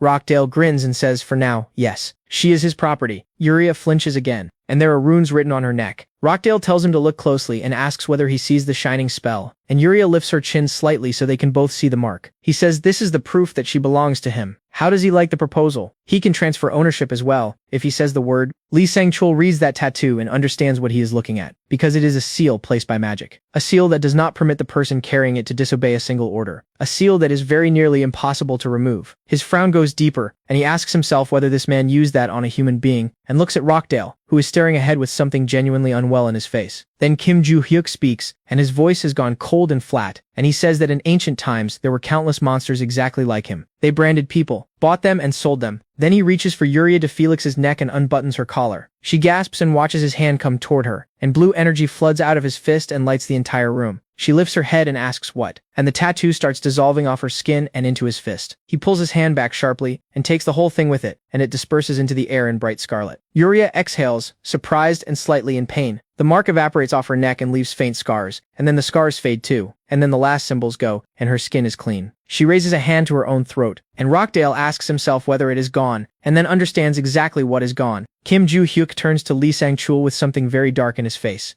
Lee Sang-chul asks what, and Ju-hyuk asks whether he could gently break a couple of this man's ribs. Rockdale's eyes go wide and he stops moving entirely, with sweat running down his face. Lee Sang-chul frowns and says that as an instructor, he is obliged to prevent any act of violence between Valhalla students. Kim Ju-hyuk goes quiet, angry, and avoids his eyes. Then Lee Sang-chul frowns deeper, and adds that if the student in question is a potential criminal, that changes the matter entirely. And furthermore, this man is no longer a member of the Ventric family, so he will be looking the other way. Rockdale's mouth opens, there are deep shadows under his eyes. He makes a small frightened sound. Kim Ju-hyuk puts a hand on his shoulder and asks whether he heard that. Rockdale looks down at that hand and goes cold. Our boy pulls his fist back and calmly tells him to be patient for a moment. Rockdale gets a hand up in front of himself and starts screaming at him to wait. Then Kim Ju-hyuk hits him in the face with everything he has, and Rockdale goes backwards with blood coming out of his nose and mouth and cracks his head off the ground and starts screaming. Yuria de Felix jumps back and stares, and our boy stands there in his stance, watching him. Later, walking back toward the dorm with his hands in his pockets, Barch tells him he has never been that close to death. He has never felt anger like that off him before, and Kim Ju-hyuk thinks that 300 years ago he would have crushed that man's skull, because among his own students there was one who was treated like livestock, because of a seal exactly like that. He looks straight ahead with the cold still sitting in him and thinks that the girl reminded him of that student, and that is why he reacted the way he did. Barch says he understands. Then Ju-hyuk goes quiet, and stops walking, and remembers that this also happened to him. Barch exhales, surprised, puts a hand to his chin, and asks whether he was a slave too. Then somebody shouts at him to wait. It is Yuria de Felix leaning on her own knees, trying to get her breath back. She says that in that moment she was too confused to react, and that she could not even open her mouth. Her face is flushed from running. Then she bows with her entire body and thanks him. Kim Ju-hyuk scratches his head awkwardly and says her gratitude is accepted, and tells her that from now on, she should forget about all of it and live freely. Yuria looks at him, and something in her face is both puzzled and sad, and then she starts shaking, and her eyes fill, and she wipes at the tears with her hands, and keeps crying anyway. He turns around and walks away, and she says to his back, yes. The next day, at an outdoor cafe on the Valhalla campus, Lilia raises a spoon to her mouth and says, China? Ju-hyuk asks what. She says the Great Ahala Palace is in China, and goes back to a tall glass of whipped cream with berries piled on top of it. She scoops some cream, straightens her hair, and repeats that the Great Ahala Palace is in China, and that it is a labyrinth belonging to the White Lotus Association. Ju-hyuk asks whether that is the school that took part in the competition. Yes. He turns his iced coffee in his hand and asks himself whether he's going to have to deal with these people, because in modern times entering a labyrinth without permission is illegal. And he would like to know why he has to ask permission for anything. He takes a long pull on the straw and reflects that in his day people also used to wonder why animals get in there without restrictions. Then he frowns and thinks he could simply destroy it, except he does not want anything to do with White Lotus. So he asks what the routes and actually are. Lilia, holding a spoon of cream, leans her cheek on her palm and says, uncertainly, that probably you need to be one of their students. Then she tells him not to rush, and not to forget that it is coming soon. Then she claps a hand over her own mouth. Ju-hyuk looks at her and asks whether she is all right. and Lilia says sadly that somebody needs to pull her tongue out while a single tear rolls down her face. Then she points an accusing finger at him and asks through the tears whether it is not selfish to simply sit there listening and never share any information back. He asks what she is talking about. Lilia holds up 3 fingers and orders him to tell her 3 things, smiling in anticipation, and promises that then she will share something else. Kim Joo-hyuk shuts his eyes in irritation, stands up, and says see you later. Lilia's hand shoots out, and her voice cracks telling him to wait. And when he is already walking away, she calls after him, okay, she will tell him for free. He turns around, sits back down instantly, and says he is listening. Lilia leans over the table, clears her throat behind her hand, and says quietly that she is not supposed to talk about this. In the second semester, the world competition is being held in that palace. Joo-hyuk perks all the way up and asks whether that is true and whether the teachers know. Lilia puts both palms flat on the table and says no, they do not know yet. He asks how she knows then, and Lilia crosses her arms, entirely pleased with herself, and says she has a source. He asks whether it will be something like the inter-school competition. Exactly, she says, scooping more cream. The Korean inter-school competition runs between Korea, China, and the United States. The world competition involves every school. Kim Joo-hyuk works out that the only difference is scale and finds that annoying, and asks himself why he always has to wait, because the second semester is too far away. So he asks whether he could get in there earlier.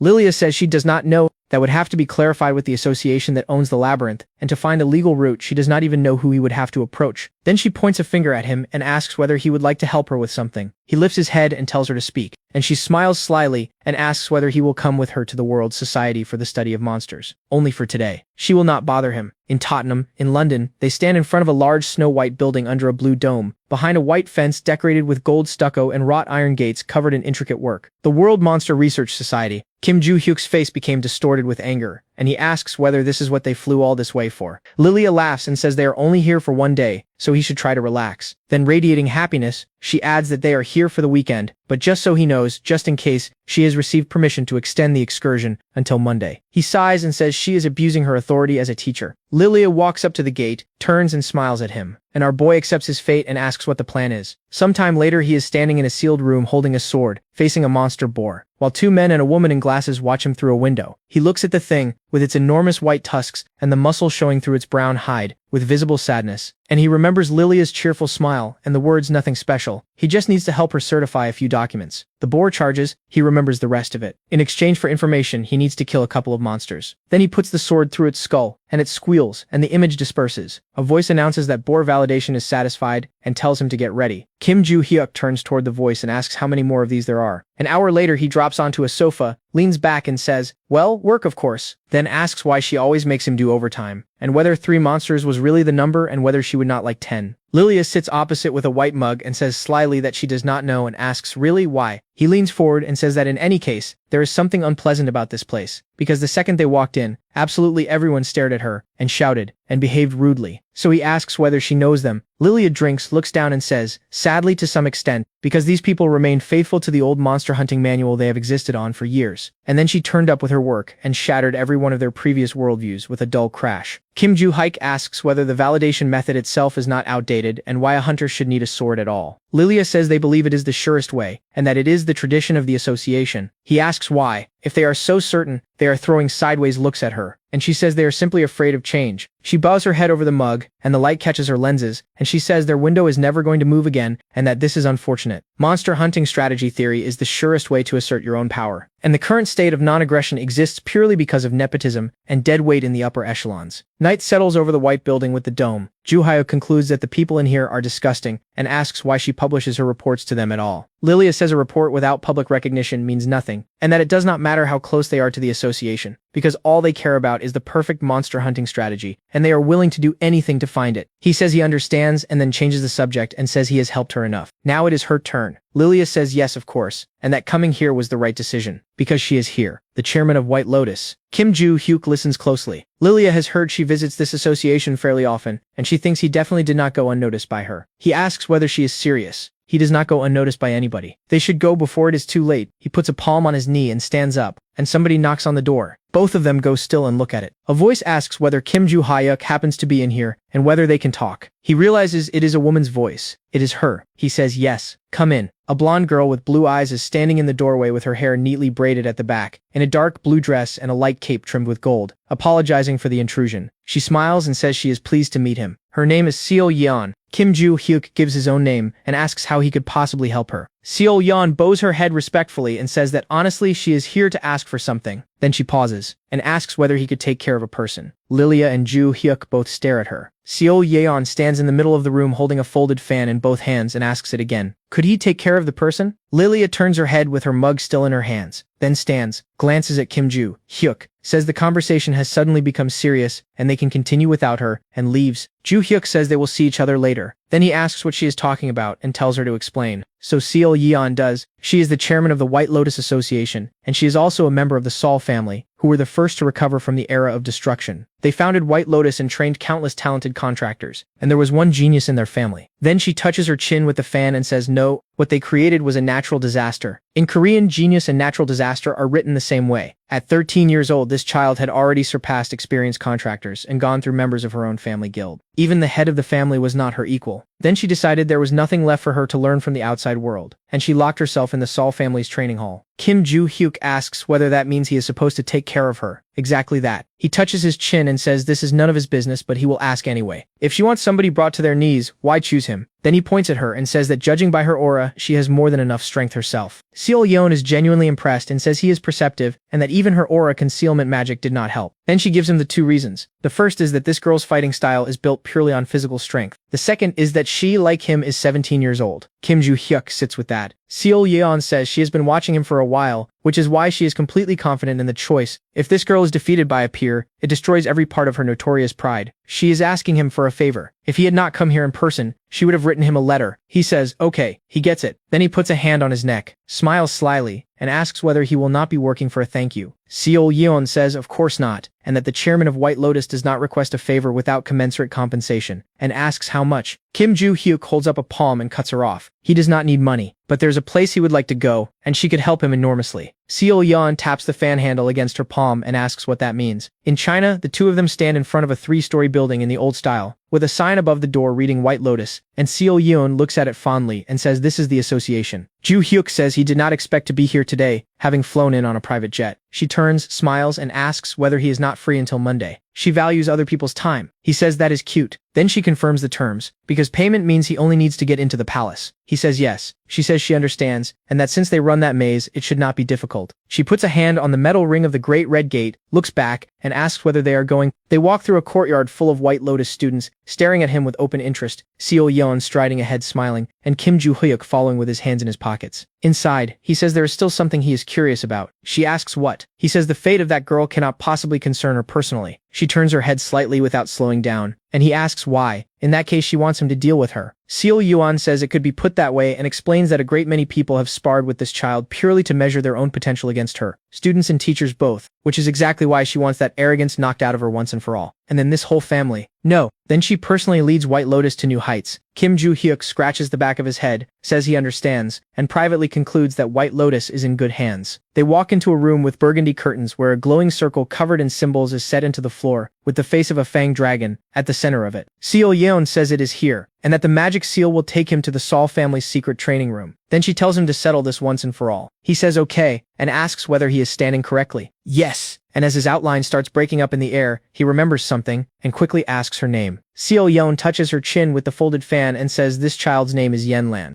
Yenlan is short, with snow-white hair sticking out in every direction, and pale blue eyes with something menacing in them, wearing a dark blue crop top, black cropped trousers, and a fur cape over her shoulders. She is sitting on the floor with one leg bent and an arm resting on it. She frowns and asks who this is, and whether the family sent him to drive her out, and shouts at him that nothing is going to work. Kim Joo-hyuk smiles and observes that she has a difficult personality. Then he pushes off the floor and crosses the room at her at full speed with his fist closed, shouting that she is an arrogant idiot, eyes gone white, teeth bared. Yenlan does not get up. She raises one hand and catches his fist. Joo-hyuk asks what, because there's a palm in front of him glowing with a blood-colored aura. Then Yenlan, still sitting on the floor, puts that hand through his chest, and the stream of her spiritual power goes straight through him. Her face and neck are red with fury, and she tells him he is an idiot, and asks whether he genuinely underestimates her that much. Kim Joo-hyuk looks down in silence. Then she asks why he decided to start this fight at all, and he looks up with something mischievous on his face, and asks whether they could get acquainted first. Yenlan's eyes go wide and she says what, which is when he grabs her wrist and pulls his fist back. She gets her mouth open in outrage, and when he swings for her head she ducks it easily, so he hits her arm instead, hard enough to put tears in her eyes. She comes off the floor holding a bruised arm. He swings again and sends a stream of mana at her chest, and a moment later she is standing in a cloud of gray smoke, asking what this is and who he even is. Kim Joo-hyuk grins and says he is a 17-year-old high school student that she is underestimating and points at her. So Yen-lan opens up, she kicks at him and takes out the stone tiles instead. She goes for his collar with her teeth clenched, and he tilts his face out of the way with a dreamy little smile, and she clicks her tongue because she did not even touch him. She decides to fall back and counter. She gets 2 steps. Then Kim Joo-hyuk is on her asking where she is going, and puts a fist into her stomach with a red stream of energy behind it. And he is quietly pleased because in the split second she understood she could not dodge, she shifted her own center of gravity to bleed force out of the impact. Not bad. He felt it on the way in. Even his disciples back then could not control their own bodies like that. Yen-lan is bent over holding her stomach, working out that a 17-year-old schoolboy is on her level. Then she smiles slyly because he is definitely far stronger than those old men, and she wants to hit him properly. She straightens up back into stance, smiling, which entertains him because she is keeping her spirits up, so maybe he should confuse her. All of this is being filmed, and Seo Yeon is watching it in a dark room when a gray-haired man in a suit and dark sunglasses, with 2 stripes running from his cheekbones to his nose, coughs politely and says, "Lady?" She asks without looking up, "What happened?"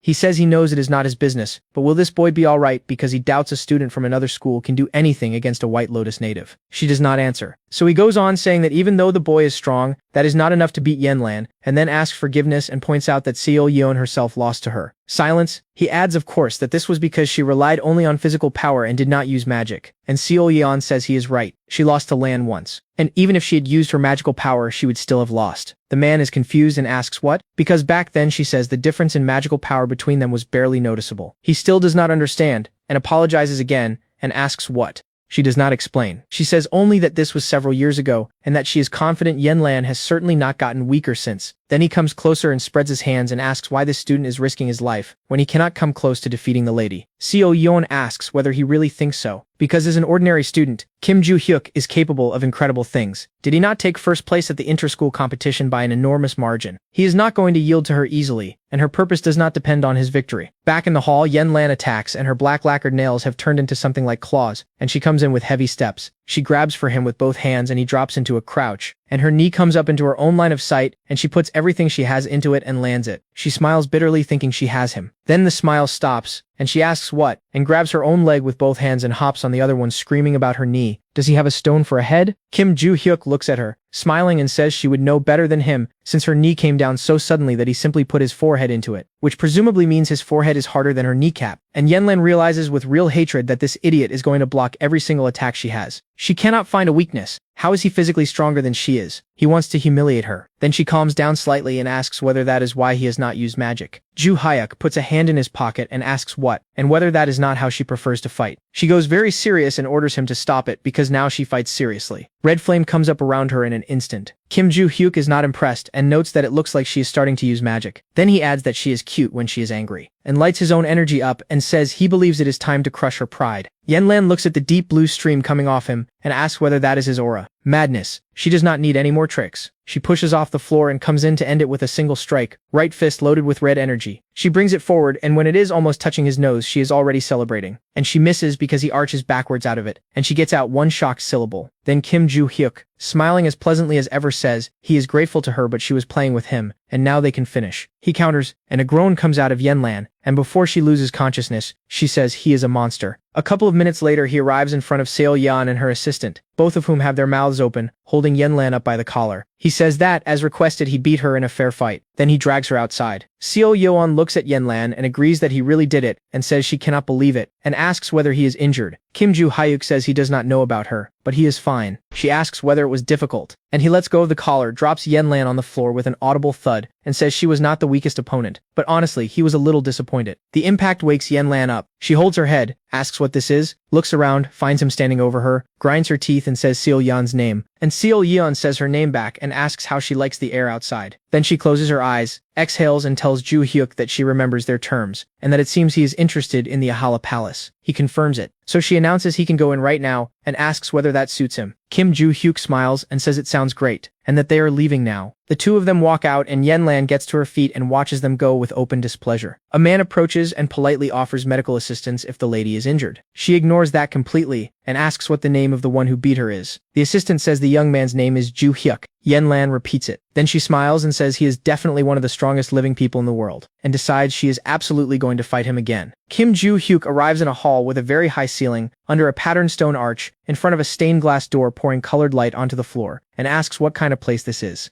This is the labyrinth of the Great Ahala Palace. He remembers what Seo Yeon told him. It is a continuous labyrinth built at the base of the castle's supporting structures, and provided he does not run into living armor, exploring it should not give him any particular trouble. He asked how much time he had. About 5 hours. If that is not enough, he can come back tomorrow. So he rolls his stiff shoulders and repeats that he has a whole 5 hours, and that first of all he should avoid running into living armor. He finishes that sentence standing in front of an enormous crowd of animated knight armor carrying long, sharp swords. The first one swings, so does he. The armor comes apart first into halves and then into a great many smaller pieces. Some time later he stops, lowers the scabbard, exhales, looks at the mountain of scrap metal that used to be a garrison, and considers the matter handled. Then he looks at the door and asks where that office is, because he has already searched more than 20 rooms. He remembers the notice, the Great Ahala Palace, the secret room in Alfredi Jani's office. Find it and face the truth. He notes that every room resembling it has turned out completely empty, and wonders whether this is the one. Then Barch tells him to look to the right, because that might be the office. Ju Hyuk turns and finds gray doors covered in golden patterns and opens them. The first thing inside is a portrait of a middle-aged man in profile, with heavy brows, a large straight nose, and a short beard along the jaw. The office is spacious, with frescoes and vases and carpets, a fireplace under the painting, a desk and a deep blue armchair, everything trimmed in gold. Ju Hyuk walks up to the portrait and asks whether it really belongs to Alfredi, and whether the owner might have been somebody else. Barch says he is wrong. This man was the owner. And Ju Hyuk looks down and says what? Because there is a gold plaque under the canvas with a signature on it that is completely illegible. Barch says the painting is signed with that exact name, Alfredi Jani. Kim Ju Hyuk asks how he read that, and Barch says it is difficult to explain, as though the script transmitted itself to him directly through his neurons, and that perhaps this is part of his lost memories. Ju Hyuk turns to the desk and decides he needs to search this place and find the secret room, and that examining every trinket in here would take forever. So he is going to make the search easier. Then he puts his fist through the desk, splits it in two, knocks the chair over, and dumps books and assorted junk across the floor, and something catches his eye down there. This is it. There is a rectangular metal hatch cover set into the floor, and Barch agrees it looks like one. Ju Hyuk takes the handle and pulls it open and notes that it goes down into a basement. He climbs in and starts down the stairs and lifts the lid again just in case, and says he cannot see anything, and asks whether this is the road to the underworld. And the system window says the Great Ahala Palace, the secret room in Alfredi Jani's office, conditions met. He comes out in a large room with a wooden floor and brick walls. Behind a wooden table, lit by 2 candles, sits a girl in a black dress and a wide-brimmed pointed hat, with fiery red hair. He walks over and asks what kind of miserable place this is and who she is. She smiles without lifting her head and says she is pleased to meet him, and that she will answer all of his questions, and that he can sit down. Kim Ju Hyuk takes the chair opposite her in silence. Then she looks up and introduces herself. She is a guide. He asks who. She explains that it is a pseudonym. Her name was taken from her. And he remembers the thing from his dreams saying that his name would belong to it. So he says they took hers as well. She confirms it. And he admits that at first the whole business of a name being taken sounded like nonsense to him. What does that even mean? How do you take a name away from somebody? Is it a lollipop? The guide closes her eyes and after a silence, tells him that names have power. The life of a being is built on the foundation of the name it was given. Talents, interests, achievements, all of it is the work of the name. Whether a person turns out good or bad, the name decides it for them. And a name combined with great possibility can hand a person incredible strength. Those are exactly the ones he steals, and with them he takes the power stored inside them. Kim Ju Hyuk asks what happens to a person whose name is stolen. The guide says sadly that she is confident he is already familiar with them. Such people become constellations. He asks whether the nameless become constellations. She nods, and adds that perhaps he is an exception, because of the reincarnation, and he realizes she knows about all of it. Exactly like Barch. The guide grins and asks whether he still doubts her, and points out that she is the one who allowed him to be reborn and carefully sent him notification windows. Then immediately she says, okay, that was a joke. She found out through an alert as well. Ju Hyuk asks whether she sees them too, and tells her to stop circling the subject. What vile creature was trying to take his name, back then, in the Tower of Destruction? And she tells him. He is called the Master of the Labyrinth. His goal is to move the Tower of Destruction into his own labyrinth in order to feed on the power of high-level names. Ju Hyuk asks whether he is the owner of the labyrinth. Yes. He asks why, and says it is strange, because how does some master of a maze move the Tower of Destruction at all? Should he not be confined to running the labyrinth? Where does that power even come from? Then his eyes widen and he says confused, that she should not tell him. And the guide closes her eyes and smiles faintly, and confirms his guess, and says she thought he would get there faster. The world he lives in, the place he calls Earth, is a labyrinth. Kim Ju Hyuk's first reaction is disbelief, and he asks whether she expects him to go and check that. She says calmly that she is not forcing him. But would she lie about something like that? So he relents and says okay, and asks whether the man moved the tower into the labyrinth to feed on other people's names. and the guide explains the mechanism. It is easy to accumulate karma when a crisis of destruction is happening, defeating monsters, saving a village, or exploiting the crisis for personal gain. Not everybody becomes a constellation when their name is stolen. Karma is the only measure that can elevate a person, which makes Kim Joo-hyuk think about his own students, because they could have become constellations too. They had the karma for it. He is certain of it. Then he leans back and puts his hands behind his head and says that apparently this master of the labyrinth is omniscient, and the guide raises a finger and says no. His rebirth itself was a variable the man never accounted for. Perhaps he is the only one with a chance of beating the owner at his own game. That gets Joo-hyuk's attention, and he points out the obvious problem. The owner could not only have learned about his rebirth, he could have arranged this entire meeting through notification windows as a lesson. How is he supposed to outplay a creature like that? The guide corrects him completely seriously. He is mistaken.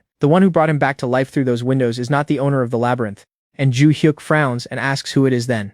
And she says calmly that she does not know. But since he was reborn through this someone, they must be connected to him somehow. He repeats the word connected, and the guide says that in any case the owner must not be allowed the opportunity. Then she uses magic, and after a bright pink flash there is a small silver ring in her hand, and she tosses it into his palm. He asks what kind of ring this is. She smiles and says they do not have much time left, and that this ring will play a decisive role in their retribution. He does not follow the hints and asks what she means by not much time, and whether she cannot simply tell him all of it now. The guide explains that even sharing this much with him, she is still being hunted by the owner of the maze. But it is fine. The condition is met, so they will be able to see each other more often. Kim Joo-hyuk turns the ring over in his hand, thoroughly confused, and she only says that they will meet again in a couple of days, and that he must not lose the ring. Then she snaps her fingers, and there is a small pink flash, and our boy is standing outside the ahala with a confused expression, hands on his belt saying, "How rough." Then he starts thinking properly. The main culprit, the one who moved the Tower of Destruction, took his name and ruined his comfortable life, is the owner of the labyrinth. He does not know what that girl handed him, but it should presumably make him stronger, which means he is going to absorb every last drop of magical power he has left in reserve. It is time to burn the rest of the storage stones. Even without full recovery, that should put him back at his old level. And he walks out of the dark cave. On a large island in the northern Pacific, with nothing but water for kilometers in every direction, Khan Nibel is sitting in a dark room on a leather sofa holding a tablet. The article on the screen says that Valhalla student Kim Joo-hyuk single-handedly dealt with the assassin group Samsel, with a photograph of all three of them surrounded by security underneath it. He presses on that screen with a shaking hand until it cracks. Then the leader of the group and Dragon King throws the tablet across the floor and shouts that they are worthless freaks. Because after hearing about the constellations, he watched Joo-hyuk carefully and found out that this was the boy who beat Choi Jing-jung after Jing-jung had signed a preliminary contract with a constellation. So when a scion of the Ventric family ordered the murder for next to nothing, he sent all three of them at once, specifically to eliminate any chance of inconsistency. Now he is back on the sofa with a hand pressed to his head, feeling like he has been stripped to the bone because an entire group of assassins could not handle one boy. Then somebody speaks and he looks up to find the leader of the privileged race, Jorg, sitting opposite him. He says his name and reminds him that he was ordered to knock. Jorg says calmly that if he had not come in, Khan Nibel would only have gotten angrier, and asks whether this is about Kim Joo-hyuk. He softens and says it seems so.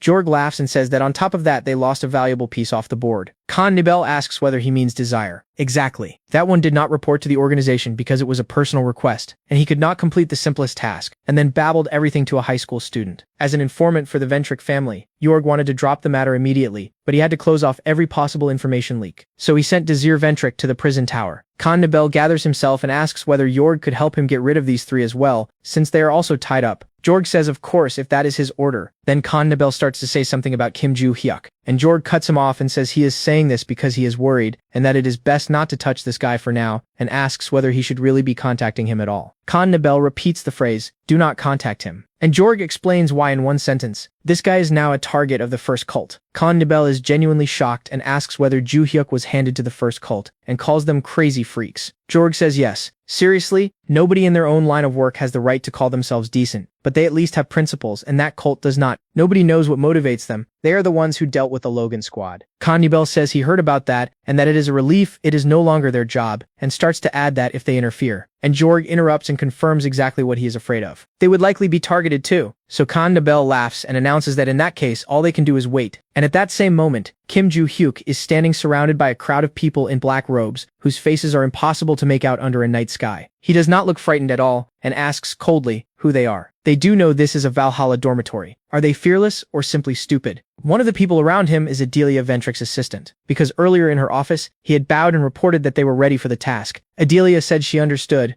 and that they could have prepared faster. He bowed again and apologized, and said that since this concerns Kim Joo-hyuk, they had to prepare thoroughly. She asked whether they had found contractors capable of creating subspace. They collected several who can produce that kind of distortion. Every team member was personally selected by the Ventric family, and none of this reaches the press. She said okay, and asked whether he had handled the other thing. He said yes, and that they had prepared a special storage stone containing a bottomless quantity of magic. She said okay, and then gave her own instruction. Deacon stays with the contact group and leads the elimination team once the subspace is complete. He obeyed without straightening up. Then he added a question. They are preparing to give birth to a new constellation, correct? Adelia said proudly that they are, and Deacon asked whether the head genuinely thinks this is necessary. The anger came up through her instantly in flares of yellow light, and she asked what, and whether he thinks she was simply frightened by a high school student. He was badly scared and said of course not. So Adelia calmed down and explained that this is a precautionary measure, and that he should not worry. Deacon said he understood. Then she added something else. Recently a constellation responded after being silent for a very long time, and she remembered the notification window where the beaked mask asked for more information. She admitted that this made her extremely wary, and said that if they succeed in summoning the constellation, she would like the opportunity to ask him about it. Now standing in a circle around Kim Joo-hyuk, Deacon is remembering that question. Why a constellation that silent suddenly spoke? Then he calls out to the contact group to prepare for space distortion. The robed figures drop into a crouch and put their palms on the asphalt and build a seal, and a glowing dome closes over all of them. Kim Joo-hyuk in the middle of it, looks around and says, subspace. Then he tells them that if they knew, it makes sense because if anybody actually saw them out here, they would be laughed at. They probably did not spend long preparing this. Deacon says nothing. So Joo-hyuk asks caustically whose idea it was. The head of the Ventric family? Deacon tenses immediately and asks how he found that out. And our boy says, is it not obvious? Among his enemies, using black magic, and only one of his enemies does not. If not Ventric, then who? The clergy? Deacon pulls his hood off and turns to the others and says there is no point hiding anymore, because this guy has guessed everything. Call the kill team. One of the men behind him says he will do anything, and more people appear in the circle, armed with axes and swords, all of them extremely eager. Kim Joo-hyuk stays calm and then grins and asks whether they are not ashamed of themselves, calling in an entire crowd to deal with a high school student. Deacon raises his weapon and says it does not matter, because they only carry out their leader's orders. So Joo-hyuk rolls his stiff shoulders and observes that in that case, she probably has neither shame nor conscience. Deacon does not answer him. He shouts at them to get rid of this guy. The whole line charges, and a second later one of them screams because Kim Joo-hyuk put a shoulder through his chest, and then smiling threw a dozen more of them backwards with one blow of magic, and they land on their backs on the stone and groan. Deacon watches that and raises his sword and swings, leaving a red energy trail through the air. Joo-hyuk steps back out of it calmly and says, shamefully, yes. Was nobody ever going to teach this man how to swing a saber correctly? And the instant he drops into a crouch, two men with spears come at him from behind. He hears them, makes a small surprised noise, and their blades hit each other and then the ground, because he is already in the air, and then he kicks both of them. Then he walks over to one of them, puts a foot on his chest and tells them to keep track of their own spears, because he has not caught his breath yet. Deacon comes in behind him with the saber out. Kim Joo-hyuk tilts his body slightly, and it goes past, and Deacon asks himself, with real horror, who this person is. He tries again. Joo-hyuk drops into a squat under it. Then he says they have tired him out. He grips the scabbard, braces it against his chest and pushes it forward, smiling. Deacon takes a burst of energy that throws him backwards without a single sound coming out of him, and on the way down he asks himself whether they prepared this much, and it still was not enough, and decides that next time he prepares thoroughly. Then, before he loses consciousness, he apologizes to his head, and Kim Joo-hyuk looks up and asks whether she decided to crawl out after all. The head of the Ventric family, Adelia Ventric, is walking toward him through a crowd that parts for her, and as she passes Deacon she registers what that means because this elimination team outclasses even experienced contractors. Something unthinkable happened here. This is not going to work. So she draws her dagger, loaded with magic, and tells him he should be proud, because not every person gets to see a family's sacred relic before they die. He is not impressed, and asks whether she is proud of that fillet knife, and then asks how she would even know what pride is. Adelia loses the last of her composure and attacks, calling him a non-entity. Then a purple stone that looks like a crystal drops onto the ground beside Deacon, and a heartbeat later, every single person in that circle is holding one,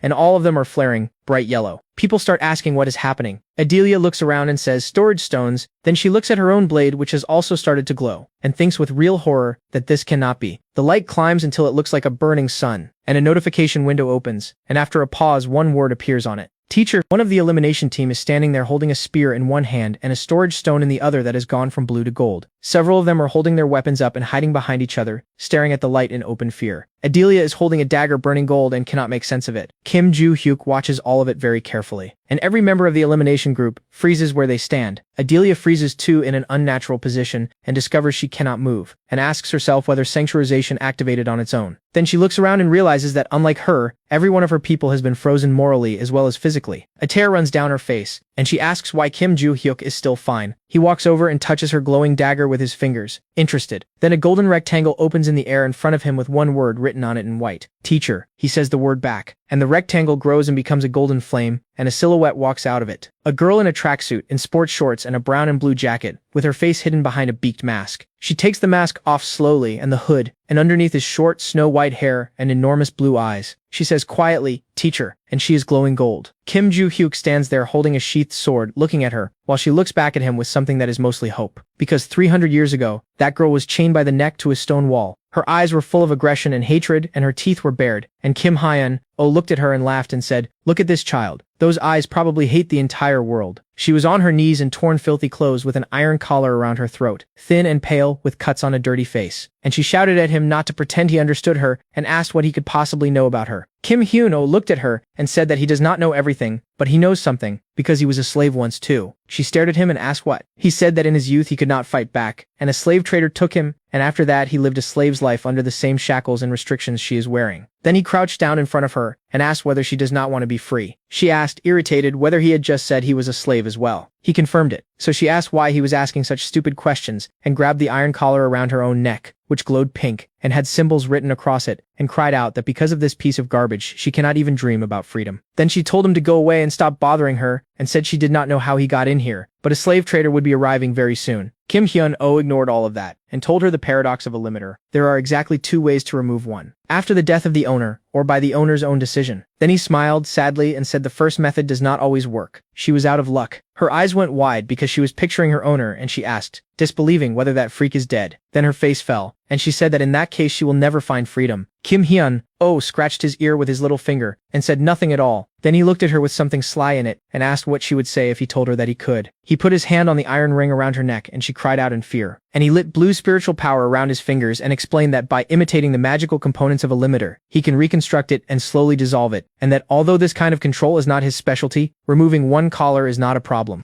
She looked down and her eyes filled. Then Kim Hyun-oh looked at her exhausted face and said he hopes to one day disembowel every slave trader on this earth, and he pushed the mana into it. The metal turned white, and a moment later it came apart into small pink fragments. She stared at that with both hands out in front of her, with tears of pure gratitude in her eyes, and touched her own bare neck, and could not believe it. The thing that had tormented her that entire time was gone. Kim Hyun-oh stood up, bowed to her, and said that from here everything depends on her. She asked what. So he asked her what she plans to do next, now that she has the famous freedom she has been dreaming about. She sat on that brick floor holding her own throat, silent while he waited for an answer. Then she said sadly that she does not know. She has nobody. The slave trader took her home and her family from her. Kim Hyun-oh thought about that, and then said that today he is leaving on a trip. He is going to smash in the head of every freak who believes he is above other people. And he remembered the bald slave trader lying face down and bleeding. Then he said plainly that what he did to that freak today, he is going to do 1,000 more times. And he looked at her bruised face and asked whether she wants to come with him. She looked up at him with those enormous blue eyes. Then she looked down, set her jaw, and said she will go with him. Kim Hyun-oh smiled and said good, and told her that from now on she can call him teacher. She stood up in front of him, and he added that he hopes she will be more polite with him, and asked whether that means no informal speech understood. She said she understood. Then he told Clueless to follow him, and she turned to him and asked forgiveness and asked what his name is because she needs to know how to address him. He stopped, looked over his shoulder and said what. Then he looked at the scarring the collar had left on her throat, and said Kim Hyun-oh. She smiled and told him her name. Now, 300 years later, Kim Joo-hyuk is looking at a girl wrapped in golden light who is looking back at him with enormous fondness, and he smiles because now he remembers. She became a constellation, exactly as you would expect, and he knows this idiot considerably better than he knows the gang from Ventric. Then he looks at her, and realizes he cannot remember her name, and he thinks he understands what the guide was telling him. He closes his eyes and concludes there is nothing to be done about it, because he only ever called her by the nickname. So he says warmly that it has been a long time since he has seen Clueless, and she looks at him with enormous tenderness, while Adelia Ventric stares at both of them in horror, because he just called the constellation stupid to her face. The constellation girl says something about her and her teacher celebrating this reunion, and then walks over to Adelia and reaches for the dagger. Adelia, frozen, asks herself whether a constellation just personally touched the relic. The girl looks the glowing blade over with interest, pulls it out of Adelia's hand and raises her arm. Adelia cannot move and watches this with visible concern. Then something happens. Her eyes roll back until they are entirely white, and she screams, "No!" A moment later, every member of the elimination team and Adelia Ventric are lying motionless on the ground, with the Constellation Girl standing over them holding a glowing dagger next to Kim Joo-hyuk. She looks over her shoulder and asks what to do with them. He looks at the dagger and touches his chin. She asks whether she should kill them, and something mischievous shows up in Kim Joo-hyuk's eyes,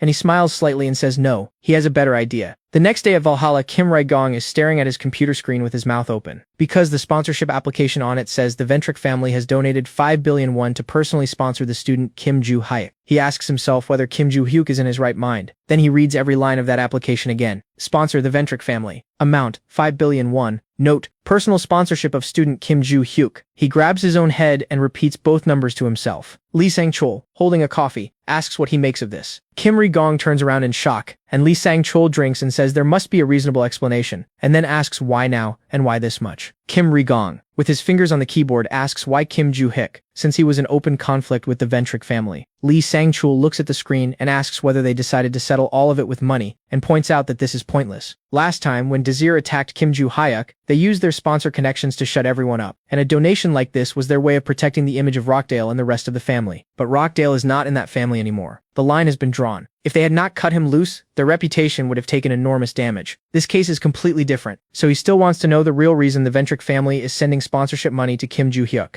Kim Rae-gong points out the other problem. They still do not know whether the boy will even accept it, since he is not himself, and might simply tell everybody to get lost. Lee Sang-chul says they should ask him personally. Kim Rae-gong promises he definitely will. At the reception, Kim Joo-hyuk, smiling happily, says yes. He agrees to accept it. Kim Rae-gong's mouth opens and he says, "What?" And our boy spreads his hands and asks why they even asked, and whether there is any reason on earth to reject 5 billion won. Kim Rae-gong says that is his business. Joo-hyuk asks whether he can go and starts getting off the sofa. Kim Rae-gong's hand shoots out, telling him to wait a minute, and he explains, agitated, that it is not only him who received sponsorship, the academy received it too, and that under Valhalla's rules he can now move into a higher class dormitory, and asks what he thinks about that. Kim Joo-hyuk smiles cheerfully and says he is quite happy with his current room, and he will definitely move later. Kim Rae-gong says, okay. Then the door shuts and he sits there asking himself what that was, because last time the boy refused their handouts, and now he welcomes them. And since the academy got funding as well, he will find some way to close the issue. Later, walking down a sunlit corridor with his hands in his pockets, Kim Joo-hyuk is remembering the rest of that night. The Constellation Girl, glowing gold, had asked what to do with this gang, and whether she should kill them, and he said no. Bring them back to consciousness. He has a better idea. Both of them look down at Adelia Ventric lying motionless, and the girl said she obeys. Sometime later, Adelia was sitting on the ground shaking, and Kim Joo-hyuk crouched in front of her and looked into her eyes and said her name rudely. She asked what, and her voice broke. He grinned, jerked a thumb at the Constellation Girl, and observed that it appears she has been warming somebody else's Clueless all this time. Then he asked mockingly what he should do about that, and the Constellation Girl explained the actual arrangement. She founded the Ventric family to serve her teacher. He is free to dispose of their lives for his own personal interests. Adelia looked at her in terror. Joo-hyuk glanced back over his shoulder and said, smiling, that he understands. Adelia begged the venerable Constellation to forgive her, and cited the phrase her family has passed down mouth to mouth for generations. All for one. And the Constellation Girl went red with indignation and told her that the phrase meant a teacher. Her aura went up in flame and she asked whether that has only just dawned on her. Then she put the beaked mask back on and pulled her hood up. And Adelia asked, disbelieving, whether that means her teacher is this person. The girl confirmed it and said that even though his face is different, his magical aura gives him away completely. Kim Joo-hyuk crouched down between them, smiling, and said there are already quite enough questions about him, and asked whether she does not think it would be better to worry about herself right now. Adelia looked at the ground, and he looked at her with real anger and thought that honestly, remembering how much these people have irritated him, killing them would not be enough. Then he thought about it properly and decided their power is worth accounting for. Why should he not use it? Because running this family personally would be an enormous problem. So he asked Adelia rudely whether she is any good at leading. She asked what, and then answered saying that although she is the vice head, it has been 4 years since she held the position of leader in that family, and in that time they recovered all of their strength and became the most prestigious family in Britain. He asked whether that is really true, and crouched down peering into her face with the Constellation Girl standing beside them in golden light. Then he told her to keep going in exactly the same spirit. Adelia's mouth came open, and she asked through tears, what? And he added cheerfully that she should not forget to support his activities with her own efforts, and that she should not ask why. Then he pointed a thumb back over his shoulder at the Constellation Girl, and said that the moment she decides to try something again, she should remember what can happen. She knows what will happen, right? And the Constellation Girl told her teacher not to worry, because she will personally make certain nothing like this ever happens again. Kim Joo-hyuk said, well, that is nice. Then the Constellation Girl said she thinks it is time. He stood up and her outline started dispersing into the air, and he asked where she is going. She explained that the space in which a constellation can materialize normally requires an enormous quantity of magical power. He asked, Really. It takes dozens of storage stones filled with magic. And she looked at a stone slowly fading back to blue, which is when Ju Hyuk understood why these people needed so many of them. The Constellation girl said that since the magic is fading, and since she used these abilities herself, she thinks she will need to rest for a while. He asked, disappointed, whether even constellations are imperfect, and she took the mask off and said it is nothing, and that for the chance to see her teacher's reincarnation with her own eyes. This is an insignificant price. He asked why she is suddenly doing this and told her to go and rest. So she put the beaked mask back on, and said the last thing she wants to tell him. It seems she is not the only student of his who became a constellation, and his meeting with him is inevitable, and now she asks his forgiveness. Then she turned into a bright golden flash and was gone, while Kim Ju Hyuk and Adelia Ventrick both stared at where she had been. Walking down that corridor now, our boy asks himself whether another one of his students became a constellation. He has a guess, but which one? Any of them could have. He replays her words about them meeting soon, and notes that he has personally seen 2 entire constellations already. That dunce Barch and Clueless. Barch he met through a notification window. Clueless was pure accident, beyond which there are a great many constellations in this world right now, so hunting down a meeting with all of them is pointless. Then he notices that Barch has gone quiet since the guide. Barch asks whether he called him. Ju Hyuk asks what he has even been doing, and Barch says he has been putting his thoughts in order because his memories end at the moment he entered the secret room. Ju Hyuk asks whether he does not know what happened after that. No, that mental subspace stopped functioning after his visit to the basement, and even if only briefly his memories came back. Ju Hyuk asks mockingly whether he dreamed about a tiger again. Barch tells him indignantly not to underestimate his past, because he recovered a concept about names that he should already have known. Ju Hyuk asks what, and Barch says the owner of the labyrinth. He is the one who named him Barch. Kim Ju Hyuk puts a classroom door into the wall hard enough to make it bang, walks in without registering that Kim Ri-gong is mid-lesson, and sits down. Yu Sui-yeon turns around and watches him closely, confused, because he is working through the fact that the owner of the labyrinth is not only the thief who took his name, he is also Barch's father. Barch says awkwardly that yes, of course he would put it that way, and then folds his arms and says the man gave him more than a name. He also gave him the power of the boss of the Tower of Destruction. Ju Hyuk asks whether that power affects a person's personality. Barch says of course it does. The moment that power was in his hands, he renounced his former identity entirely, although he will be returning to that now. Ju Hyuk asks, unhappily, how this strange person manages to hand out names and take them back. Barch thinks about it, looks down, and says he does not know. And Ju Hyuk adds privately that considering they all live inside his labyrinth, he could be capable of anything. Barch makes a surprised noise and asks, a labyrinth, and asks what he means. Kim Ju Hyuk asks, irritated, why this man is always useless.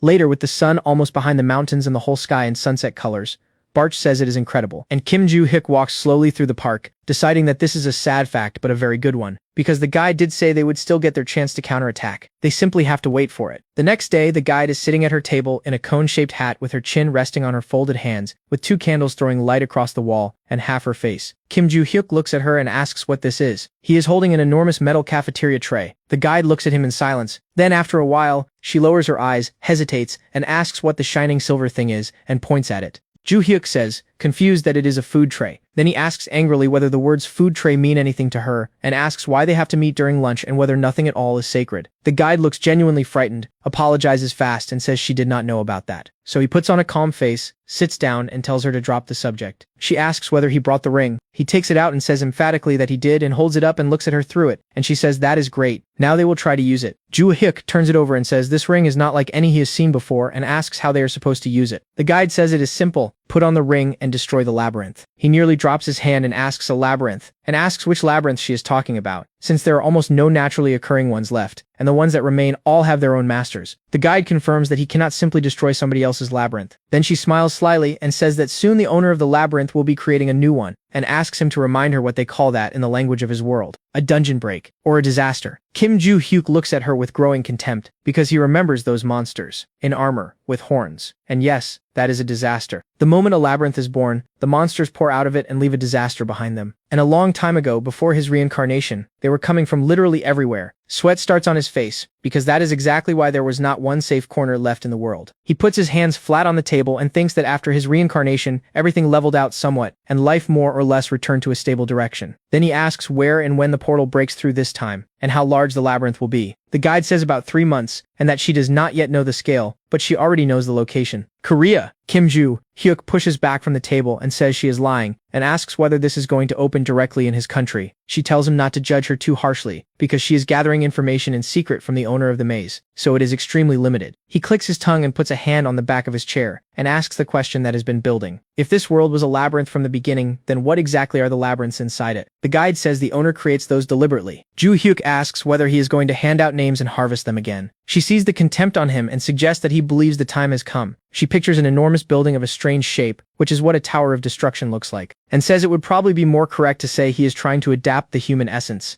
Ju-hyuk asks whether that means he should be solving all of humanity's problems with this. She says, that's right. Then she clarifies, more precisely, and points and asks how he used to deal with mazes before. He makes a surprised noise, because he remembers the boss born alongside a labyrinth, and none of that was ever simple. Usually he ignored it entirely, and destroyed the labyrinth stones, which were transparent blue, and which he could break easily. He says that without the stones the maze disappears, and the guide smiles slyly and says that is usually the surest method, but this time it will not help. He asks why. She tells him to put on the ring and defeat the boss. Ju-hyuk asks whether, aside from pleasing her, there is any reasonable reason he should do that. Of course, she says, because even though every one of them lives under the owner of the labyrinth's roof, his power is not limitless. He gets it from people's names, and to put it simply, the labyrinth is built out of them. Her name. His name. Other names. Kim Ju-hyuk stares at her. The guide says that if you take a labyrinth apart as a structure, the core of it is the boss who has to be killed, and that by putting on the ring he will receive the name the owner of the labyrinth left behind. Ju-hyuk holds the ring up and looks at the light moving on the silver, and the guide grins and says this will be the starting point of their counterattack. Then Kim Ju-hyuk says he has a question. This creature has absorbed considerably more than one or two names. He is not being a skeptic here, so why should the man care, when he still has several hundred more of the same in stock? The guide says that is a very good question, and says of course exactly as he put it he will not care, because the man's goal is adapting the human race to the changes happening on Earth. Then she gives him the actual plan. This is not only about killing the boss, it is about cleaning out the labyrinth. Ju-hyuk stares at her, because when the owner of the maze realizes his own creation has been trampled before adaptation even began, he will move immediately, and in that case he could throw several names from his collection out to form disasters all over the world, which is precisely the right moment for their mass absorption. The absorbed names become their leading force. Kim Ju-hyuk says he wants to ask something else, and takes his time building the question. Names for the owner of the labyrinth are a kind of catalyst of power. So what distinguishes them from him? And there is something genuinely dangerous in his eyes when he says it. The guide thinks about that, and then admits she did not expect that sort of thing to trouble him. He tells her, irritated, not to look at him like that, and says he also requires an adequate motive to act. So she answers it. They begin with the fact that absorbing the names the owner scatters harms nobody, whereas if he takes the name from the owner of the labyrinth himself, he either becomes a saint or becomes bound to him, and loses the possibility of rebirth. Either way the material shell ends up trapped, an ephemeral trap the owner built and then caught himself in. Kim Ju-hyuk frowns and says nothing, and the guide smiles and says that if he uses the power of the absorbed names, then when the restrictions come off, the owners of those names will be able to free themselves. Then she adds that if he does not care about any of that, he does not have to follow her plan. He looks at her and stays quiet, and she says that in any case, he is going to find out whose name he absorbed. So Kim Ju-hyuk puts the ring on his index finger and says okay. Then they simply wait for the dungeon to break. A sly grin arrives on his face and the guide confirms it and says she will inform him of the exact place and date soon, and adds that before then, he should assemble a proper team. He asks a team and asks whether killing the boss is not enough on its own. The guide snaps her fingers and explains that when the maze disappears, the monsters still inside it die. The ones that already got out do not go anywhere. Would they not have to intervene? Then she snaps her fingers again. There's a bright flash, and she says they will see each other later. And Kim Ju-hyuk opens his eyes in the middle of the cafeteria where a cook is asking whether he would like to take something. He stands there frozen. Outside afterward, our boy is walking down the street, with his teeth clenched, swearing at the guide internally, because she vanished with a snap of her fingers again. Then he remembers she told him to recruit a team, and he stops, because thinking about it properly, even before his reincarnation he always traveled with his disciples.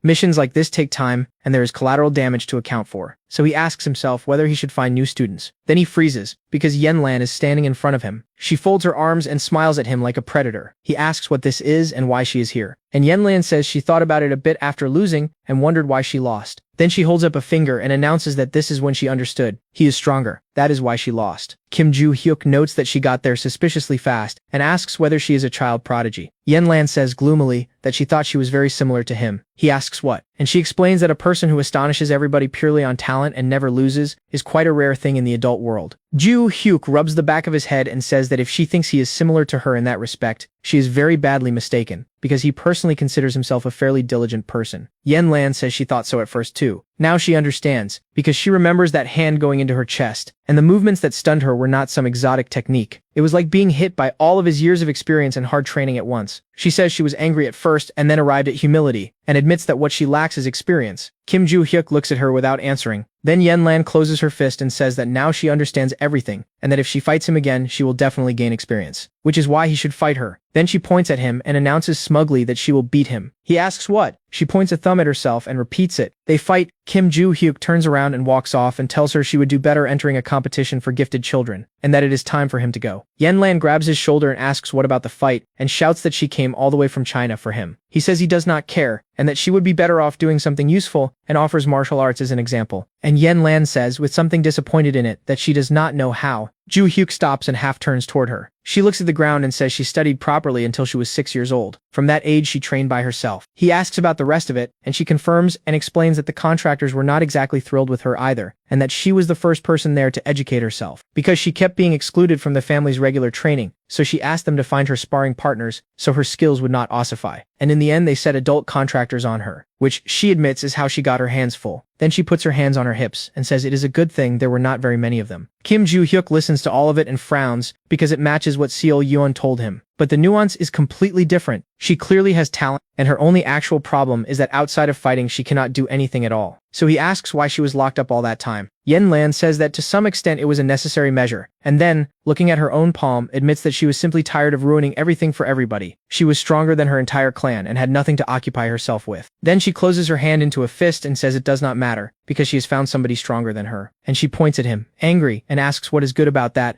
and closes her other fist and says she could get stronger through ordinary fights and would not have to keep taking it from her family. Kim Joo-hyuk says nobody is going to fight her. Yen-lan grabs both his shoulders and asks why, and starts crying and asks him to do this for her. He looks at her while she shakes him and thinks that something here is strange, because she is an exile who got dragged into the White Lotus Palace. So why did they try to bring her back? He does not know what happened in there. So he asks whether she should not deal with her family situation first, and then looks at her and says nothing. Then he lifts his arms sharply, pushes her hands off him, and tells her to let go. And Yen-lan asks hopefully whether he will fight her now. Kim Joo-hyuk says it is not safe in the middle of the academy, and tells her to follow him. She closes both fists in anticipation and says yes. In the gym, Yoo Soyeon and Choi Aaron are wiping off sweat and drinking water after a long session while Oh Sa-hyuk lifts a dumbbell one-handed and stares. Kim Joo-hyuk walks in and tells Yen-lan he is going to change and come back, so she should wait a minute. She says yes. Then Choi Aaron walks up and says his name. He turns around sharply and shouts that he does not get one moment of peace. She asks who that is with him, and he explains that it is a crazy woman he met at White Lotus, and that she says she flew here from China to fight him. Choi Aaron looks off to the side and asks whether that is true. Joo-hyuk defends himself and says he was only going to do it once. Yen-lan is standing off to the side looking sly, and Choi Aaron looks at her with completely undisguised anger and asks whether she came all this way for him. Yen-lan makes a startled noise, having no idea what is happening, then walks over to the angry Choi Aaron and asks why she is looking at her, and whether she wants to fight too. Choi Aaron declines and says she does not want to go yet. Yen-lan closes a fist and says no, and Yoo Soyeon watches both of them, concludes from the hair color that they might be related, and asks whether that girl really came from China to fight Kim Joo-hyuk. She thinks that is great. Out on the training ground, Kim Joo-hyuk looks around and says he was fairly certain the agreement was that he and Yen-lan would spar alone. Then he starts shouting at Choi Aaron and Yoo Soyeon, and Oh Sa-hyuk asking why there are this many spectators. Choi Aaron says she is keeping an eye on her to make sure she does not do anything strange. Yoo Soyeon puts a hand on her hip and says she is just hanging out with Choi Aaron. Oh Sa-hyuk advises him to ignore it. Kim Joo-hyuk asks, seriously? Yen-lan stretches out her elbows and says she has been looking forward to this, and then smiling slyly tells him to keep in mind that she has gotten stronger since their last meeting. He asks mockingly whether that is true, and stretches his shoulder out properly. Then he says that in that case he can fight at full strength. And he remembers the guide telling him to assemble a proper team, and goes quiet, thinking. Then he asks whether she did not say she wants to get stronger. Yen-lan waves both arms and says yes she does. So he smiles and tells her that if she loses, she can become his student. Her mouth comes open and a series of sounds that are not words come out of it. Then she puts a hand out and points out that he knows she is trying to get stronger specifically in order to beat him. Kim Joo-hyuk closes a fist with red aura coming off it and says he is inviting her to obtain that power by becoming his student, and suggests they begin. Yen-lan sets her stance, waves her arms and shouts that she hates teachers, and that he should not even think she is going to lose. The fabric of her jeans tears at the leg from the force she puts through it, and she puts a fist into his chest hard enough that his vision goes dark. Kim Joo-hyuk steps back and says she really has gotten a bit stronger. Yen-lan lights up and asks whether that is true, and then says that at least he blocked it. Then she comes forward again wrapped in bright red flames, saying that this time it will not work. And Kim Joo-hyuk closes his fists, because the pressure coming off her is actually pushing him back. Yoo Soyeon and Choi Aaron both put their arms up to shield themselves from it. Yoo Soyeon asks what this is, and whether it is some kind of magic, and whether White Lotus has been raising a monster over there. Oh Sa-hyuk, standing perfectly still, says it is an enormous quantity of mana, and that her concentration is higher than Kim Joo-hyuk's was during the recent competition. Yoo Soyeon grabs his shoulder. Yen-lan comes in at speed with her eyes bright with anger, thinking that one hit ends him, and that even if he blocks it, he is finished. Then her eyes go wide, because Kim Joo-hyuk is standing in exactly the stance she was sitting in when they met, arms and legs bent. She asks whether that is the same pose, and he says smugly that he also likes to settle problems himself, face to face. She keeps coming, fists aimed, and he grins and meets her in that same stance. Their fists collide and sparks come off the contact in every direction, and they stay there leaning fist against fist while aura spreads out around both of them. Yenlan grinds her teeth, watching both their arms shaking, and asks whether she has burned all her mana and is still being pushed back. He does not have that kind of magical power. So where is it coming from? He is far stronger than he was then. Kim Joo-hyuk looks at her with complete confidence, smiling slightly. And Yenlan decides that for the chance to fight him, she is willing to do anything. Then he tells her that he only takes one hit. Her mouth opens, and he pulls his arm back, drops slightly into his legs, and tells her that starting from the second one he blocks and hits back. Yenlan crosses her arms to protect herself and gets driven backwards anyway, staring at him as he keeps swinging. Then she growls in fury, thinking that she has lost again, and hits the ground front first. Kim Joo-hyuk pulls his foot back so it does not land on her, looks down and says that apparently he has another student now. She stays unconscious for a while, then opens her eyes and sits up hiccuping. He is crouched next to her and says without surprise that she is awake. She holds her stomach and says how unpleasant he is, and that she lost again. He notes that she has plenty of strength, because who would have expected her to wake up now instead of in a few days? She asks in the same dissatisfied tone whether she can take that as a compliment. Joo-hyuk says, less words, more action. Then she says with a wink that this time she had been planning to invite him to fight without magic, the way they did the first time. But now she understands that the outcome would not change. Then she gets to her feet and announces that, as promised, she is becoming his student, and smiling widely, clarifies that this makes her officially his first. Kim Joo-hyuk says, well, actually no. She puts her hands on her hips and says, what? That cannot be. Did he already have students in high school? He corrects her again. Not really. And Aaron's voice arrives from nearby saying that Joo-hyuk is right. Yenlan makes a surprised noise and says, what? And Choi Aaron explains that since she started studying before her, officially she is his first student. And then meows cutely at the end of the sentence. Kim Joo-hyuk, watching this from the side, privately notes that he is sorry to upset her, but she is also nowhere near the first, although he probably should not tell her that. Yenlan detonates and asks whether she is being told that, and whether she is looking for a conflict. Aaron, refusing to stay quiet, says yes and asks why she is so angry, which nearly puts Yenlan into hysterics, and she gets right up in Choi Aaron's face and screams that her name is Yenlan, and she can keep her stupid nicknames to herself. Aaron has no intention of ending this argument first, so she repeats that she should not be mischievous. Meow. It is a cute name for a cute girl. Yenlan goes red with rage and shows her a shaking fist and asks who is cute here, and whether she wants to die. Choi Aaron, considerably calmer and no less insistent,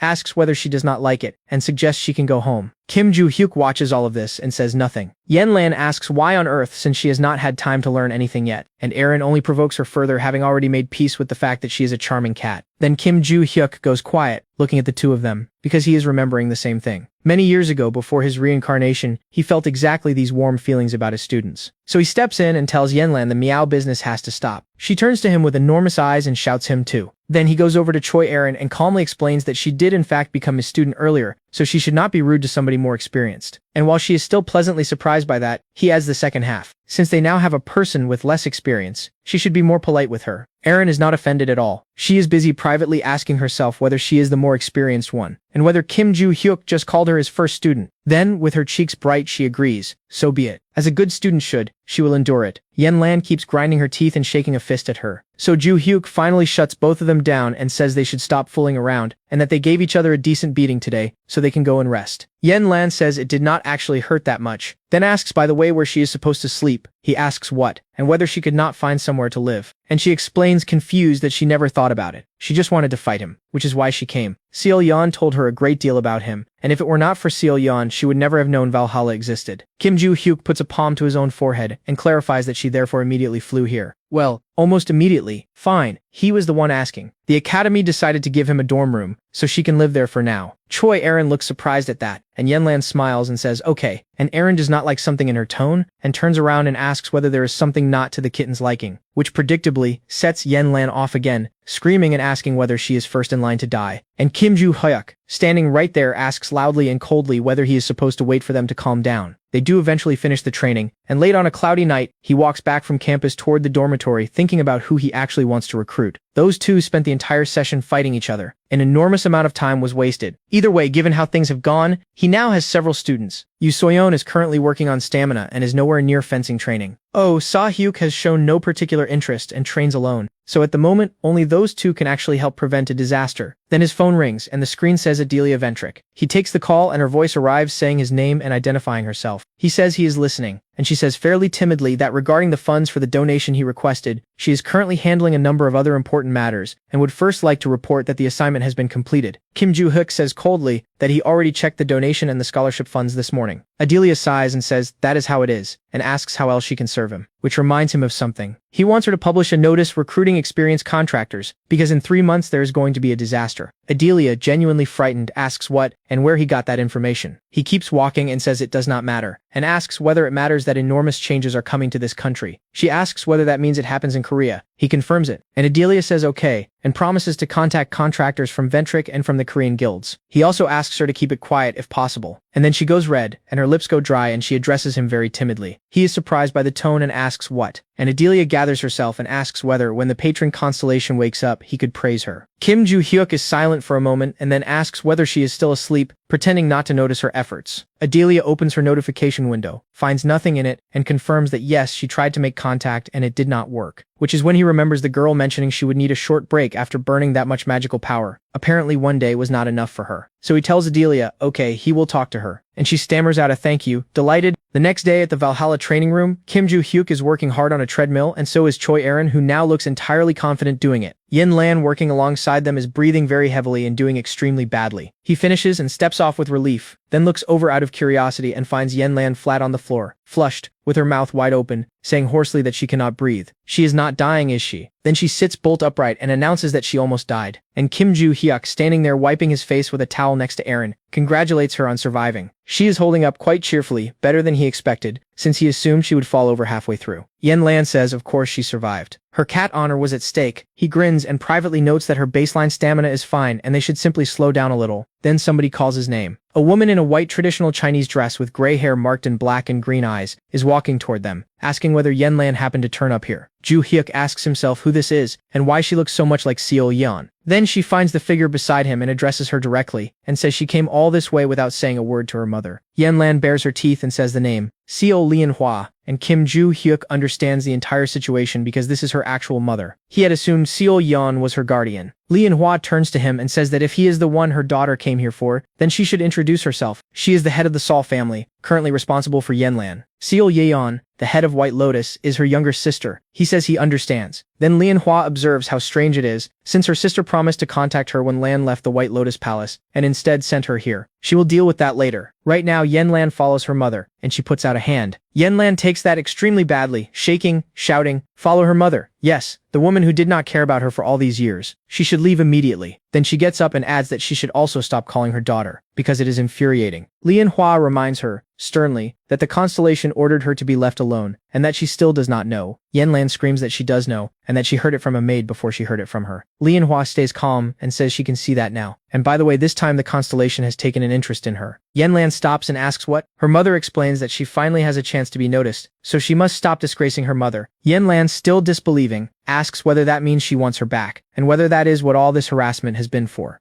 So Yen Lan, barely holding herself together, tells her to get out of here. This is where Kim Joo-hyuk's students train. She does not belong here. Valhalla, Sol, White Lotus, none of it. She is not listening to her. Lianhua closes her eyes and asks whether she knows why she came here without bodyguards. To do the job cleanly. Then she puts her right hand out, opens blue streams of magic, and hits her daughter with it. Yen Lan keeps her balance and comes away with a burn on her right forearm and asks what she is doing. And Seo Lianhua, now visibly angry, asks whether she did not say it. She does not intend to be delicate. So Yen Lan gets angry too and asks what the point of this is, since she is not going to hold back either. Then she charges, saying she remembers right, because the last time Lianhua challenged her, she still lost. She goes up above her and puts everything into the strike. Lianhua stops it easily and says she has definitely gotten stronger, and that at the Lotus she did not kick a person who was already down. Yen Lan screams that she is right, because she trained that hard specifically so that Lianhua would stop treating her as an empty space. Her mother says that in that case she should return to Sol and train properly. Then she spins her through the air and throws her. Yen Lan genuinely cannot work out why she is this strong. She lands on the wooden floor, comes back in and kicks her, shouting at her to let her go. Lianhua has to block, moves back slightly, and says with disgust, "What barbaric movements." Yen Lan comes again telling her to shut up, because all she needs is a win. Choi Aaron watches this next to Kim Joo-hyuk and says his name. He answers without looking away. She suggests calling an instructor, and Joo-hyuk points out that the head of the Sol family is currently causing a scene inside Valhalla, while announcing she is removing her daughter from it, and asks what she thinks an instructor's reaction is going to be. Aaron says not much. He says that in any case he does not like her. And Choi Aaron says she does not either, because she abandoned her own daughter on the street and still has the nerve to call herself a mother. Then she turns toward Yen Lan, who can hear her, and says the kitten is probably uncomfortable standing next to her. Yen Lan swings at Lian Hua and gets ducked, and her mother tells her to stop this pointless rebellion before she hurts herself. She pushes off the floor and attacks again, telling her to stop pretending it hurts. Lian Hua goes back a little, breaks with her feet, and puts a palm on her own stomach. Yen Lan reads that as confirmation because she kicked her hard enough and she should stop pretending, because she knows it hurts. Then she notices something is wrong and looks down. Her leg is encased in ice up to the shin. She asks, with real horror, whether her foot is frozen, and who did that. And Xiao Lian Hua asks, mockingly, whether this is the first time she has seen this. Because this is the power of their family's constellation, the king of the snowy depths. And if she returns to the family, perhaps not immediately, but eventually she gets to use that power and hold that contract too. Yen Lan says out loud that she has gotten stronger since their last meeting. So that is where the strength came from. Lian Hua asks whether she finds that shameful, and says such is the nature of their world. If a person is under a constellation's protection, that is their unshakable prerogative. She should face the truth. Then she asks again whether she will return to the family, and puts out her left palm. Yen Lan says she has already answered this many times. She is not going to.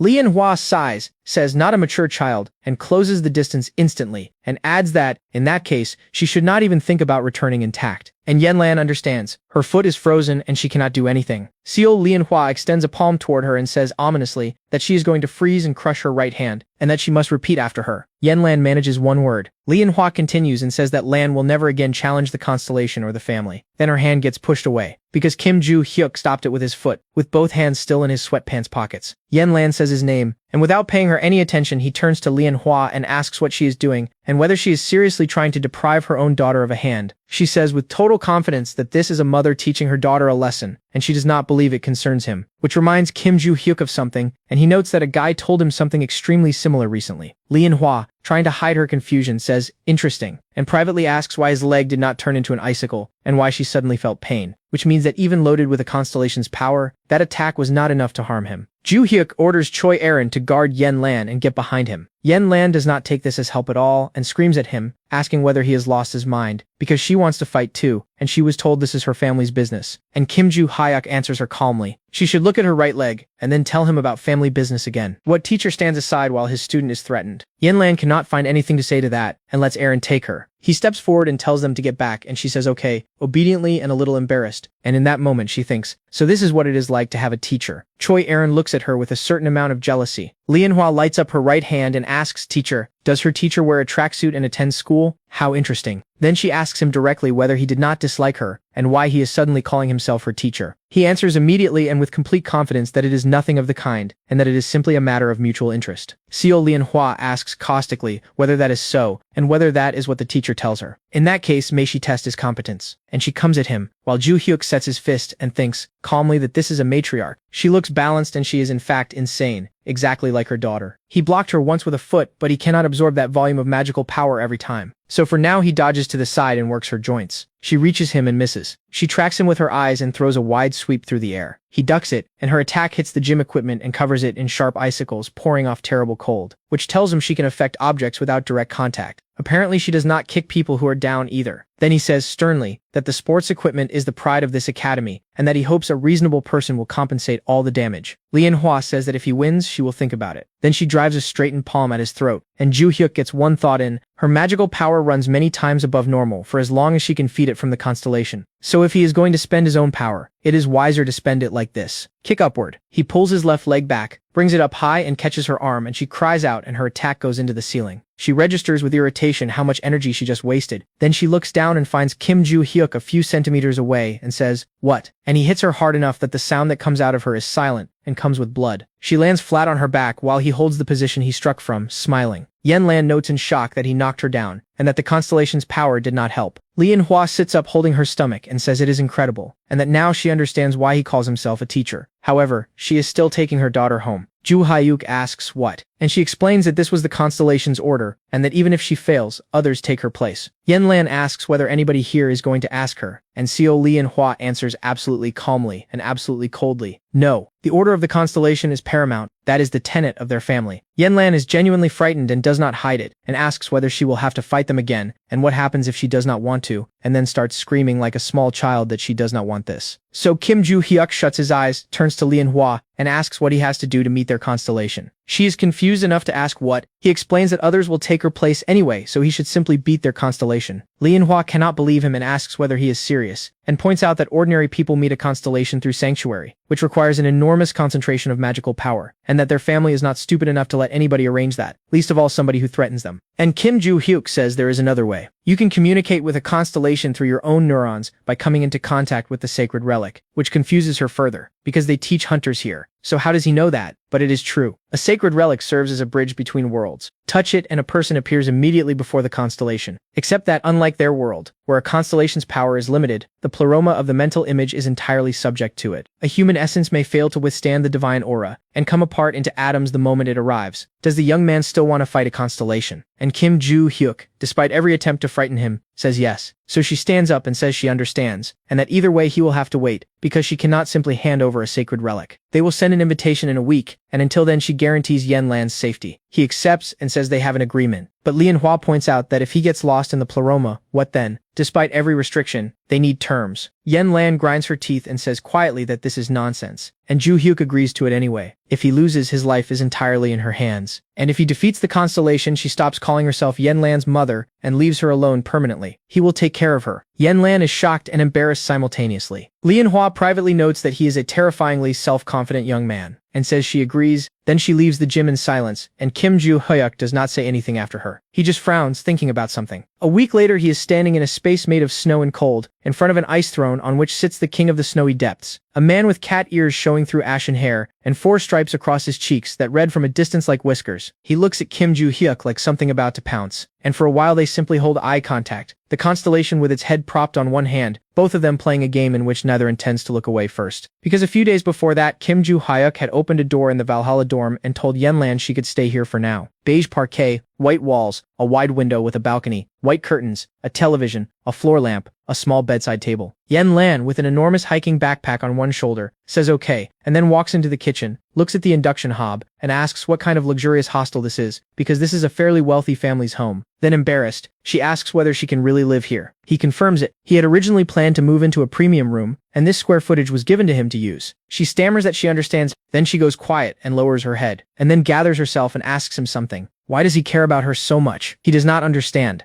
So she explains, whether she gets attacked or not is a matter between her and her family. Why should he be worrying about it? Is he really willing to go that far for a student? Kim Joo-hyuk scratches the back of his head and says that her being his student is only one of the reasons. The actual reason is that he hates people like Seo Lian-hwa, the kind who order you to obey, because they sit higher in a hierarchy. Who can tear off anybody's hand if they feel like it. He is sick of that arbitrariness. That is why he stepped in. Then he asks whether she is embarrassed. Yanlan waves both hands and her head and says no, not at all. It is just that nobody before. She tries to finish and it comes out badly, and she settles for saying that in general she is grateful to him. Kim Joo-hyuk smiles at how awkward that was, and then reminds her that the upcoming training will make her regret those words of gratitude. She stops smiling and asks what. Then he says he is going to ask her about something, and she asks frightened what. He asks completely seriously whether her family's constellation is the king of the snowy depths. So he asks what he is like. She thinks about it, looks at the floor and says she knows he commands ice, and that her knowledge beyond that is very limited, because she heard that the constellation never interferes in family affairs, and some members of the family do not even know who he is. Joo-hyuk says really, and points out that this is strange, since the matriarch specifically said he ordered Lian-hwa to take her. Yanlan agrees and says that as far as she remembers, she has never once been in contact with the constellation, and never received that famous protection her entire family is wrapped in purely by birthright. She is genuinely confused about it, and Kim Joo-hyuk does not know what to make of it either. So he exhales and says that if that is how it is, then he will knock everything unnecessary out of this constellation, and then the two of them will have a heart-to-heart. Yanlan is impressed and says nothing, and on his way to the door he tells her to rest and pull herself together, because soon she is going to have to show him the way to this family. She says yes. He leaves. She watches the door for a while and then finally takes the backpack off. Later in his own room, Joo-hyuk is on the phone with Adelia Ventric, who asks how she can help him. He says he has a request, and that he fought the matriarch of the Sol family. She reacts as though somebody hit her and asks what happened. He explains that she came looking for her daughter and they had a slight disagreement. Adelia asks whether that means a direct descendant of the Saul family is currently inside Valhalla. He says yes. And also that the gym equipment fell apart. Can she solve that? She says, still processing, that she thinks so, and that there is probably nothing difficult about it. He says okay, she should do that for him. She says she understands and asks whether he needs anything else. He asks whether she knows anything about the Saul family's constellation, the king of the snowy depths. She says she has heard he does not interfere in family disputes, exactly like the lady in the beaked mask, and that since the Saul family itself is fairly indifferent, very little is known. He asks whether that is true, and then asks, by the way, whether she has woken up. Adelia says, sadly no. Same as last time. No answer. Ju Hyuk says quietly that he understands, and then privately wonders whether sanctuarization really costs a constellation that much, since you apparently cannot even assemble a constellation party. Then she goes red and addresses him very timidly. He asks what, and she asks whether, like last time, she could request that he mention her participation to the patron. He grins and says he sees she is no longer suffering. Then he hangs up, while Adelia realizes she should not have said that and exclaims that she is very sorry into a deadline. And Kim Ju Hyuk, thumb still on the end call button, asks out loud why nobody knows anything. Then Barch appears and observes that this is not like Kim Hyun Oh at all. Ju Hyuk asks what. Barch asks whether asking questions is really Hyun Oh's style, since he always did that after the fight, and Ju Hyuk concedes he is right about that, and then explains himself. Even though he is getting stronger, he is nowhere near his previous level, so would it not be stupid to attack a constellation knowing nothing? Barch admits he did not expect to hear that from him. Ju Hyuk goes further because he is fighting in the pleroma of the mental image where constellations can do genuine damage. Then he stops, because if that is true, why was Barch so weak inside that same dimension, when by his power he should be equal to any other constellation? And he adds that if Kim Hyun Oh is fighting a constellation in there, Barch could offer some advice. Barch explains that power in that space has nothing to do with Hyun Oh's real power. Ju Hyuk asks, unhappily, what he is supposed to do with that, and Barch explains that strength in the pleroma answers only to a person's own conception of his own strength. Ju Hyuk asks whether he is joking, since that is the same thing. Barch insists it is not. For an ordinary person there is genuinely no difference. But Kim Hyun Oh is different, and he must not forget it. Ju Hyuk sits with that, and then agrees, because now he understands. There is only one thing left. He has to talk to this constellation in the language of pain.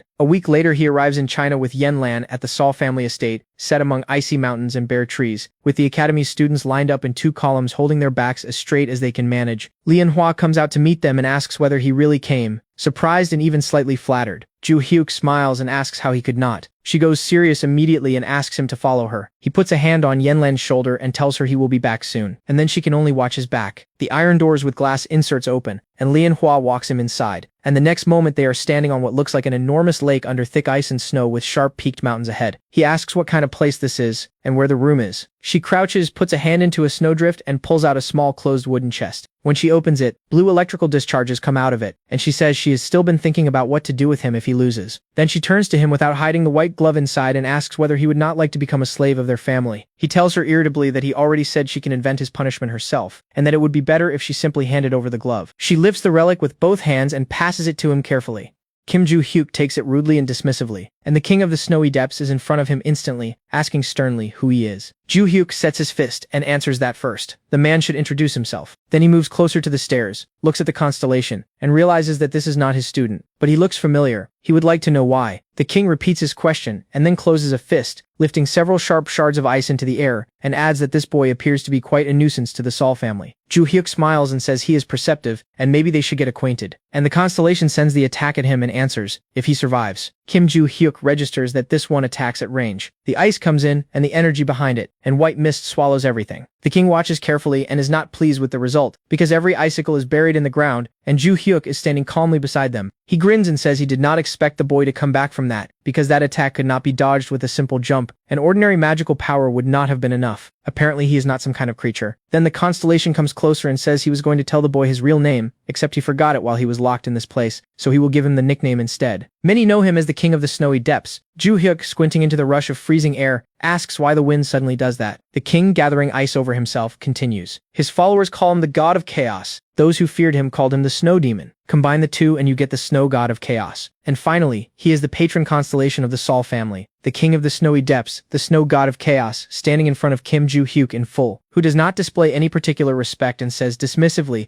that this is interesting, and that his name is Kim Ju Hyuk. The king repeats it and says that is excellent and that he will remember this name. Then with one wave, he raises a dozen ice floes out of the ground and surrounds him. Ju Hyuk looks around and asks whether the constellation thinks he is planning to run. The god of chaos throws his hand forward and builds new barriers in front of him. And Ju Hyuk notes that these are icicles and that he does not much want to deflect them with his bare hands. So he would do it differently. The king asks whether that is a sword, because Kim Ju Hyuk, now armed, splits the ice block with a single swing, and the blow is powerful enough that the god of chaos cannot stop it, and the fragments come straight at him. He does stop all of them, and then asks whether the boy is counterattacking and calls him a fool, because all the ice and snow in this place answers to him. And Ju Hyuk closes the entire distance in one leap, and asks mockingly, "Is that so?" Another swing. The god of chaos catches the blade and grabs the scabbard, and says with contempt that the boy was only trying to confuse him and get closer. The idea was good. His strength was not enough. Kim Ju Hyuk grins, and asks whether he is sure about that. Not enough strength, because the king has just noticed his own hand starting to shake around the weapon. And Ju Hyuk asks why the constellation should not simply take this hit, since who knows what else he is short of. Then he puts everything real that he has into the man's stomach, and the god of chaos goes backwards into his own throne. Kim Ju Hyuk raises a fist with white steam coming off it, and observes that apparently the constellation has not been thrown around in a while. The king, covering one eye, writhing, says, "This is incredible power, and this sword," now he understands. Is he the god of war? And Ju Hyuk answers proudly that although his students gave him that nickname, he is absolutely correct, which softens the god of chaos entirely, because he remembers the god of war. He cannot claim he knew him well, but 300 years ago he witnessed that power personally, because one day among snowy gray mountains, under a dark purple sky hanging so low, it nearly touched the peaks, the king of the snowy depths was attacked by an enormous number of monsters. He handled as many as he could, and was left alone against a countless army, and he decided to take as many of them with him as possible. And then the god of war arrived. He wanted to ask why he had come to his aid, why he was standing there in front of those monsters without moving. But Han-Oh swung an ink-colored sword, and then the two of them were alone, and he could not say a word. Now looking at this boy, the god of chaos knows he cannot confuse that magical power with anything else. It does not matter what he looks like, this is undoubtedly the god of war. Kim Ju Hyuk interrupts his thinking, and asks where he wants to start, if they are continuing. The king frowns, and then answers calmly that it will be as the god of war says. He has been waiting for this day a long time. Then he covers himself in more ice and says he will fight him at full strength. While that happens, Yen Lan is sitting in a reception room at a round table of dark wood with her eyes down, and when she hears noise she looks up at the translucent doors, behind which human silhouettes are standing. Their eyes stand out against the black outlines and seem to see straight through her. She lowers her head again, because this is exactly why she did not want to come to the Saul family, and she remembers Kim Ju Hyuk telling her to rest and pull herself together, because soon she would have to show him the way here, if it were not for that request. Then the door opens and two girls come in, and one of them says her name quietly. The first daughter of the Saul family, Saul Yuren, and the second daughter, Saul Pei, both with ash-colored hair marked in dark blue and simple Chinese wrap dresses. Yen Lan is not happy to see them, and asks rudely what they want, and whether they came so she could hit them.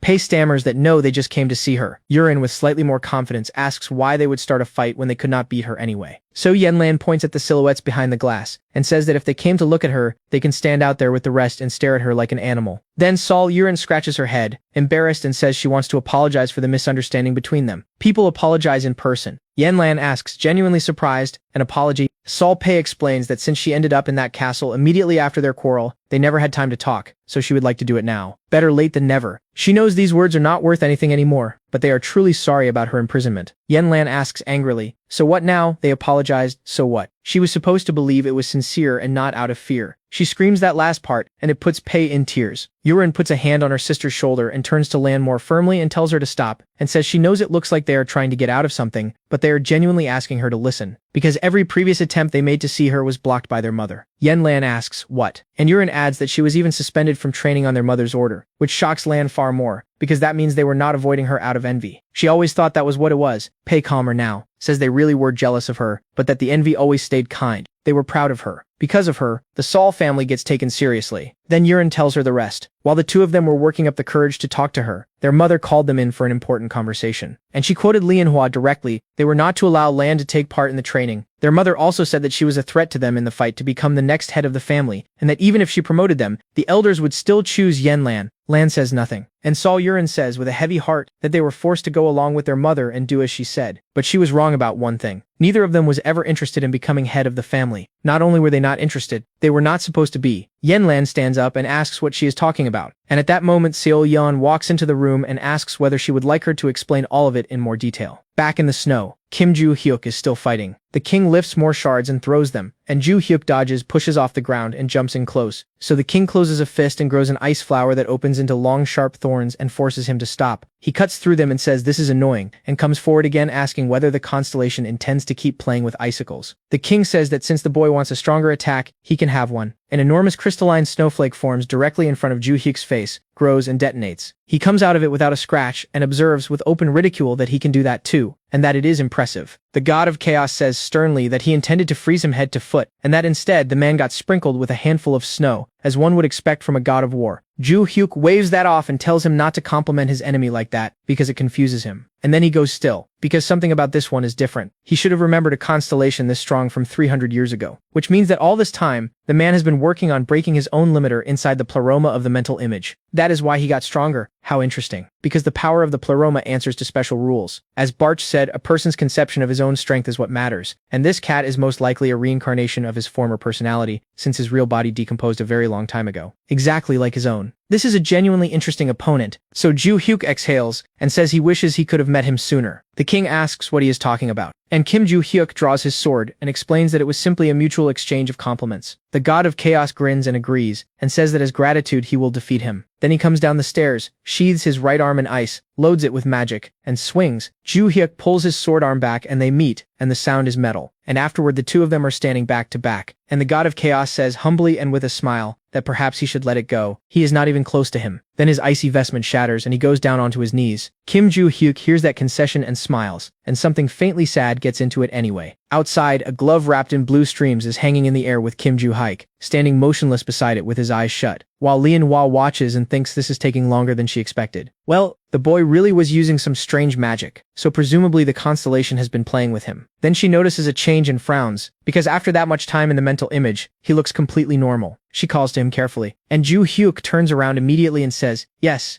he beat her cat. Lian-hwa asks whether he is joking. Then a notification window opens saying that the king of the snowy depths is grateful to Kim Ju-hyuk. She reads it and still cannot make it work, and says what? Then she looks at him with her mouth open, and asks whether he really did this, and puts a hand out carefully, as though she is afraid of him, and says this is unthinkable. A high school student defeating their patron constellation. Kim Ju-hyuk walks up and tells her she can ask him herself, since he seems to respect him. Lian-hwa closes her eyes heavily, and then Ju-hyuk puts a hand on her shoulder and adds that she did promise never to touch Yen-lan again. What she does not yet know is that he intends to make some adjustments, and his face turns into something bloodthirsty, with red eyes and no pupils in them. Sometime later he walks past the students, opens a door and tells Yen-lan they can go. She turns around and asks what. Then he notices there are 3 more women in the room and asks why they are all gathered in here. Seo-yeon speaks first and says just think, they have met Ju-hyuk again, and that she never would have expected him to turn up here. He remembers her kindness and politely greets the chairman of White Lotus, and says he never expected to see her here either. Yen-lan looks up and asks hopefully whether he is already finished with his business. Kim Ju-hyuk says yes, and that he will tell her everything on the way home, because the staring in this building is too intense, which is aimed at the students who have been watching them without blinking and listening to every word. Later the two of them walk down an empty street with the sunset out ahead, and Yen-lan lowers her head and observes that he came back much faster than she expected. He lost, right? Ju-hyuk asks what, and she keeps going, already upset, saying it must have been hard because he was not only fighting a constellation but doing it without any divine protection. Kim Ju-hyuk plays along and agrees that hard is not the word. Then Yen-lan asks what terms Lian-hwa set. He says becoming a slave of the Sol family. She asks, confused, whether that means he is now a servant of the family, and Ju-hyuk smiles and answers evasively, who knows, while privately noting that she is naive and he should probably enjoy this before he tells her everything. Then Yen-lan gets serious and says with alarm that she has to stop him, because her aunt and her older sisters told her everything. Lian-hwa is insane. She is willing to give her life for the position of head, and she has wanted it since she was young. Seo-yeon told her to slow down. But even after Lian-hwa became head of the family, she never eased off, because she needs to stay head until she dies, until she is dried up completely. Even the elders have started watching her. She never liked children. They are only an obstacle that threatens her position. That is what she said. She punished them constantly for anything, for nothing, and her mother treated her worst of all, because of her talent. That is why she was imprisoned. Kim Ju-hyuk listens to all of it carefully, then Yen-lan stops and asks whether this is not funny, because she never even intended to become head of the family. Why did she do this to her? And Ju Hyuk answers sympathetically, while barely hiding a smile, and asks her to let him interrupt the depressing monologue and cheer her up slightly. Because he won that fight. She asks what, and whether he is messing with her. He asks calmly whether today is April 1st. Then he gets to the part that actually matters. This entire circus started only because the patron constellation called her mother in. Yen Lan confirms it, and he says that is exactly what does not fit, because from her own account, her constellation had no interest in her leaving the family. So he asked him personally, because he had walked over to the king, sat down opposite him, told him he was not going to die anyway, so he should get up, and said he had a question. He had heard the constellation called for Lan. Why does he need her? And the king explained that this was a request from the current head of the Sol family. Her youngest daughter needs divine protection and persistently keeps moving away from it. She said her daughter would not contradict the constellation, which is why he gave that order. Ju Hyuk asked whether that was all, since he was under the impression the constellation had already given up on Yen Lan, and the king replied that this was the first time he had heard about any of that, and also the first time he had heard that the head of the family's youngest daughter is called Yen Lan. Kim Ju Hyuk asked, smiling, whether he is serious, because it turns out the head of the family simply used the kitten. Yen Lan freezes on that street with her mouth open, and Ju Hyuk tells her calmly that her mother confused people, lied to their faces, fed her empty promises, and used their own patron purely to reach her own selfish goals. Yen Lan's teeth come together and she says the name and asks whether there is anything sacred to that woman at all, because she deceived both her family and her constellation. She ruined her life. And for what? For the position of head. Lianhua is simply disgusting. Then Kim Ju Hyuk, after a pause, mentions that he asked the constellation to terminate the contract. Somewhere else, Seo Lianhua says, what contract? The one she entered into with the king of the snowy depths as head of the family. It is probably happening right now. And in the system window in front of Lianhua, new notifications arrive saying exactly that. Ju Hyuk adds that never mind the position of head. At this point she will not be permitted to clean wicker shoes. Then he tells Yen Lan that now she does not have to get her hands dirty. She asks whether it was all for her sake, and says he should not have gone that far. Then going red, she says she is very grateful to him and bows her head next to him and sighs heavily. Kim Ju Hyuk smiles and tells her to stop and says that since the Sol family business is finished, she can focus on training. And Yen Lan says, delighted, that she understands. Somebody is watching them from a distance in a black robe and a skull mask, and asks out loud whether he should continue following him. And a knight in a horned animal mask appears and answers sternly, no, he had better go looking for his enemies. In a hideout of a great cult, 4 people in identical black robes and skeleton masks are sitting around a table, and the girl with the pink bob asks why they were gathered.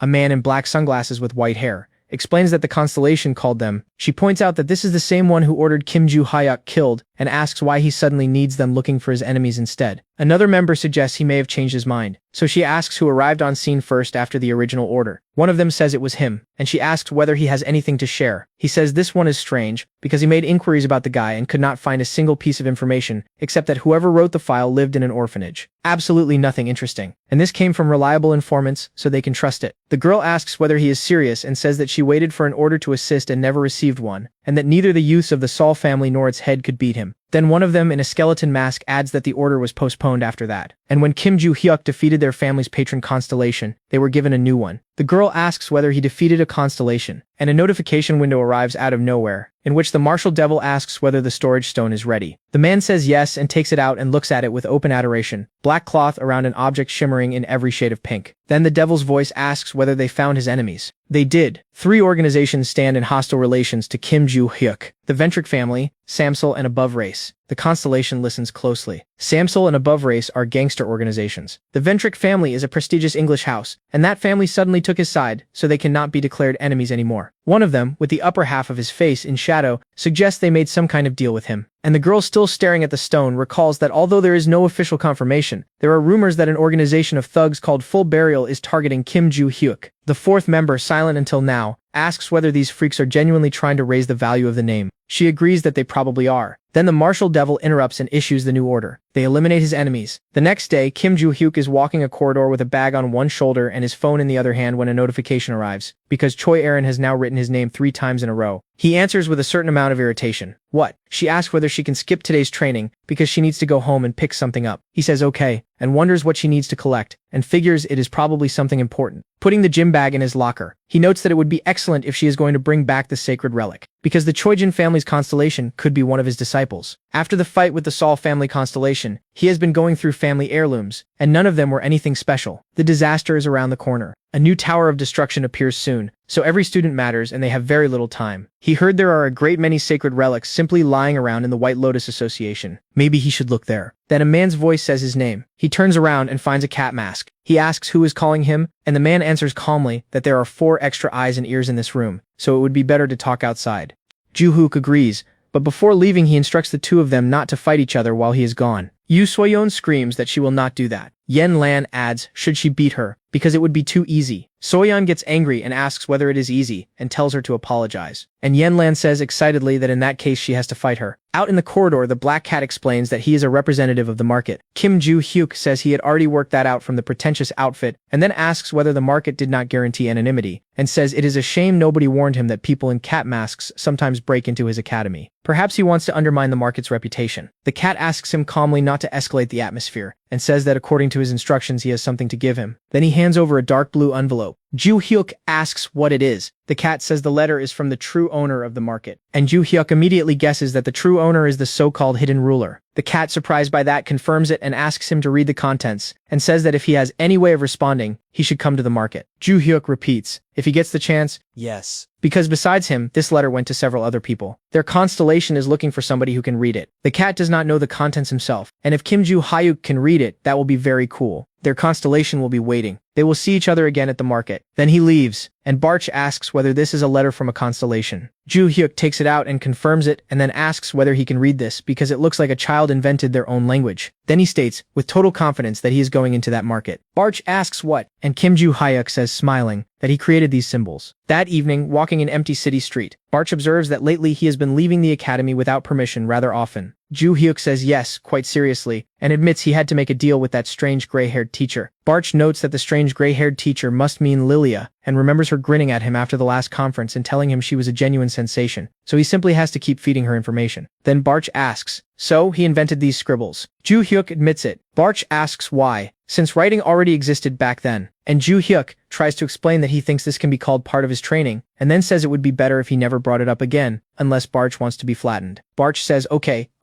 Then Kim Ju-hyuk pushes open the creaking doors of that same abandoned cafe, spots the iron door, asks whether the entrance is behind it, puts his hand on the handle, and notes that he never thought he would come back here. And yet, he swings it open and steps outside again. Walking straight on, he looks up and observes that the sky is hinting at a grand meeting. The last time he saw it like this was about 300 years ago. Then somebody calls him, and it is the same man in the same leather jacket with a black mask over his entire face, politely asking whether he is here about the letter. Ju-hyuk confirms it coldly and asks where to go. The man asks him to follow, and Ju-hyuk asks whether he needs a mask, and gets told he will be taken through a secret passage so he does not have to bother. Sometime later they are at the market in the 7th district, and Kim Ju-hyuk is standing on one of the top floors of the tower at a floor-to-ceiling window, wondering whether the black cat is here. Then Barch tells him to look at the building behind the glass. Very tall houses, narrow towers, turn toward him with a yellow face that catches the moonlight like something glossy. And Barch explains that all the yellow parts of that structure are banknotes. Was this skyscraper here last time? Ju-hyuk says he is genuinely not sure. He does not remember. Then the black cat comes in and politely notes that he arrived, so he was able to read the letter. Ju-hyuk says it seems so, and that in short, no specific answer can be given to its contents. The cat asks what he is talking about, so Kim Ju-hyuk asks him to bring paper and a pen, and says he will explain everything. The market owner produces both. Ju-hyuk thanks him, and then the black cat watches him write and starts quietly despairing. Because is this another failure? Only 5 people sold their rings. 3 of them already came here, and with their lies they only angered the constellation. Then Ju-hyuk shows him the 2 characters he has written. The cat takes the paper and notes that these do look like symbols from the letter, and asks what it means. And Ju-hyuk says, smiling, that it means no. The next instant, a notification window opens in front of the market owner in which the hidden ruler says no. Then the black cat lowers his head over the paper while the same phrase duplicates itself dozens of times down the system window. The ruler is upset, so he tells Kim Ju-hyuk that apparently he was right, and that he should meet the constellation as soon as possible. Ju-hyuk agrees, and the cat produces a staff with an accumulative stone on it, and explains that touching it will put him in the mental image. He grabs it. Darkness takes him for a few seconds, and then he is standing in infinite space. In front of him is a girl with long dark hair in a dark green coat, standing with her back to him, saying mysteriously that this is magical power, and that although he has changed on the outside, she cannot compare this strength to anything. She turns around and Kim Ju-hyuk smiles and says he has not seen the maniac in a long time. The girl with red eyes grabs her own face with both hands and then drops to her knees and announces that his humble student greets him with all honors. He winks at her and tells her she does not have to be on her knees, and that she had better get up. She gets up, pleased, and says that by the way, she did not think he still remembered those symbols. Kim Joo-hyuk, slightly embarrassed, asks how he could forget them, since he invented them for exactly one purpose. Because once a girl was in a prison with a chain on her leg attached to an enormous stone, with her lips cracked from dehydration and her body in filthy clothes. The door opened and he walked into that dungeon with a blonde girl who stayed standing behind him. He came closer, put a hand on her forehead, and looked into enormous eyes full of despair. Because when he took her into his students, he realized she was not socialized at all. She did not know how to communicate. The only language she had was the language of her own emotions. She was the first person like that he had ever taught, so the two of them invented these symbols together. And he handed the little girl a sheet of paper, except she refused extremely persistently to study. So he tried to build a love of writing into her first, to make learning the characters easier, because once she had the language, he could finally teach her the art of battle. The Constellation says all of that was only thanks to him. She studied then only for his sake, all for one thing. Then she asks whether the teacher understood what was written in the letter, and Kim Joo-hyuk says yes, and quotes it back to her. She missed him. When they meet, will he marry her? Which is precisely why his answer was no. The girl says with feeling that she has been waiting for this for so long, and Joo-hyuk explains there is no time for that now, and that he will bring her up to speed shortly, because the world today is exactly as dangerous as it was 300 years ago. The Constellation mutters that she understands, and that in that case there is nothing she can do. For now. He does not understand what she means by that. But she is already smiling again and asking whether the teacher saw the assignment from outside. He asks whether she means the skyscraper made of money. He saw it. It looks good, and she announces delighted that it belongs to him. From now on that building is his. Kim Joo-hyuk says what, and that he does not want it. She smiles in a way that is somehow wrong and asks why. Then she rushes at him and starts repeating the word endlessly. Why? And Joo-hyuk understands that she has gone completely feral, because nobody has tamed her in far too long. The maniac stares at her teacher with lightning in her eyes and her aura turning into scarlet flashes, asking him why over and over like a spell. So he puts a hand out, folds his middle finger against his thumb, and flicks her hard in the forehead, and tells her to come to her senses. She rocks backward and yelps. Kim Joo-hyuk folds his arms and tells her she is overexcited and needs to think soberly. The maniac kneels down holding her bruised forehead and asks sadly whether the teacher did not like her gift, and whether she got it wrong, and whether she did something wrong. One tear runs down her face, and he asks her sternly whether he ever wanted a skyscraper made of money.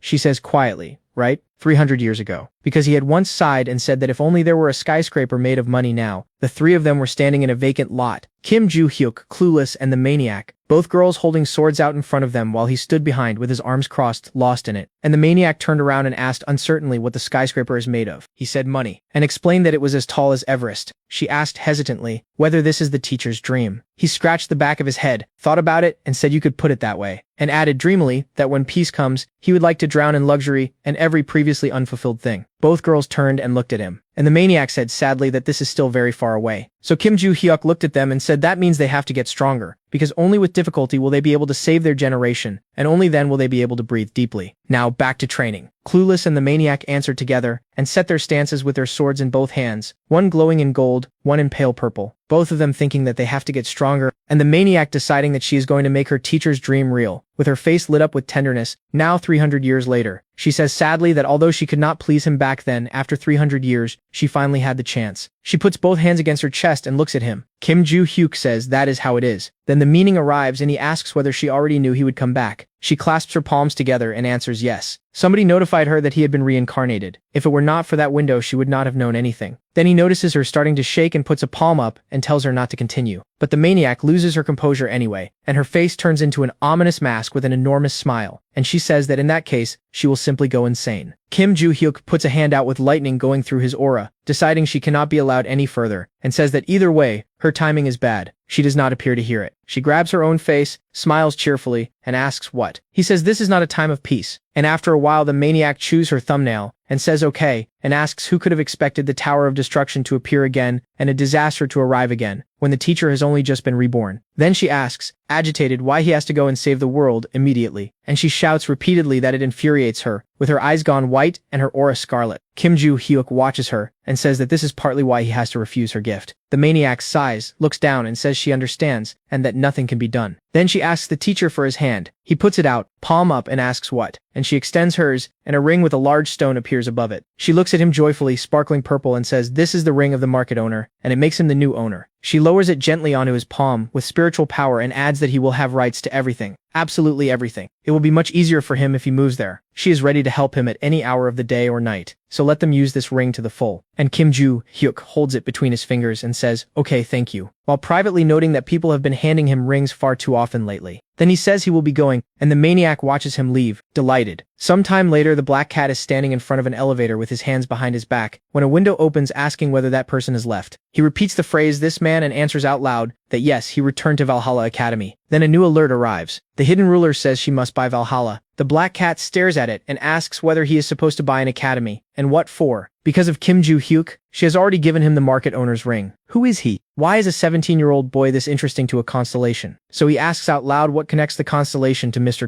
Kim Joo-hyuk, and the answer arrives in the black window. Paradise. Because the maniac is standing in a brightly lit wasteland looking at an azure sky with her clothes moving in the wind, saying quietly that he is her paradise. Somewhere in the middle of an endless ocean, a single dark mountain rises out of the water with the waves beating white against it. Inside, somebody puts a hand through a blonde man's skull and blood comes out of his mouth. Then a second blonde man takes a crushing blow to the head. A group of people backs away holding their weapons out, a dark-haired girl with a sword, a red-haired man in front with a dagger. They are looking at the legs of a man walking slowly toward them past a row of bodies. He says the Samsel group are worms. Logan, the first destroyer, asks furiously how they dared do that to his son. Then he raises a fist, and his golden aura turns black, and his eyes go bright white, and he says all of them should die. He drives that fist forward and sends a stream of destructive magical power into the Samsel group, and the entire space in front of him goes up in flame. When the smoke clears, Logan is holding his stance over a floor of bodies, and two people in black cloaks and masks are watching from cover, and a girl with dark blue hair and violet eyes asks whether this is the same one, and why he is here. Her partner says he thinks Logan came to avenge his son, and suggests they leave these losers to him and concentrate on their leader. And Logan looks over his shoulder and asks what kind of rats are whispering over there. Elsewhere, in complete darkness, a dark-haired bearded man in a dark brown suit is frozen with fear and asking where he is. This is Khan Nibel, the Dragon King, and he heard an explosion, and when he came to himself he was already here, and this definitely does not feel like his office. He asks whether he is genuinely inside somebody's subspace. Then a voice in the dark says how annoying this is.